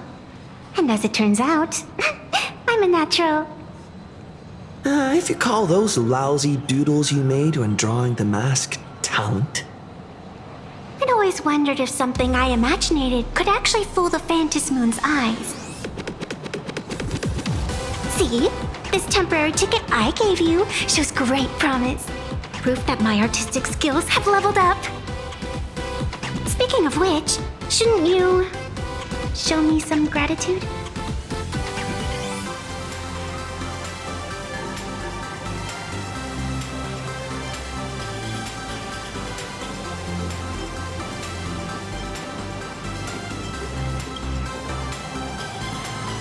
The scalpers are completely out of control. I couldn't snag a single ticket to the exhibition. Could you sneak me in?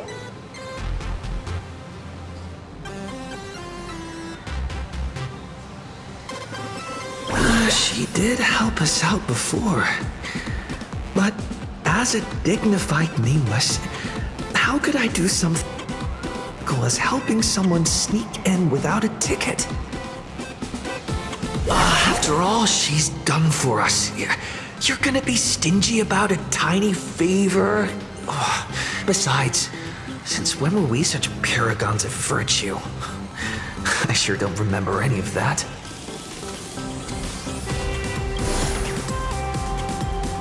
Huh? Didn't expect you to be so principled. Guess I'll have to use this trick.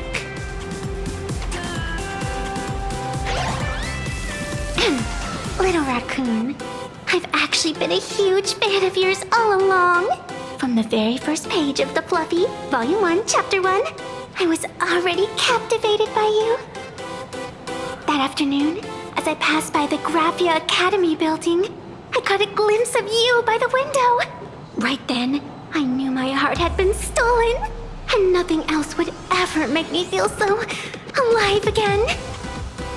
Getting to share a few happy moments with you at this exhibition, that's all I could ever ask for in this lifetime.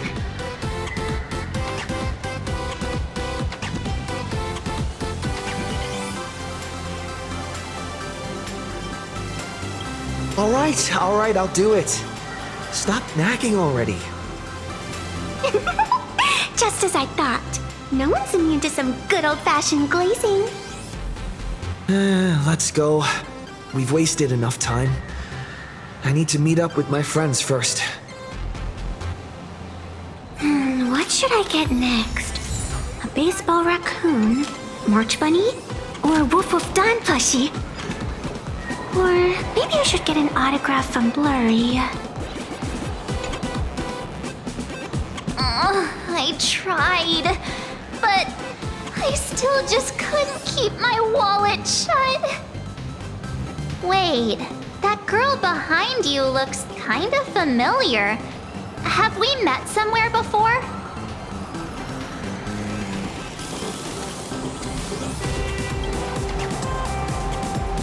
I feel like you're throwing shade at me.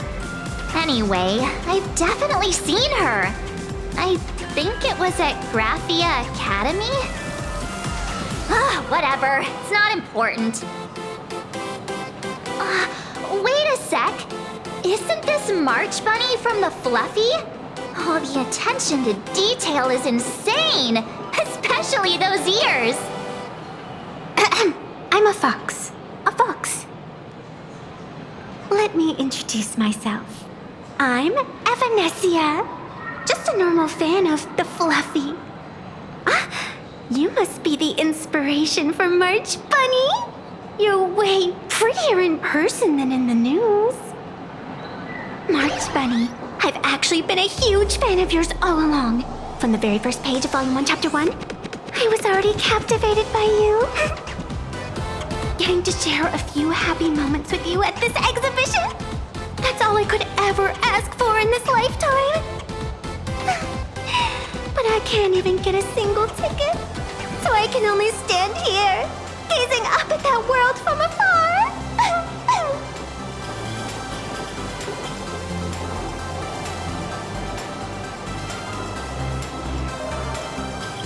Oh, you poor thing. Don't you worry, I will definitely make your wish come true.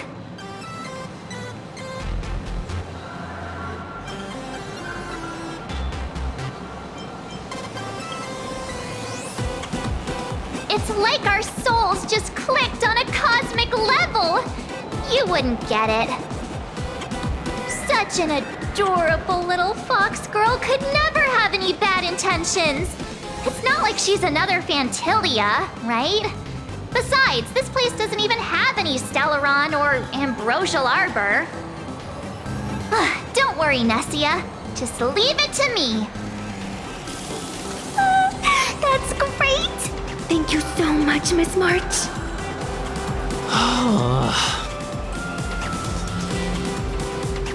Himeko just messaged me. It's about time to head in now.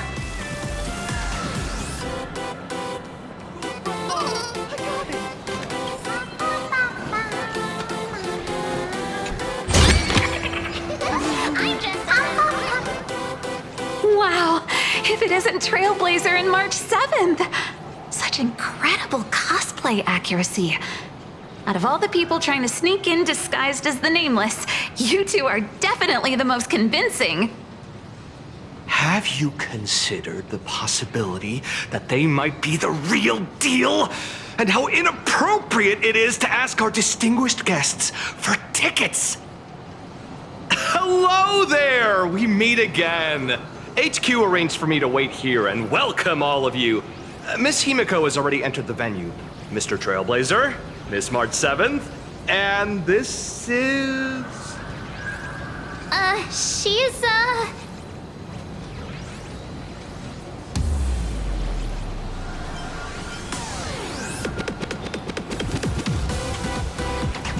Hi there, I'm Evanescia, the evanescent spirit of the Astral Express. Huh? You can see her too, right? They're just messing with you. She's a friend of ours. Is it possible for you to make an exception? Just this once? You folks sure have a great sense of humor. Since you're friends with our guests here, I guess it's all good. Come on in.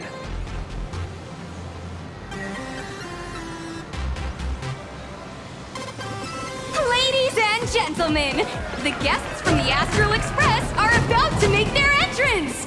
Get ready to make some noise!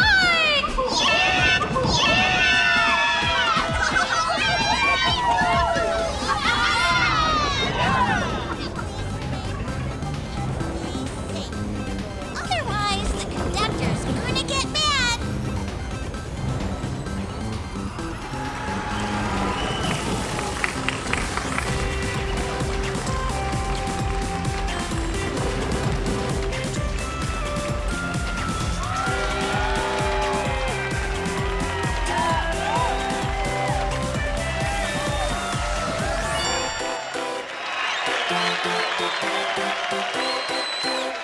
Hello, dear visitors and spectators! Before we officially kick off the Star Rail Fest exhibition, I'd like to thank our host, Pearlux Entertainment, as well as extend our gratitude to Blue Industries, Turbogen Heavy Industries, and Full Wish TV for their collaborative support. The exhibition area is now open will transport you straight into the Astral Express's incredible journey across the Sea of Stars. And right now, ladies and gentlemen, you're standing in none other than Bellowbog! Now, let me hear you call out the name of our hero from the ice and snow!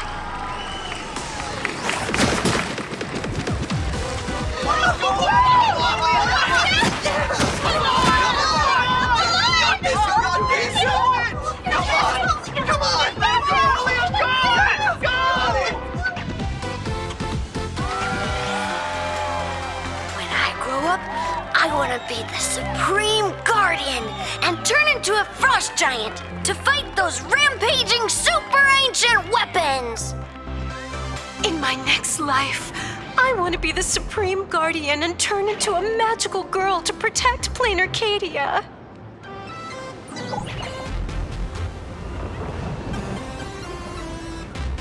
Wait, this isn't right. Why is everyone supporting Cacolia?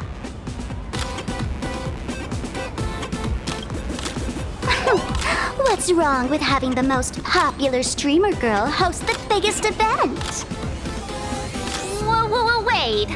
Aren't you supposed to be on the Department of Aberration Defense's wanted list? That's right. So I'll have to go into hiding right after this job. Come to think of it, maybe I should lie low using my Sparkle identity. After all, what does Sparkle have to do with this Sparksy thereafter? Oh, right. Nameless. Won't you take pity on me and give me back my mask? In your dreams. Yahoo! Since we have two Nameless from the Astral Express here with us today, let's kick off an exciting The Fluffy Trivia Quiz!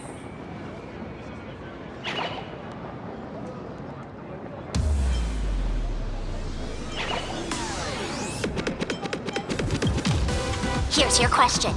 In the final chapter of the Fluffy's Bellabog arc, The Supreme Guardian's Bond, what did Cocolia summon to fight by her side?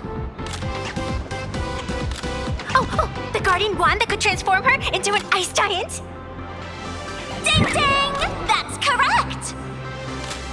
Well, looks like this young lady here is quite the devoted reader of the Fluffy, answering even faster than the Nameless.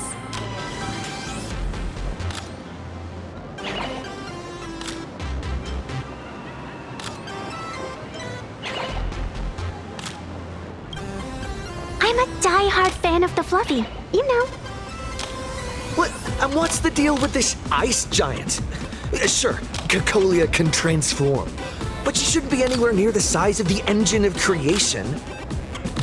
What? Lady Cocolia fought the engine of creation in her human form? That just makes it even more awesome! Ugh, but they didn't show that part in the comic. Next question. Before Cocolia was frozen in ice, what did she give to Baseball Raccoon?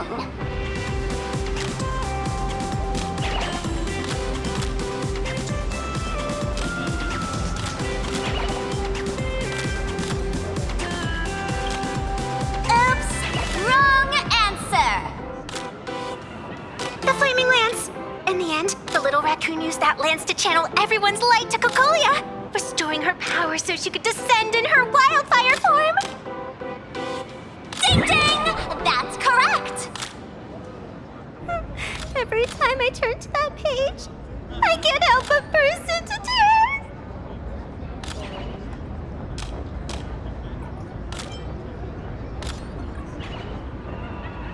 tears! Actually, I inherited this flaming lance from the previous Supreme Guardians when I got stabbed right through the heart. What are you talking about? In Bellabog's final battle, wasn't it like this? Despite her grievous wounds, the Supreme Guardian transformed herself into a frost giant for the sake of the people of the Winterlands, joining forces with the Nameless to counter the destruction engine that was about to flatten Bellabog. So the Fluffy storyline follows the official Bellabogian narrative? Wait, is that not how things went? Could you at least spill a little? Just a little?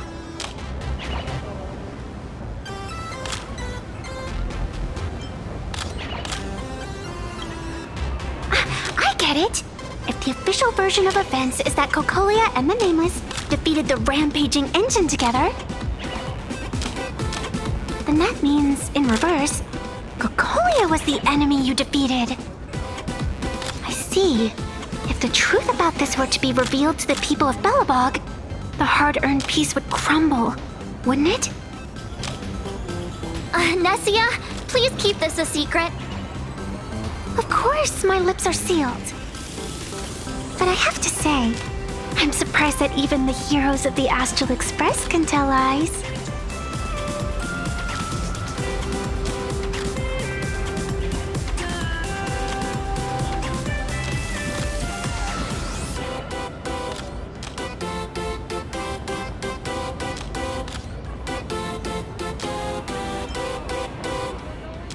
They say lies don't last forever. And while Bellabog's future may be built on a lie, I hope it can endure for a long, long time. Because those people are all my friends. Thank you for telling me about this. The Phantasmoon games make supplicants wear masks. But if you ask me, that's when people really drop the act and face their true selves. Big hero, the event's not over yet. Come join me on the stage and deliver your decisive strike in the epic battle between Madame Cocolia and the Destruction Engine. Me?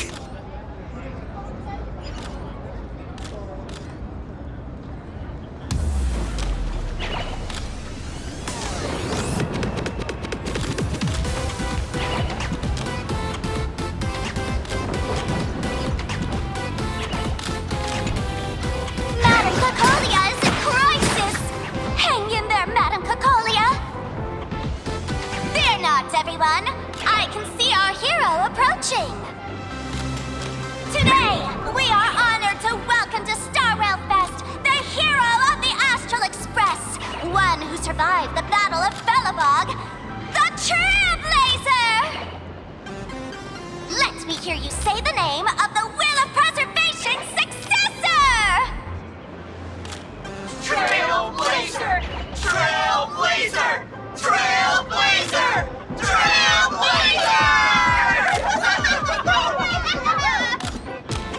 Come on, warrior from beyond the sky! Show us that legendary scene again! Ignite your flaming lance! Charge up Madame Cocolia with your power, and let her hear our calls! The host is calling for you. Time to take the stage, great hero!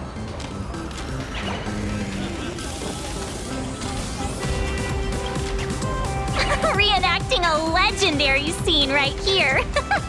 Oh, good thing I'm not the one up there. Big hero. You're gonna shout that line when you ignite it, right?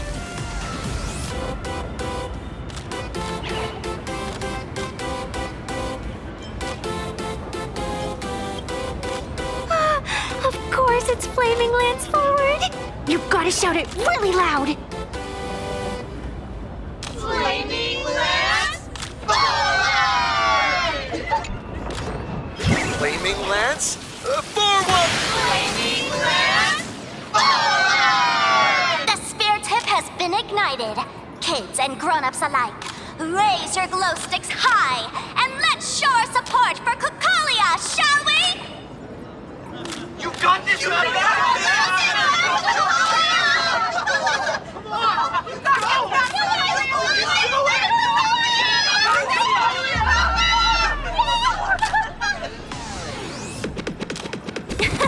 Seeing everyone so fired up makes me want to join in on the cheering too. You've got this, Madame Cocolia! Don't give up, Madame Cocolia!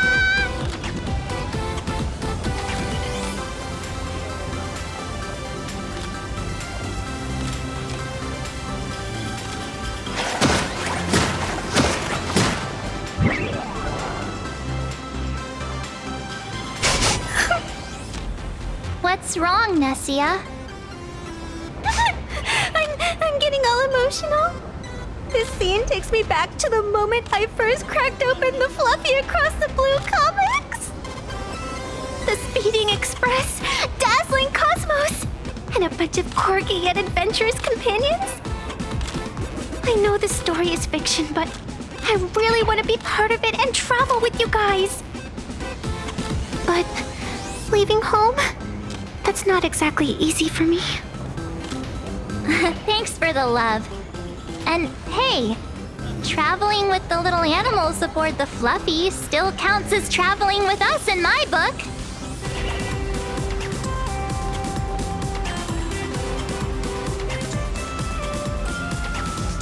Thank you for the love.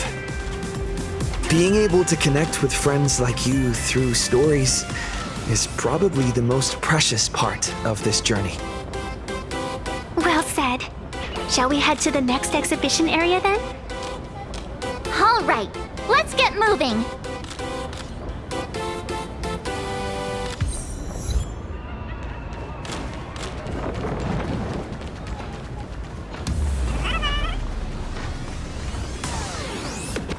Welcome aboard the Fluffy Shuttle Express!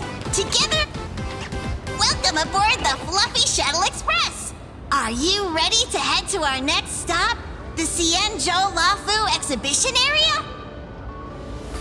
I have to say, Perlux really put care into organizing this exhibition.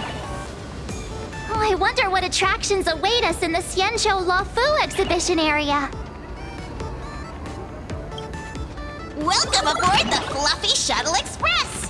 Together we'll trailblaze into the future!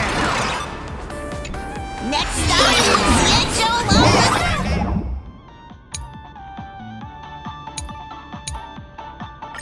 exhibition area!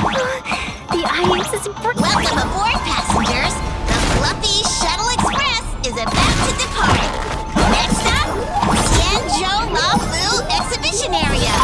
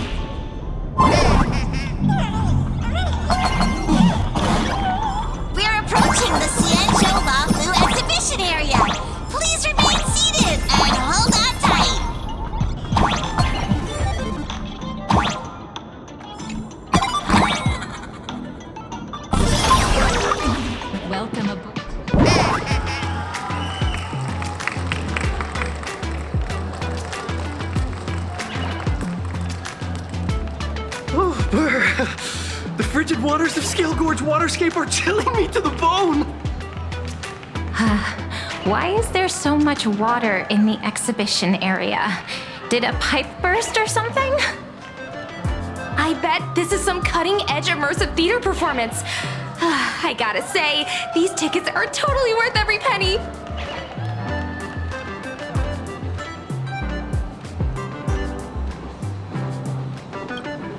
Based on what we saw in the Bellabog area, the Fluffy's adventure on the Xianzhou should be... Ah, I got it! It must be Woof Woof Dawn teaming up with Jing Yuan Yuan to battle against the Lord Ravager Fanti.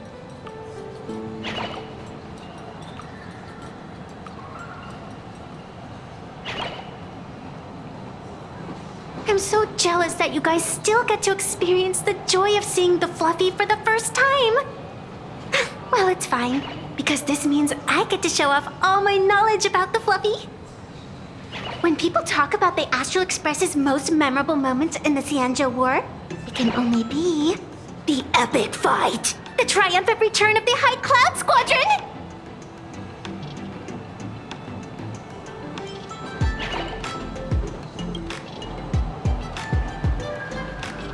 When people say squadron, they mean a bunch of superheroes teaming up.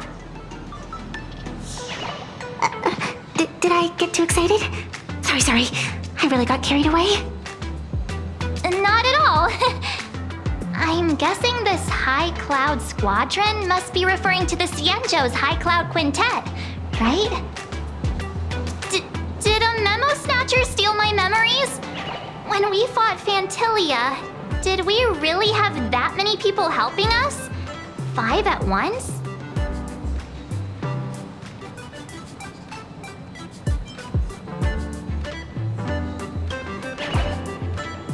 Oh, I can't take it anymore. I'm bursting with curiosity. Quick, let's go inside and take a look. The Express family living the best life?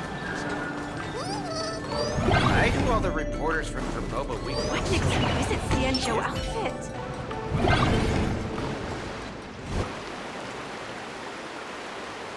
Holy moly, they nailed the Scale Gorge waterscape. The whole exhibition area is completely submerged. Little Raccoon, I want to see that thing.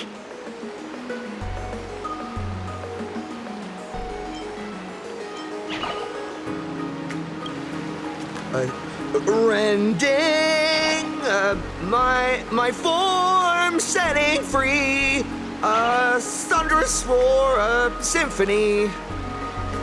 Aw, hold it right there. Please do me a favor and stop that. Nessia means that thing. With a flick of the hand, the ancient sea splits apart.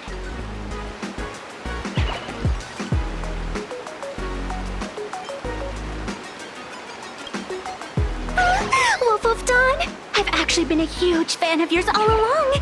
From the very first page of Volume 1, Chapter 1, I was already captivated by you.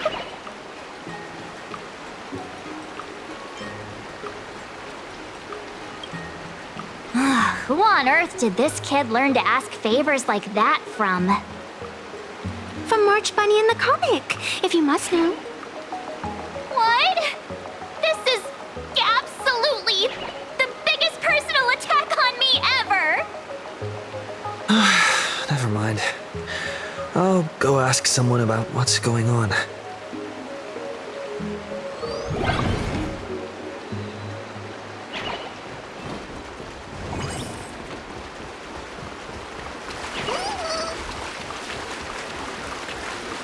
Hey, host, this immersive theater is getting a bit too immersive, don't you think? Ugh, it's been almost 20 minutes. Where's the actor who's gonna split the sea? That's right. The script for this exhibition stage play was written under the guidance of the Xianzhou's legendary literary master, Mr. Xian. We guarantee you'll get an authentic recreation of the Express's most iconic moments.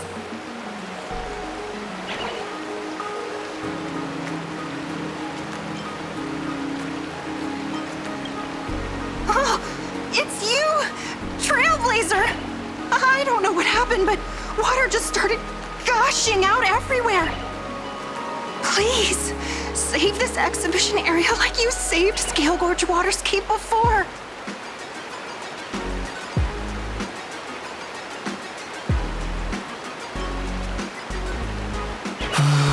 All right then.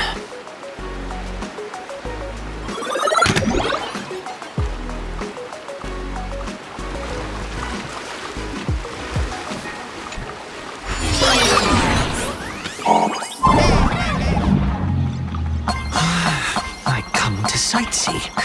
I do hard labor. I fix these pipes. All for the audience.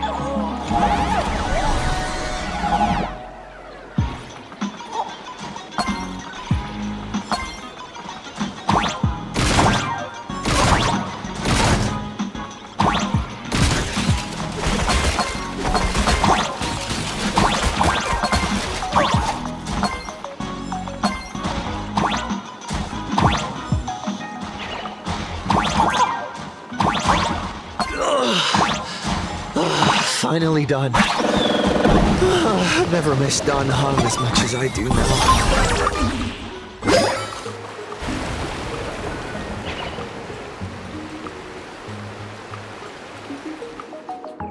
Welcome, dear visitors and spectators. At this moment, you've arrived along with the Astral Express at the ancient and mysterious Xianzhou!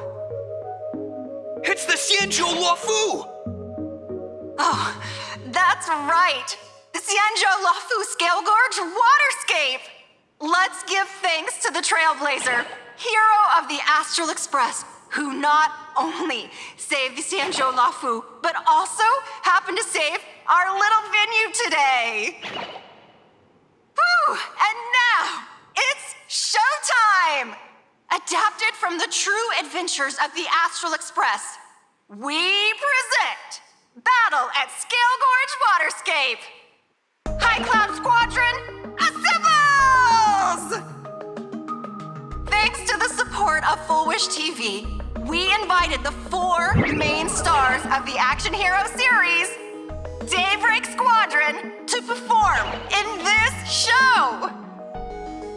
And now, Trailblazer, please come up on stage and reenact that heart-stopping battle where you drove away the Lord Ravager!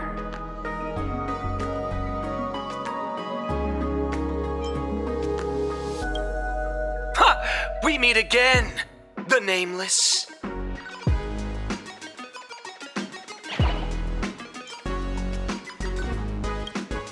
I don't think that's necessary. Aren't we supposed to be the heroes of the Xianzhou? Why do the Xianzhou's heroes need to rely on others to save their land? Same as us. Shouldn't the heroes of this world be able to protect our own people? Can't we be the ones to bring happy smiles to their faces? Hey! What nonsense are you all babbling about? Is any of this actually in the script?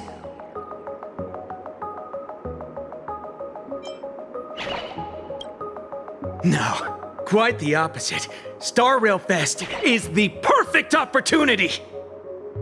As supplicants stepping into the Phantom Moon Games, the Daybreak Squadron challenges you! You wouldn't back down now, would you, supplicant of the Astral Express? I die happy! This is amazing!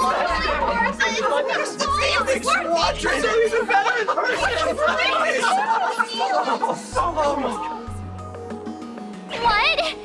This is way too sudden.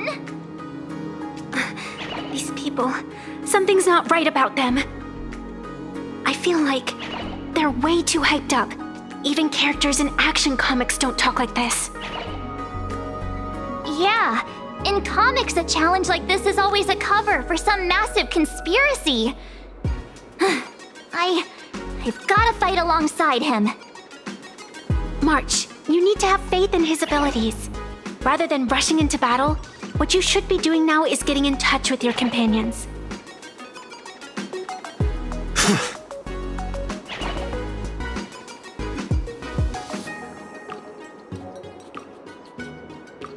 This is Star Rail Fest. Even if you defeat me, you'll never gain everyone's approval. Boss, do we really have to do this? Gray, we've been putting on a show for long enough. Wasn't becoming a real hero what you've always wanted? We'll tear the legend of this outsider to shreds right here under the spotlight! Then everyone will see who the real heroes are! The ones who can truly protect their smiles! I accept your challenge, but do we really have to fight here? This is exactly the stage we've been waiting for! Let's do this! The Phantom Moon Games are a ceremony to bind those closest to elation! We'll show everyone the heroism of the Daybreak Warriors!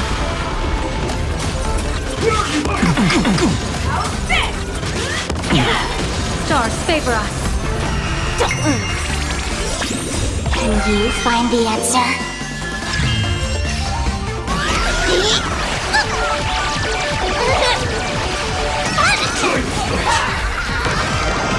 That omen. Don't thank me. Our bodies have been transformed, so we'll be just fine. You don't stand a chance against me.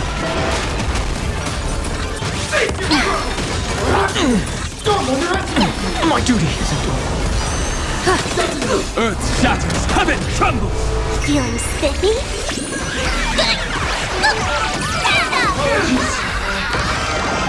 Best of luck. An explosive start. Soaring above the lands, this is permanence!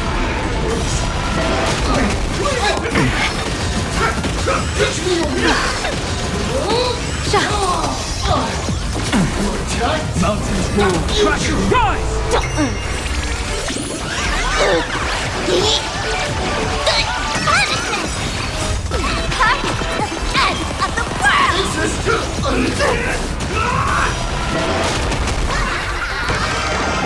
That omen. Don't thank me.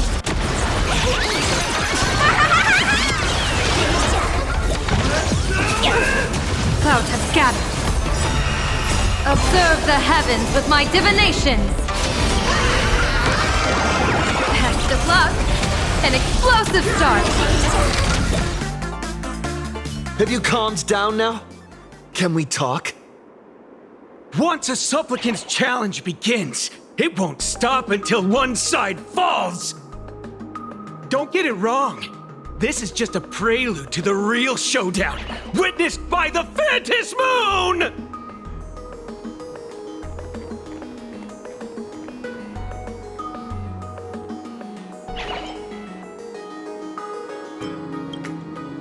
Just what exactly are they planning to do here at Star Rail Fest?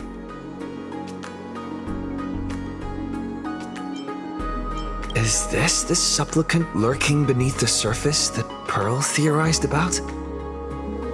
But which of the 4 Daybreak Warriors is the supplicant?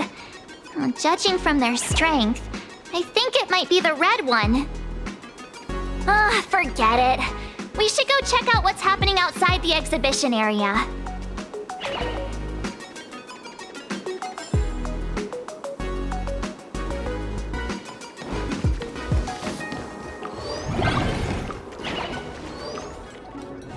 If you've lost your belongings, please leave the service center now.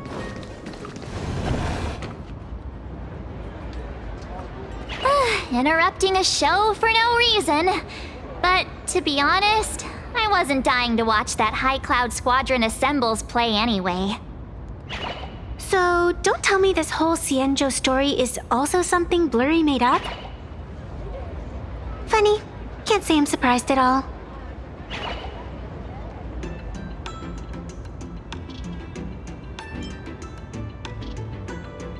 I wouldn't dare take credit for what I didn't do, since it was in fact General Jing Yuan and Dan Heng who teamed up to defeat Fantilia. As for the High Cloud Quintet, it's been over 700 years since those 5 made their mark. I know it may sound wild, but Xianzhou folks generally live really long lives. You've read the Fluffy comics, haven't you? Pretty sure they covered all that lore in there. Yeah, immortality. Some see it as a curse. But personally, I don't think the abundance is as terrifying as their reputation suggests.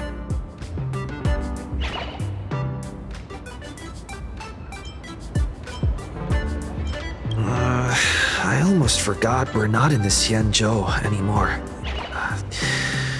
Should be fine to talk openly about the abundance now, I guess. Yeah, that's not an issue. But the Xianzhou's attitude towards the abundance isn't totally baseless. We've clashed with the Borisin, fought against the Mara Struck. Just imagine if we hadn't won that battle against Fantilia back then. The universe would have ended up with an immortal, indestructible Lord Ravager. Actually, I think the abundance and elation make quite a good match. After all, only with infinite life can one pursue infinite joy. In my opinion, those who are alive have the right to choose death. But they also have the right to choose to live on. After all, there's always something out there that makes tomorrow worth waking up to. Wow. Getting all philosophical on me now. When this kid gets serious like that, I swear you can practically see the wrinkles forming. Since we're talking about waking up, shouldn't we head over to the Penacony exhibition area next? Huh. You want to keep exploring? We need to be a bit more careful now, don't you think? I mean, the Daybreak Squadron already came gunning for us. Who knows if there are other supplicants lurking around, just waiting to make their move. Oh, come on, March. Don't be such a worrywart. Didn't our little raccoon take out those guys in no time at all?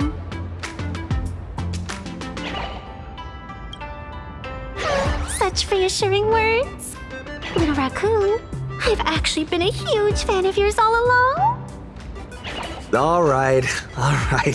Don't push it. Here we come, Penacony! Exhibition area!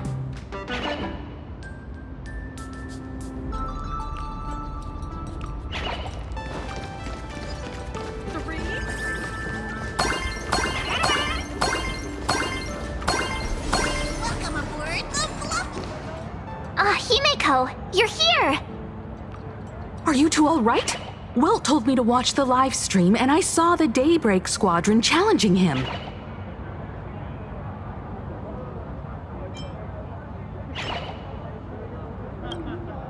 You did well. I bet their intention was to stir up their supporters' wish power through the challenge. If you had hurt them recklessly, it might have pushed many supporters straight into their arms. Oh, and you are? Oh, nice to see you again. Express Navigator, Miss Himeko. Pardon my poor memory, but have we met before? Of course. I've seen you in the news more than once. It's such an honor to meet you. This is Evanesia. I think she's a student from Graphia Academy. We ran into her at this expo, and she's a huge fan of both the Fluffy and the Express. Huh? So that girl you saw in the Phantasmoon courtyard, it was her? Well, wait a second. She made you a mask? So you're telling me Nessia isn't just a normal girl? Who exactly is she?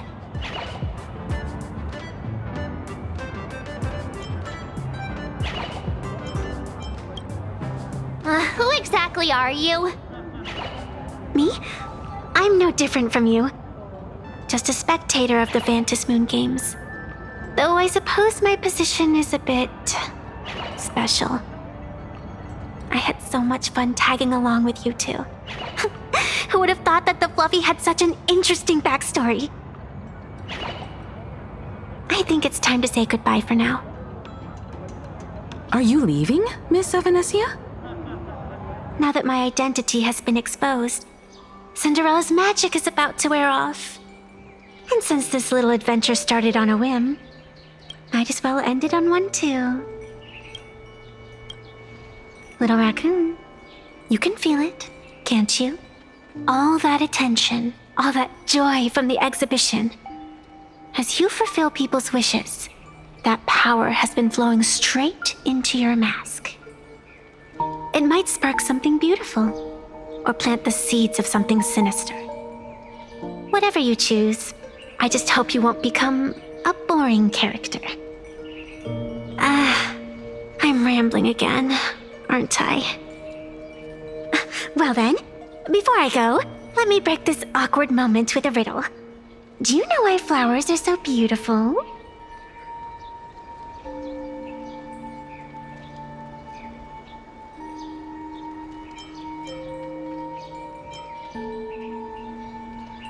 You're quite the romantic, aren't you? But I have to say, wrong answer. Because flowers are always so fleeting. You left your own special effects behind. She's gone. Unexpected people and unexpected things always make an appearance in the Phantasm Moon games. Although, Miss Sevenesia claims to be just a spectator. As someone who can create masks and allow others to become supplicants, there's no way she's just some ordinary girl. I just don't know what to make of everything happening to you.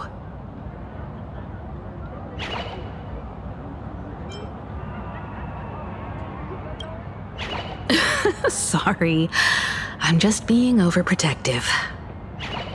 All right, time for us to head out.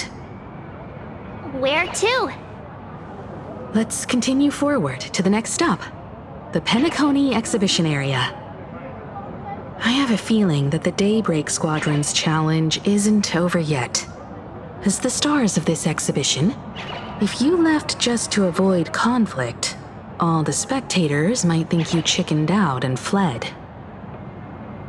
Darn it! This whole Daybreak Squadron business has got me on edge. Somehow I can't shake the feeling we're being watched. Here's some good news. At least we aren't completely without help. Pearl's people are on their way to the Penacony exhibition area to join up with us.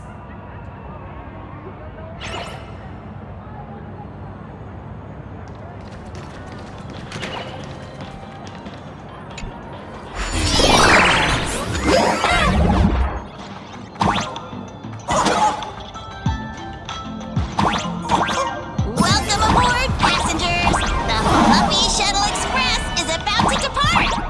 Next stop, Penacony Exhibition Area.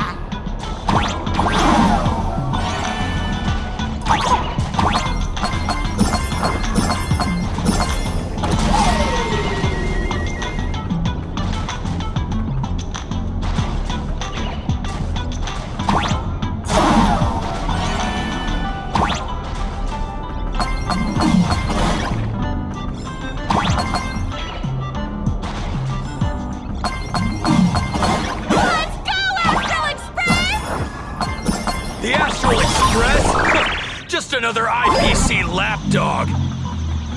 For Flynn Arcadia! Let's go, Daybreak Squadron!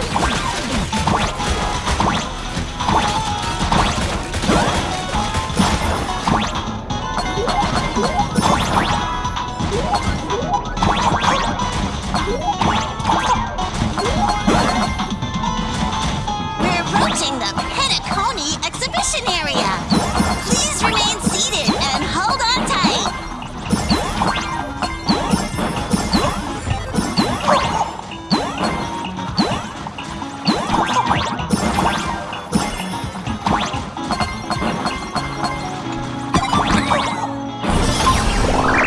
Welcome.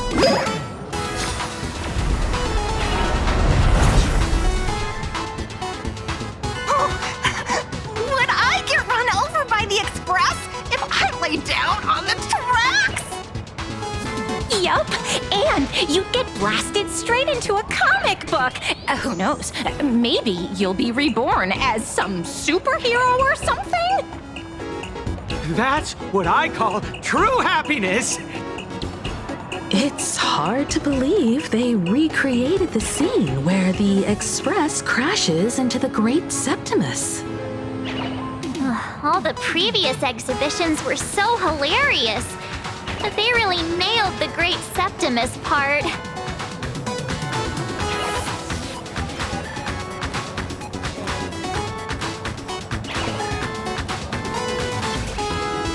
That's just mean. So where's the person Pearl sent? Huh? Who's calling? Yoo-hoo! How you doing, gray hair?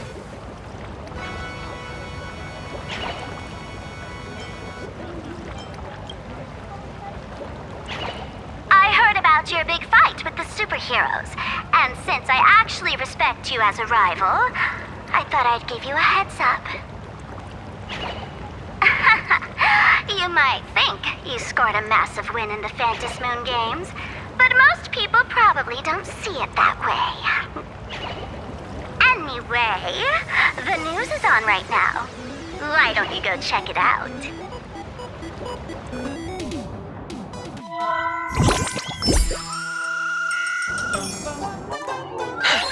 Just moments ago, an extremely violent incident broke out at the ongoing Star Rail Fest exhibition venue. The Astral Express supplicant Trailblazer brazenly launched a brutal attack on the beloved local heroes, the Daybreak Squadron. The scene descended into total chaos. Oh my! This is terrifying! Didn't this nameless just defeat Sparksy and save Graphia Academy? Was that victory still not enough? Could he, like the defeated Sparksy, now be a threat to everyone's safety? How chilling! In the video footage from the scene, the Trailblazer claimed his act was to demonstrate the so-called trailblazing spirit of the Astral Express to this world. You don't stand a chance against me. Is this what he calls the Trailblaze? Using brute force and violence to strike down the guardians of this Arcadia and trample over our own heroes? Was it a sudden violent outburst? Or was this the moment his true heartless nature finally came to light? Foolish TV will continue to follow this shocking incident. Stay tuned and don't go away. It's all over the internet now. Some say you're a violent maniac. Others think you're behind the bloodbath in Delphbrook, that you're the second herald of death. Let's see. How are you feeling right about now?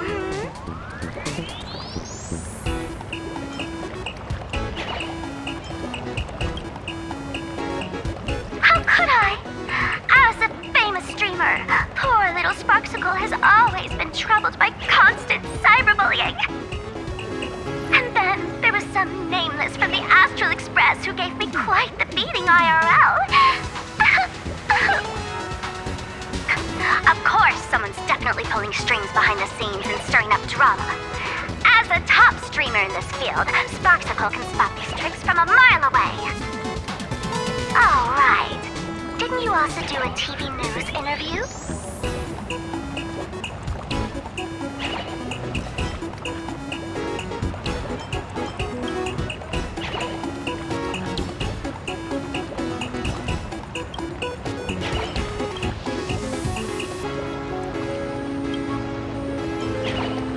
Yoo-hoo! You bet!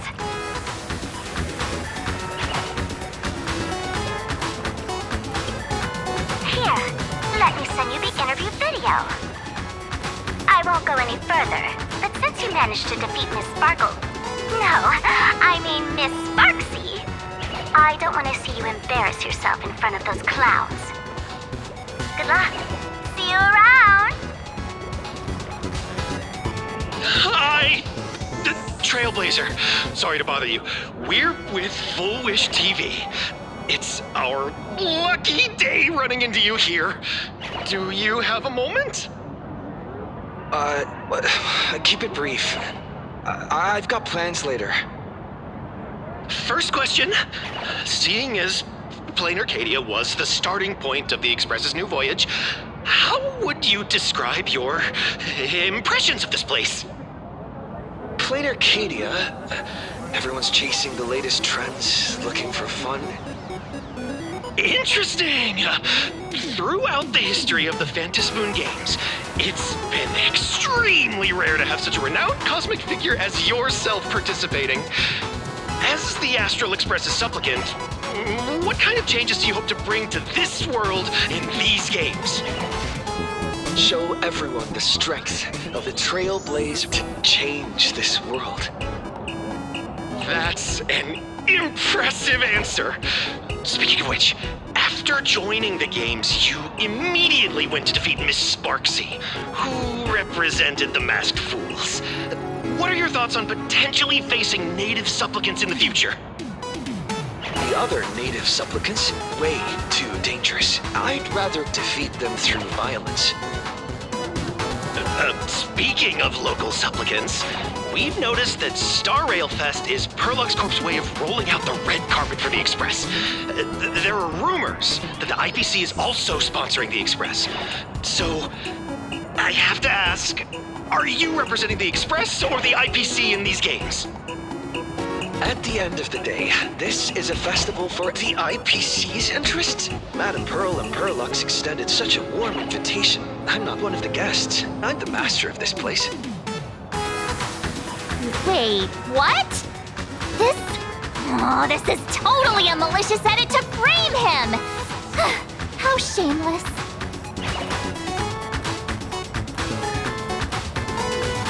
Indeed, every word came from my mouth. But when pieced together, it turned into a declaration of war. Over these 15 years, the nature of competition in the Phantom Moon games has evolved. The Daybreak Squadron's taunts were just smoke and mirrors.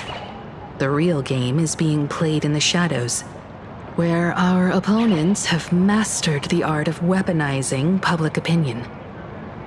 Come to think of it, it's only natural. After all, the true stars of the games were never the supplicants on stage, but rather the audience, whose gazes they command. Indeed. The audience is all fired up, waiting to see you work your magic, kid. But you know what? I bet what they really want to see, deep down, is the Daybreak Squadron taking the Astral Express down a peg or two. Well, if it isn't the folks from the Astral Express. Fancy meeting you again. This storm online is several times more intense than the day you stopped SparksyCon. Miss Kuchiba, you've seen all this fake news too, right?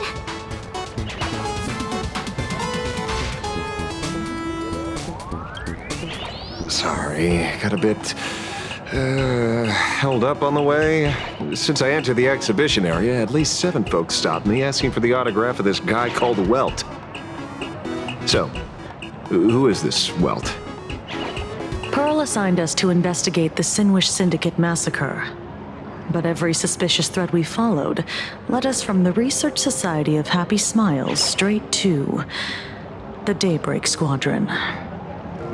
And then there's the one pulling the strings behind the scenes. Full Wish. Full Wish? Oh, you know that name. Now this is getting interesting. She was my junior at school. 15 years ago, she was also the only student who survived at Graphia Academy. The good news is, your junior is living better than anyone else. She owns TV stations, charity organizations, has a huge business empire, and wields both wealth and power. Oh, as for the bad news, she's probably plotting something for the Phantom Moon games. And I mean the worst kind of something. My gut tells me that the Sinwish Syndicate massacre, well, and that's probably on her tab too. Madame Pearl sent Mr. Ashvale to ensure everyone's safety. Of course, I understand that with the Nameless's skills, there's no real need for extra protection. But Madame Pearl didn't want to take any chances. Long story short, feel free to use me as muscle. No need to be shy about it.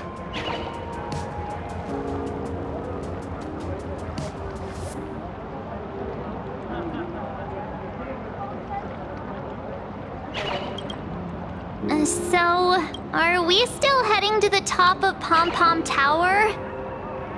We should keep moving forward.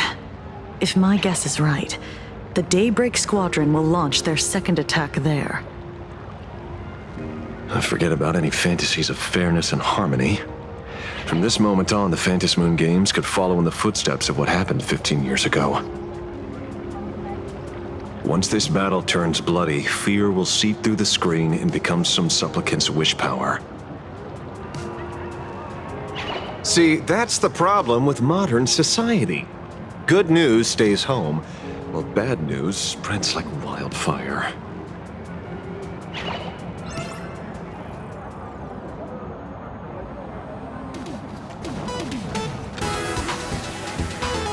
To move forward, we'll need to fuel up the Shuttle Express first.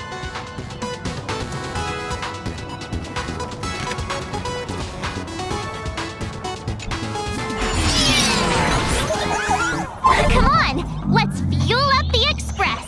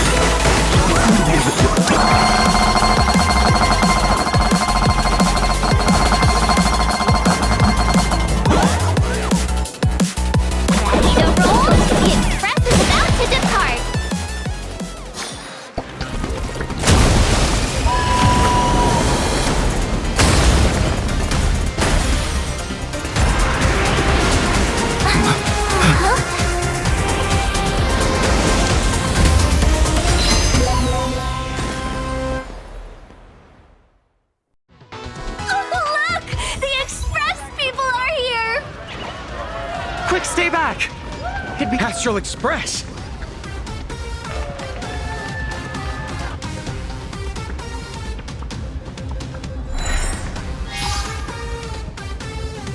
The Astral Express. Just as I thought you weren't going to show up. Oh, you brought help? And it's an old friend. Been a while, old man.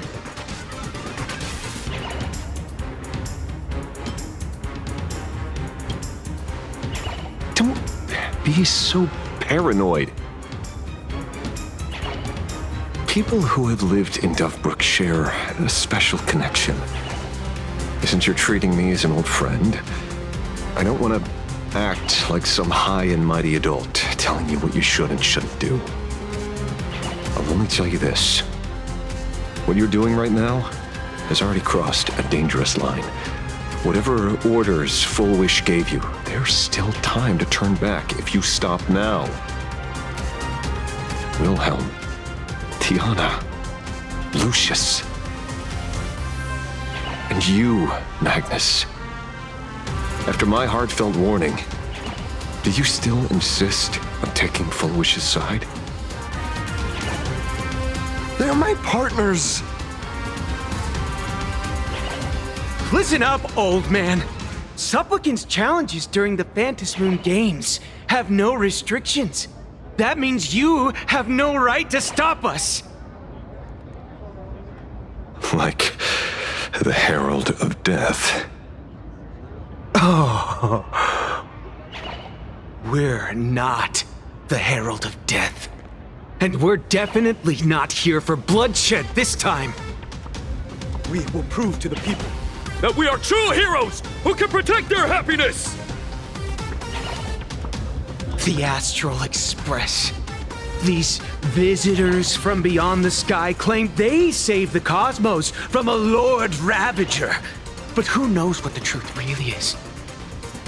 This so-called saving the cosmos might just be another scheme of the IPC.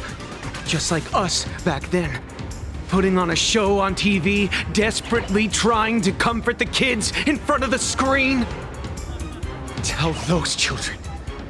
Tell my past self that when the Herald of Death comes, there will be heroes who put themselves between everyone else and a threat. Captain. But where were the nameless of the Astral Express when we children needed protection 15 years ago?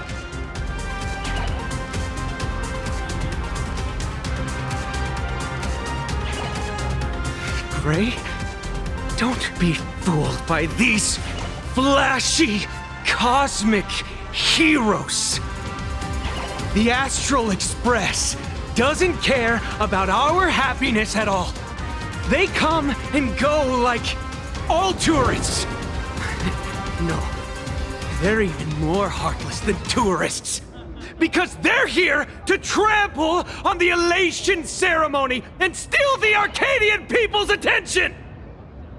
They replaced our fantasies of heroes with their own image, all to satisfy their vanity called the Trailblazing Spirit.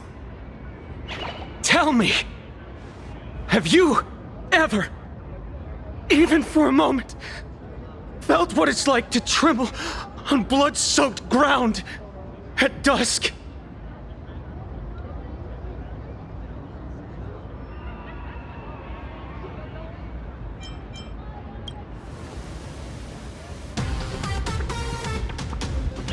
It's not the Astral Express you hate. You're just hating yourself. That powerless child who couldn't protect everyone. But I want to tell you, being powerless was never your fault. Oh, the Astral Express is the GOAT! The Astral Express is #1 in the universe!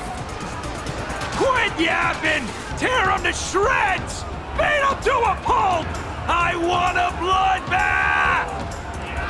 Daybreak Squadron! Beat these alien punks to the ground! Shut up! All of you, shut up! As a kid, it wasn't my fault that I was powerless. But we, the orphans of the blood-stained games, won't remain that way forever. We've undergone the happiness surgery transformation. We've overcome our weak former selves and become Daybreak Warriors! We've grown stronger. Strange. Even though our suffering was erased, why was I so scared just now? And why were there tears? Brother, that's only because this pain has been here all along. It's time to overcome it! It's time to use the power of happiness to defeat it once and for all! Well said! Then let's finish what needs to be done. Let's reclaim from these outsiders the image of heroes that the people of Ahatopia hold dear.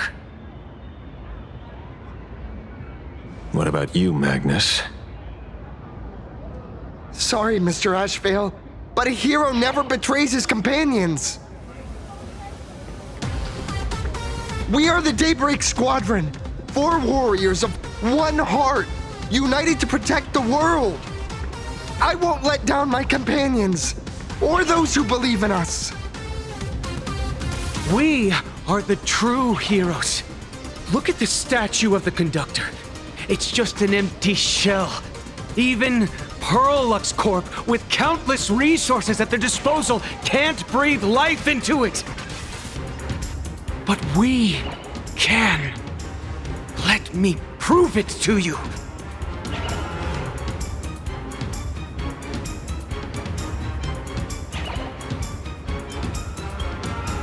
Stop them! Don't let them drag the Astral Express's name through the mud! I shall provide the wish power to awaken it. I shall become its skeleton and allow it to stand! I shall turn into the fuel that drives it forward! I shall become the core that makes the engine sing the song of eternal joy! Happy! So happy! The Express is about to warp happily. Cleanup initiated. Unclean. Eliminate. Everyone will be happy.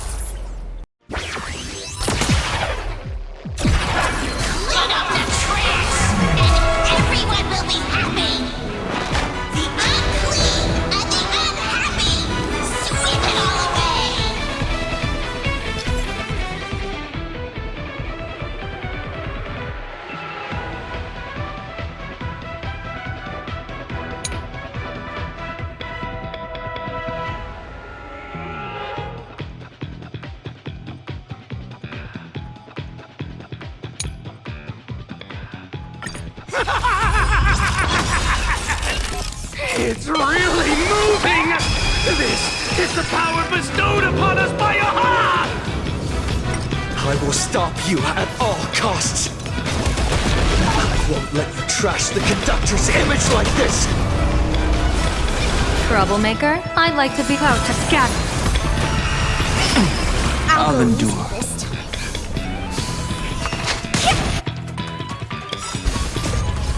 Can you find the answer? That's all the spark you got?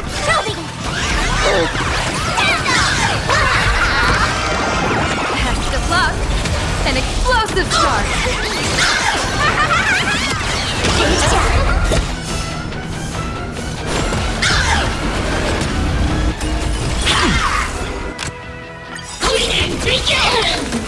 Dragons, soaring above the lands. This is permanent! Do not disturb! Insufficient clean power!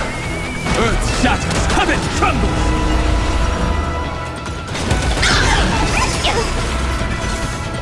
Stars favor us.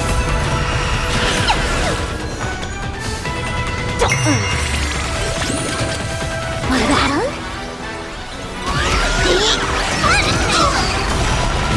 Do not disturb! Deep cleaning mode activated! Sweep away pain together! That only. Don't thank me. Do not disturb! Aha is beckoning us! We don't have to be afraid anymore! Let smile spread! Let laughter be eternal!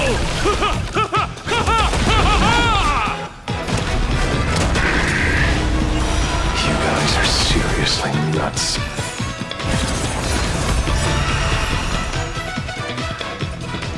Feeling spiffy? Game time! Show me! People always say that observe the heavens with my divinations. Let's play. Can you find the answer? Best of luck! An explosive.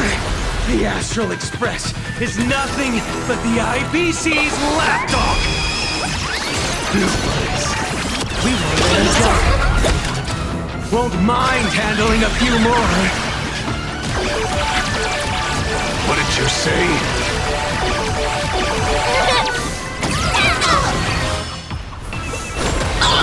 Target! Cleaning mode! Dragons, soaring above the lands. This is permanent! Cleaning begins! Do not disturb insufficient cleaning power! My strength isn't what it was. Earth shatters, heaven trembles! Troublemaker, I'd like to be one too. Stars favor us. That only. Don't thank me.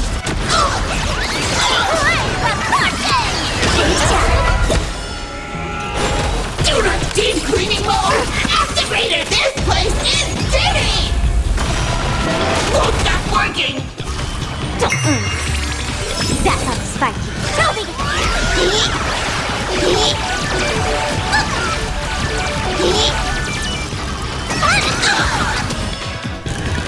Won't stop working!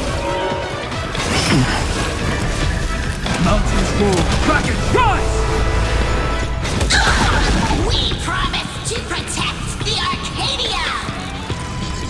Filth! Pain! So much! Eliminate pain! Everyone smile! A powerful cleaning mode!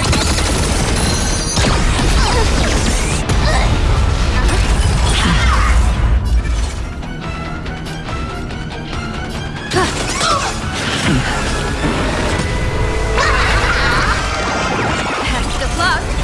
An explosive start!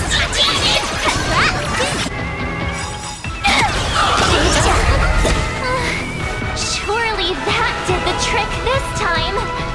Reboot! Self-repair! Must bring happiness!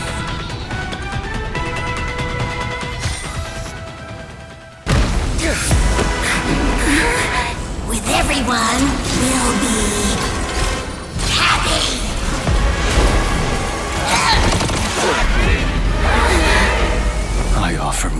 blood to consume this vendetta. I offer my heart to shoot down this injustice. I, lead Hunter La Mancha, call upon you in the name of the Star Hunt Oath. O Skybone, gaze upon this broken-legged wolf and steer my hunt toward victory! So happy.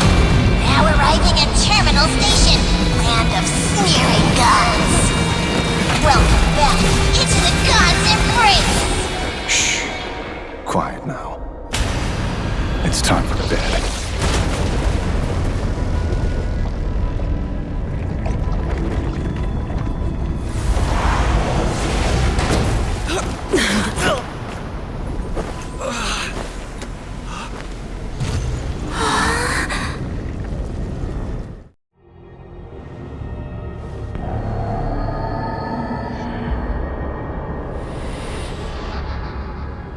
Are we still alive?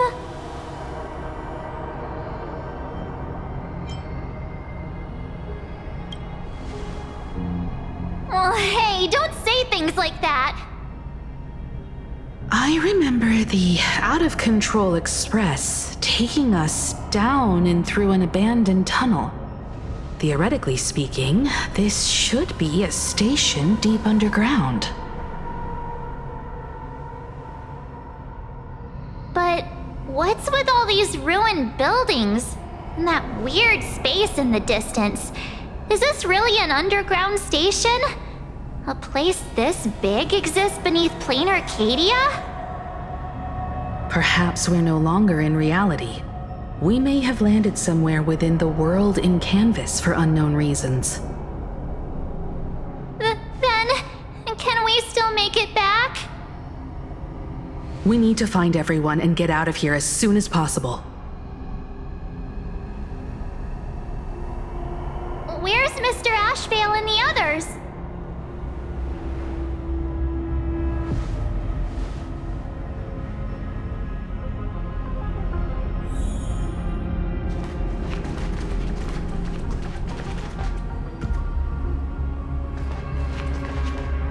We've been reborn. See? I knew we weren't like those Sin-Wish Syndicate trash. You're right, Red. We're heroes. We are justice. We are the undying happiness! If you are justice, then forgive me for playing the necessary evil. Everyone, please! This has to stop! If this goes on, you'll all... Just smile. Embrace the everlasting bliss and true happiness. I beg you, please, listen to me. It's not too late. We can still go back to the Department of Aberration Defense with Miss Kuchiba and explain everything. It's no use. They are just creatures that can only react to joy now. All shall be blessed with happiness. All shall live forever. So smile and laugh. And let our laughter infect all of plain Arcadia. My senior, Mr. Ashvale, I'm begging you. Please tell them that it's not too late.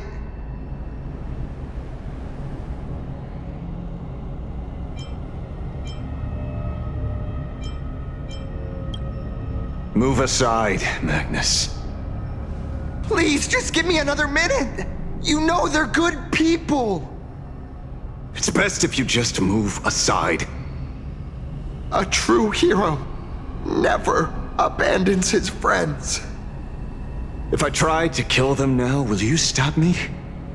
Or will you turn a blind eye?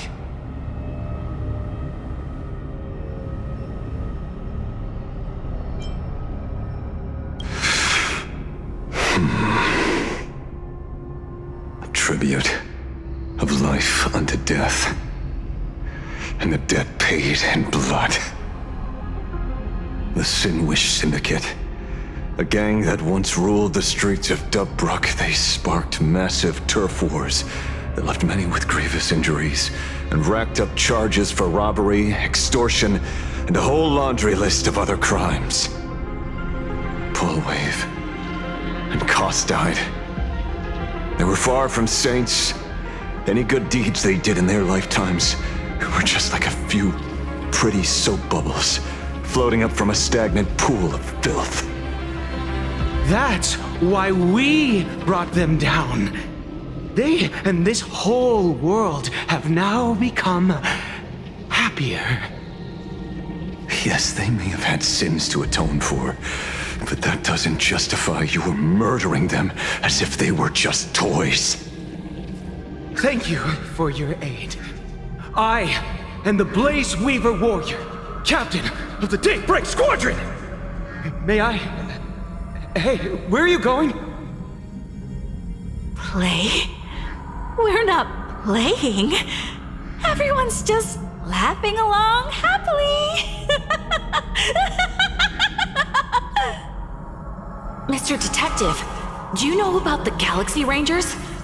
I heard they are a group of righteous heroes roaming the universe. In that sense, are we the city's rangers? Ah! Mr. Asheville! Could you do us a favor?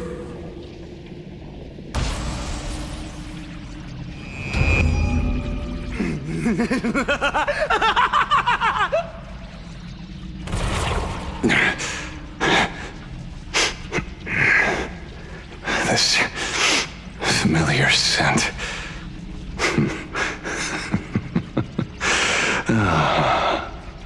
I see. What have you done? Remember what happened today, Magnus. You may seek revenge anytime. I won't stop you.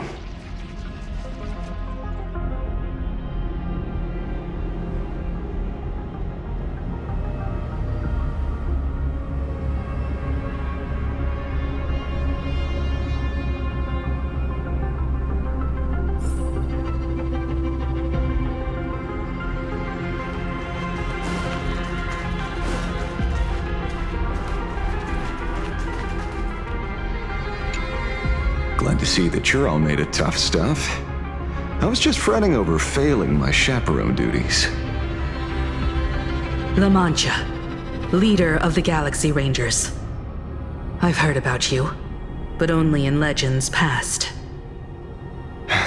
Then you're well informed, Nameless. I'd expected the name to be long forgotten by now. So much for turning over a new leaf.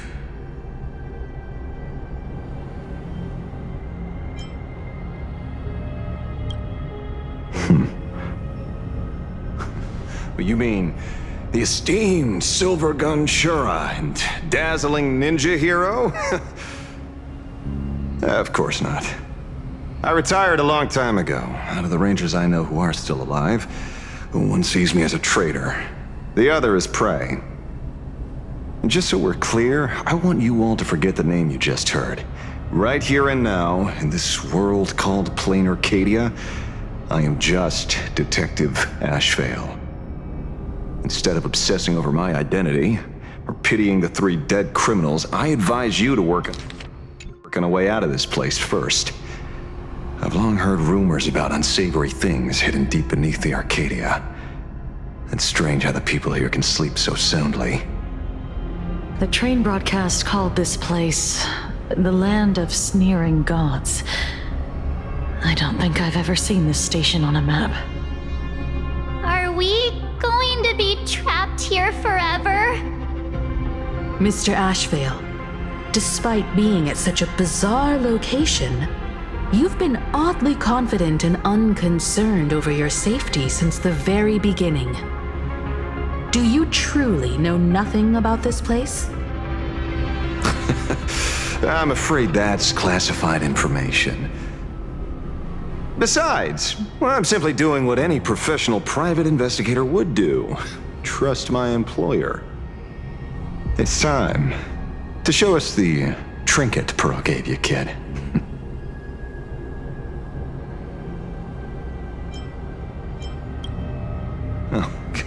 time. Didn't Pearl give you a chip? We're in good hands, as long as she can track your location with that thing. A tracking device? Again? Akavili. Akavili.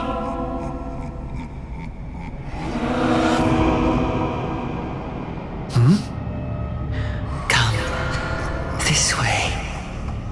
Come slowly. Yes, at the end of this path. Come. I beckon you. There's someone calling for me from someplace deeper.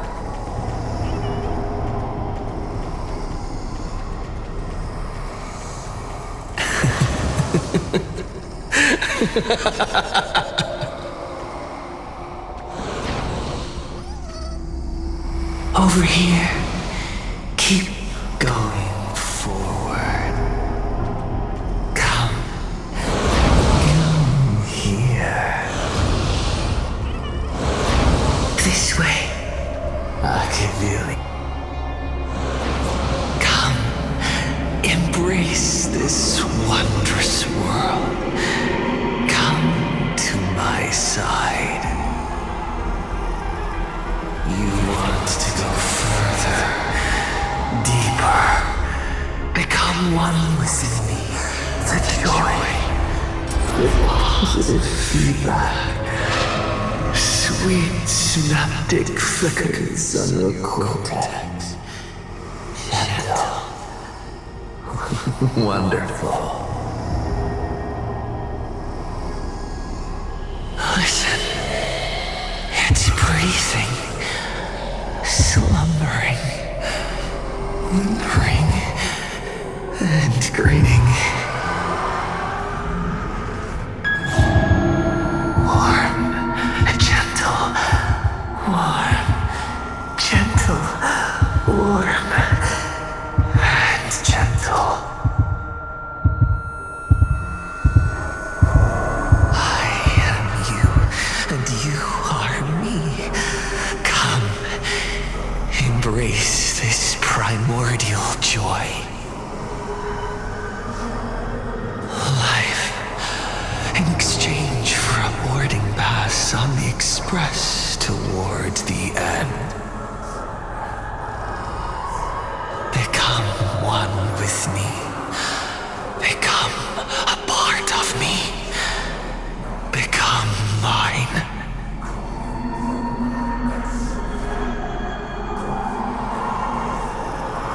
Let's go deeper. I want to go over there.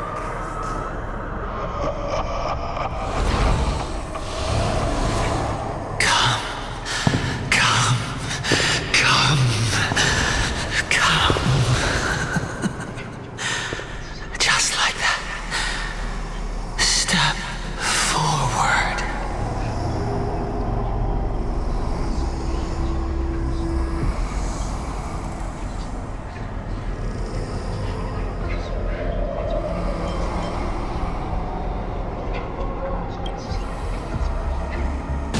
That's far enough, kid. My golden principle while working on cases in this world is to keep my curiosity in check and not get involved with matters beyond the case itself, especially things that already look considerably dangerous. However, the thing that slumbers in the deep here does look awfully familiar.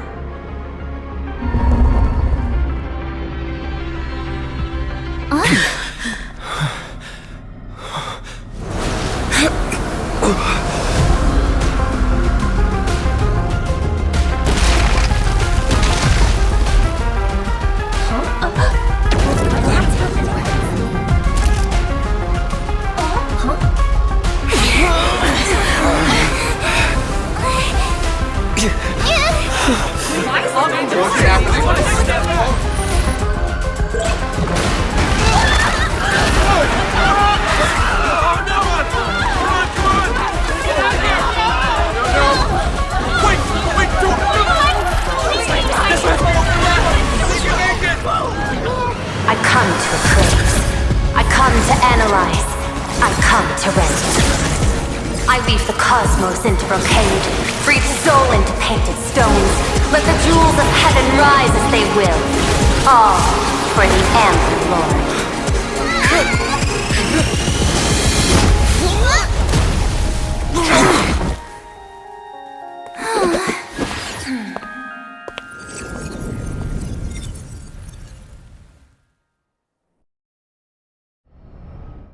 We meet again, everyone. Fortunately, his lucky chip helped me locate you. Please accept my sincerest apologies for not intervening in time and putting all of you in danger.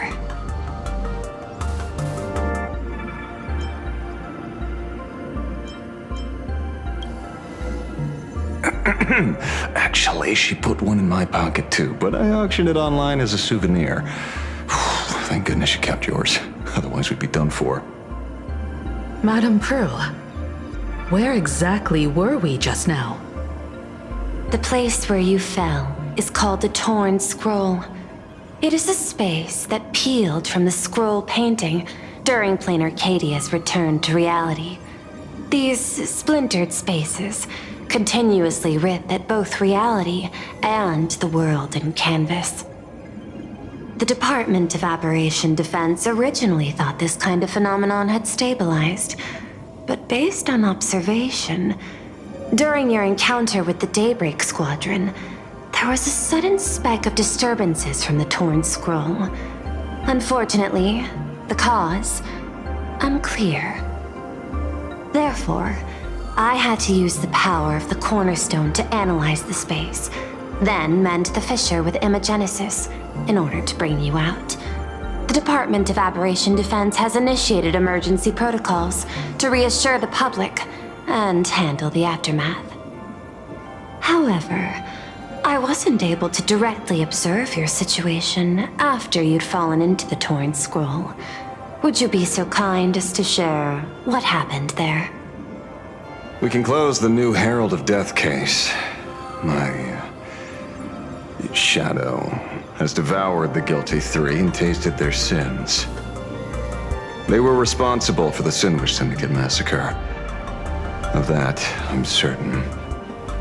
Was Full Wish the mastermind? I couldn't find any solid proof of it, but it hardly matters now that the culprits have been executed. Worry not.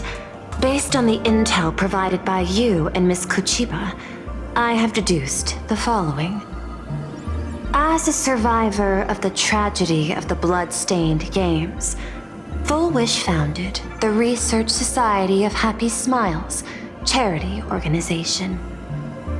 The organization has since been providing an unapproved medical treatment named happiness surgery to its members, which neutralizes their physiological capacity to feel pain. The procedure drew many more followers as a result. And the Daybreak Squadron, members of the Smile Society, imitated the Herald of Death's modus operandi for their crimes, and challenged the Astral Express during the exhibition. From the aforementioned facts, the predicted probability of Full Wish being the mastermind is 92%. If I may, Madame Pearl. Management in Plain Arcadia should be dictated by the chain of evidence rather than extrapolated probability. I understand. I will observe the human laws and customs. In any case, we have achieved our goal through Star Rail Fest, luring the supplicant with ill intent out of hiding.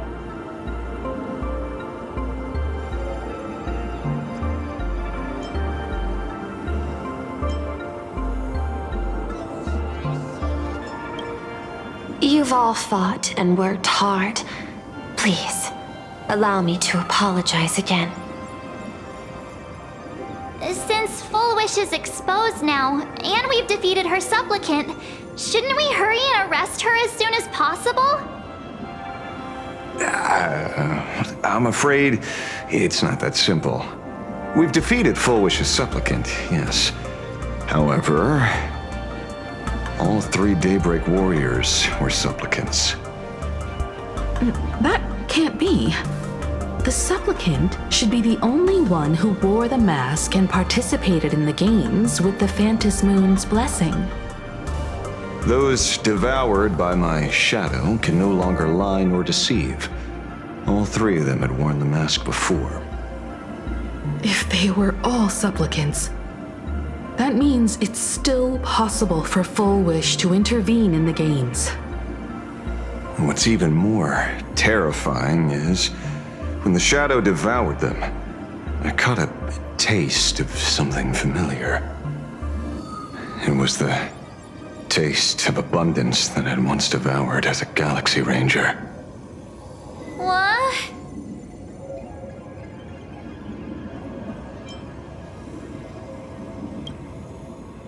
That's something that happened a long, long time ago. Living in seclusion dulls one's senses. I should have realized it earlier. Darn it. There is no point in beating yourself up over it. Therefore, the conclusion must be corrected. The Research Society's happiness surgery is a medical technology related to the abundance, and not simply about relieving pain.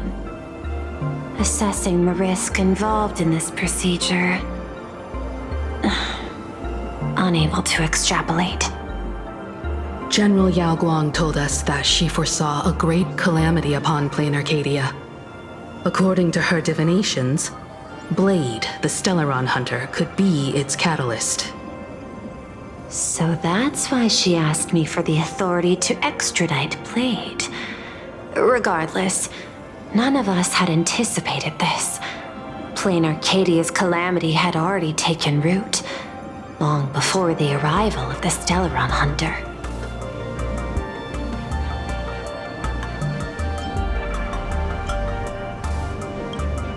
In the name of the IPC, the law, or a challenge to a supplicant? These options imply 3 different strategies. Regardless of the approach, the respective timing and investment must be considered. Thank you for your surprise intel, Mr. Ashvale. You have just saved many more lives. Henceforth, the Department of Aberration Defense will place Full Wish and the members of the Research Society of Happy Smiles on a special watch list. Given Full Wish's control over media outlets, I recommend closer monitoring of her dissemination channels. Understood. We will also implement pre-disaster measures at the calamity level standard per the safety response protocol against aberrant threats. Full Wish is not working alone. For normal people to be able to get an abundance transformation, that implies far more sinister supporters behind the scenes. These are enemies not to be easily contended with. Therefore, as the administrator, I beseech you all, please, lend your aid and help Plain Arcadia through this crisis. This has escalated beyond mere rivalry for the Ionic game. Full Wish's conspiracy has crossed the line. This situation's 100 times more dire than the Herald of Death incident 15 years ago.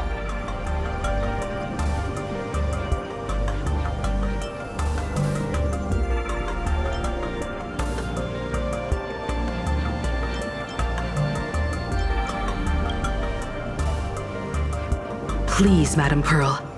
This is my homeworld, and I won't allow the tragedy to repeat itself. Besides, there may be an even greater conspiracy behind all this. As a Nameless, it is my duty to see it through to the end. Indeed, there are old scars and fresh wounds to settle. For the way she toys with life, and the taste of that flesh, Full Wish must be held accountable once and for all. You have my eternal gratitude. I won't forget this bond from our shared trials. Now then, I shall prepare an action plan as well as share relevant information with General Yao Guang. The seed of abundance planted by Full Wish must be uprooted and eradicated as soon as possible.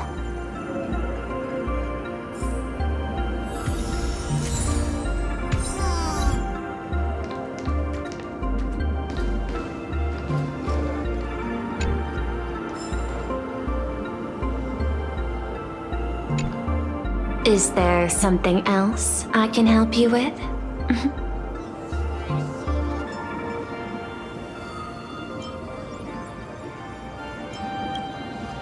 I understand. Your inquiry. How did they manage to operate with so many years unnoticed?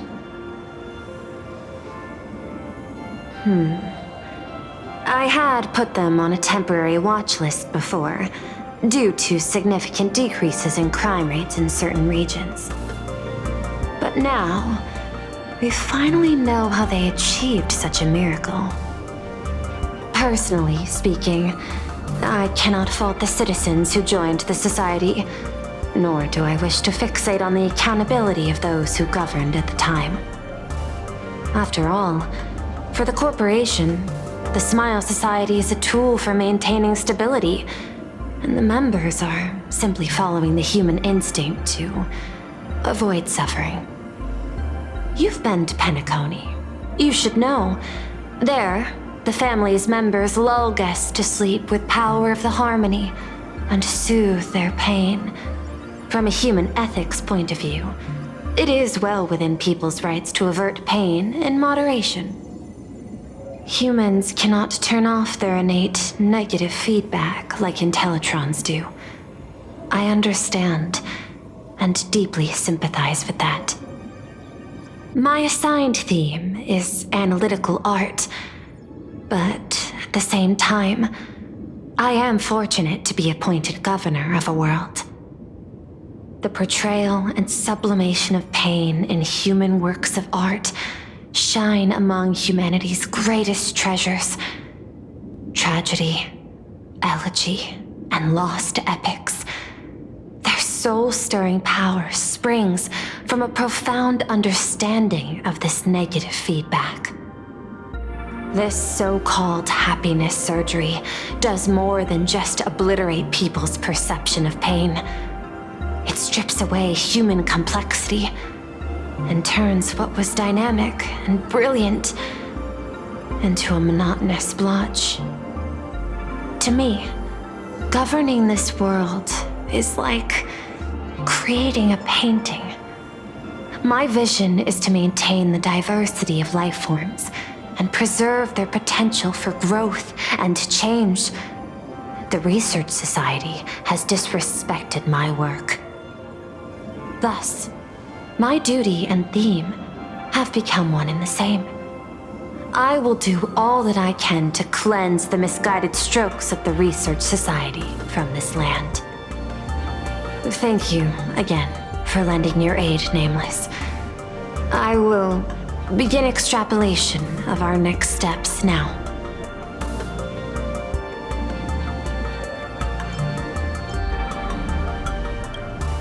Please, be my guest. I hope you all get some proper rest before moving out again.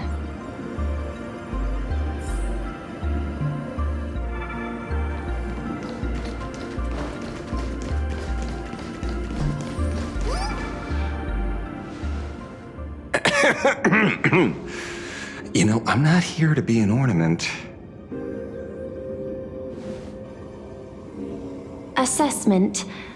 You have something to ask me, Mr. Ashvale. Well, lately, I've been on an extremely lucky streak. Be it Full Wish or Magnus, the elites practically gained sentience and came to me one by one. Luck is also an important part of one's toolkit. Wouldn't you agree? I'm beginning to think you're the one behind it all. You tasked me to investigate the Society and protect the Astral Express, which all led to me unleashing my shadow on those people. just so you can confirm your hypothesis. You had everything planned out since the beginning, hadn't you? If I answer yes, would it wound your ego? Perhaps. Yes. I paved the way for your investigation, leading you straight to the suspects. Through you, I confirmed my suspicions about the Research Society. However, the question of abundance transformation remains a thorny issue for me. Fortunately, there's a ranger who specializes in confronting such abominations, having lived in long seclusion within planar Cadia. But you know, the shadow sealed inside my arm can be very dangerous. Simply removing the nail can cause it to stir and resonate with the fragment and fissure. Had I not kept it under control at that time, the fight would have ended with all of us buried in that bottomless abyss. Is that part of your plans too, Pearl? Humans fear the worst, but to the Intellitrons, such fears are merely irrational deterrents. Wasn't the mask of elation I gave you enough to pin down the shadow? That gift you found through the guidance of the Express Navigator, Star Seer, I see. That very shadow that devoured the Swarm and Lord Ravager Zulo 10 amber eras ago.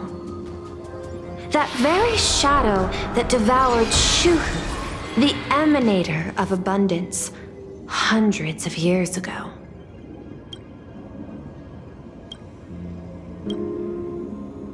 You won the bet. You sure know a lot about this. Please, allow me to correct you.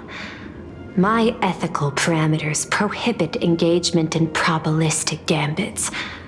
Accordingly, I operate by acquiring sufficient information to ensure zero margin for error. Then again, you are the species that brought art into existence as a form of expression. That seed of creation exists even in the most ignorant of humans' minds. And for that, I love and admire you. Whether you believe it or not, I will honor our initial agreement, Mr. La Mancha. At the moment of victory in the Phantasmoon Games, I will free you from all sufferings and fulfill your wish. To let a Galaxy Ranger die peacefully in his bed.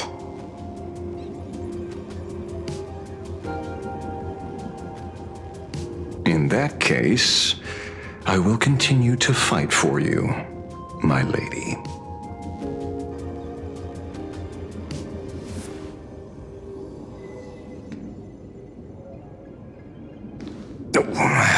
Right. You mentioned several times wanting to replicate the works of Graphia. I don't know much about art. But I was considering that, despite the lack of artistic quality in your strokes when sealing those fissures today, to the people of this world, your creation is just as important as the works of Graphia. Not a single innocent soul was lost on this day because of your protection.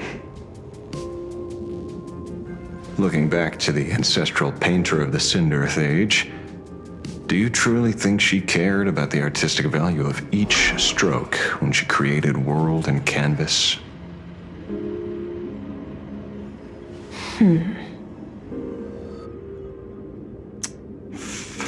tisk. Ugh. But what do I know? These are just crude observations from an amateur, so pay them no mind. I'll be on my way.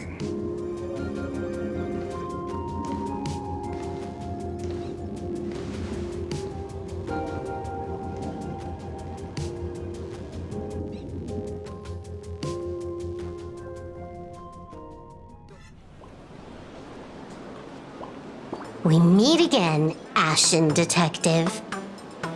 It's hard to believe that I came back for you, especially after learning that you wanted to sell me out to Pearl.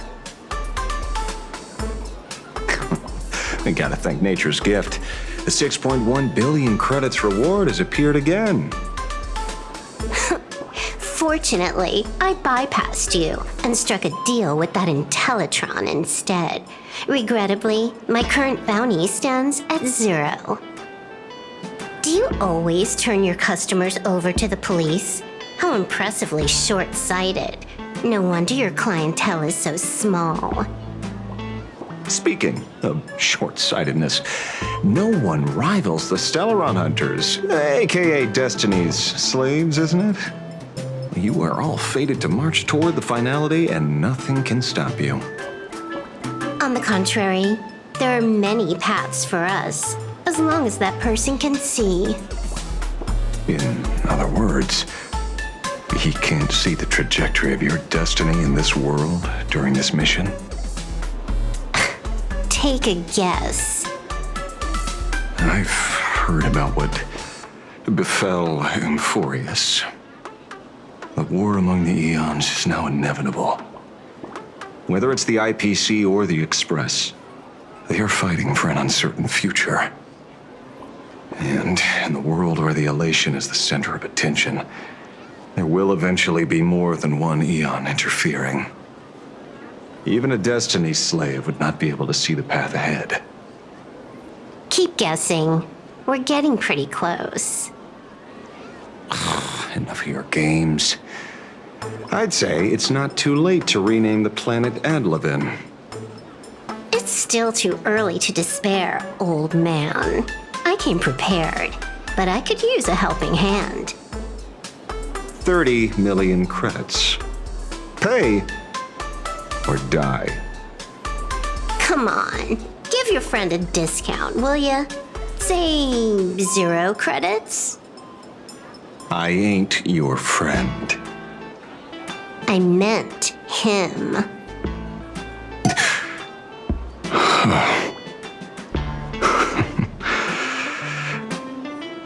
It's been a while, Yingxing.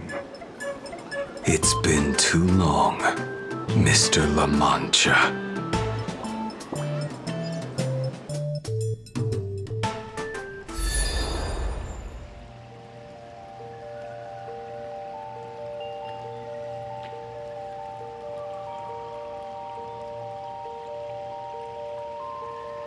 I knew it. There must be an explanation for the unusual fate of this world.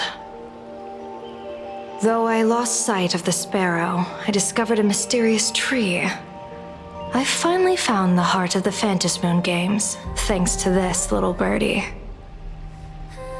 Mr. Sunday, do you sense me? There's no reaction from the bird. What's wrong with it? Hello? Is anyone there? Can I get somebody here? No one's here. No one. That's a lie. I saw a pretty girl hiding right here through the bird's eyes. Who are you? That's none of your business. None of your business. If that's how it's going to be, then I'm done playing nice here. If my eyes weren't playing tricks on me, the ancient tree here must be the ambrosial arbor of abundance, yes? Little girl, are you going to keep playing hide and seek, or will you come out and have a proper conversation with me?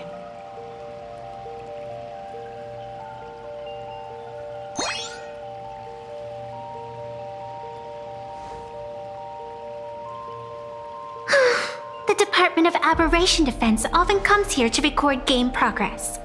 And now my movements have been exposed to complete outsiders. I suppose it's time to leave. You sound unpleasant to talk to, but since you have eyes keen enough to tell what I am at a glance, I'll have a short chat with you. I will answer 3 questions, so ask away.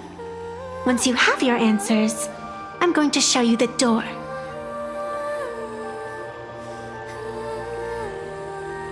I wanted to question why the Joy Seeker would permit the ambrosial arbor of abundance to take root in a world they had blessed. But given their carefree nature, there was probably never any restriction to begin with. On my second question, are you a Fey kind native to Ahatopia, or are you one of the long-life species shaped by the ambrosial arbor? Aren't you good at divination? Can you help me take a look whether the slip on my head says wheel or woe?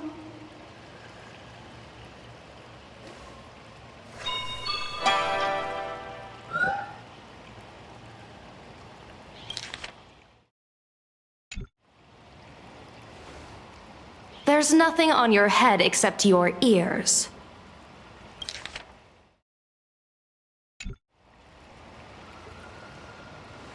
And that itself is the answer. I am the arbitrator who determines the outcome of the Phantom Moon Games. I am the raging waves of joy and the living pulse of this world.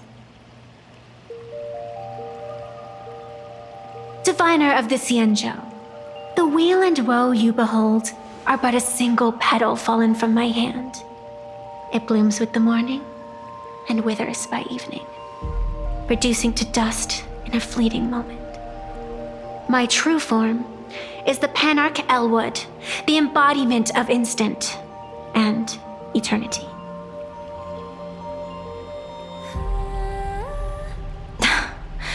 Interesting. Took you quite some time to come up with those words, huh? The one who created me did say most people wouldn't believe me. Turns out they were right. I believe you. I feel the same way. For many do not trust the words of a diviner. Besides, no weal or woe has befallen you, which means your fate cannot be determined like that of ordinary mortals. You're not the first one I've met with this condition since my arrival here. You're left with one question.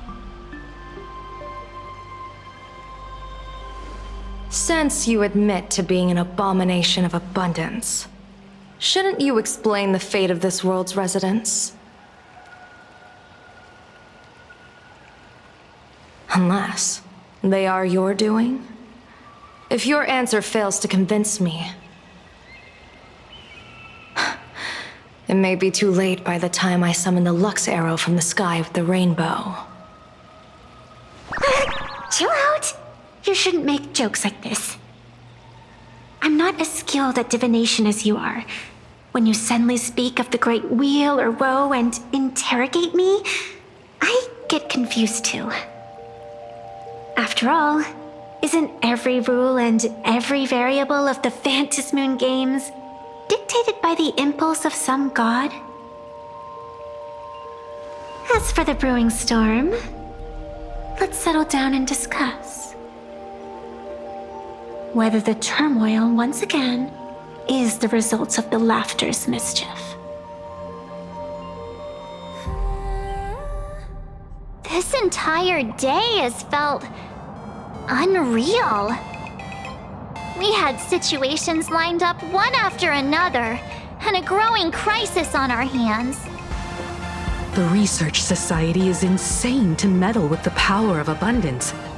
There's no telling how many have already undergone the happiness surgery. Full Wish witnessed the tragedy caused by the Herald of Death 15 years ago. And now, she herself has assumed that dreadful mantle. We have to relay this information to Dan Heng, Sunday, and General Yao Guang as soon as possible.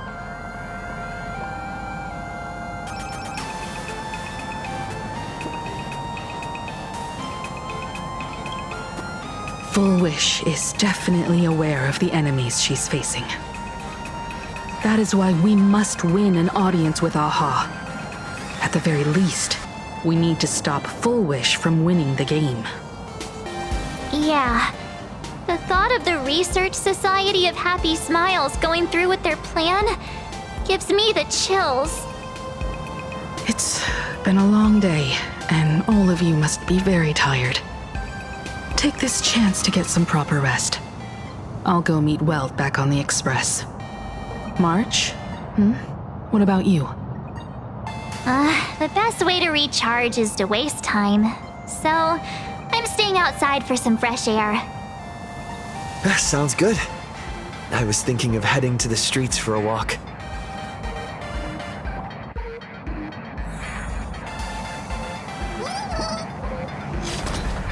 Why don't you come in? What was that? Did you hear that?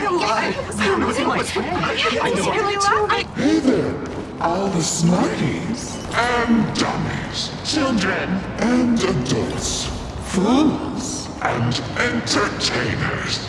Can you all hear me?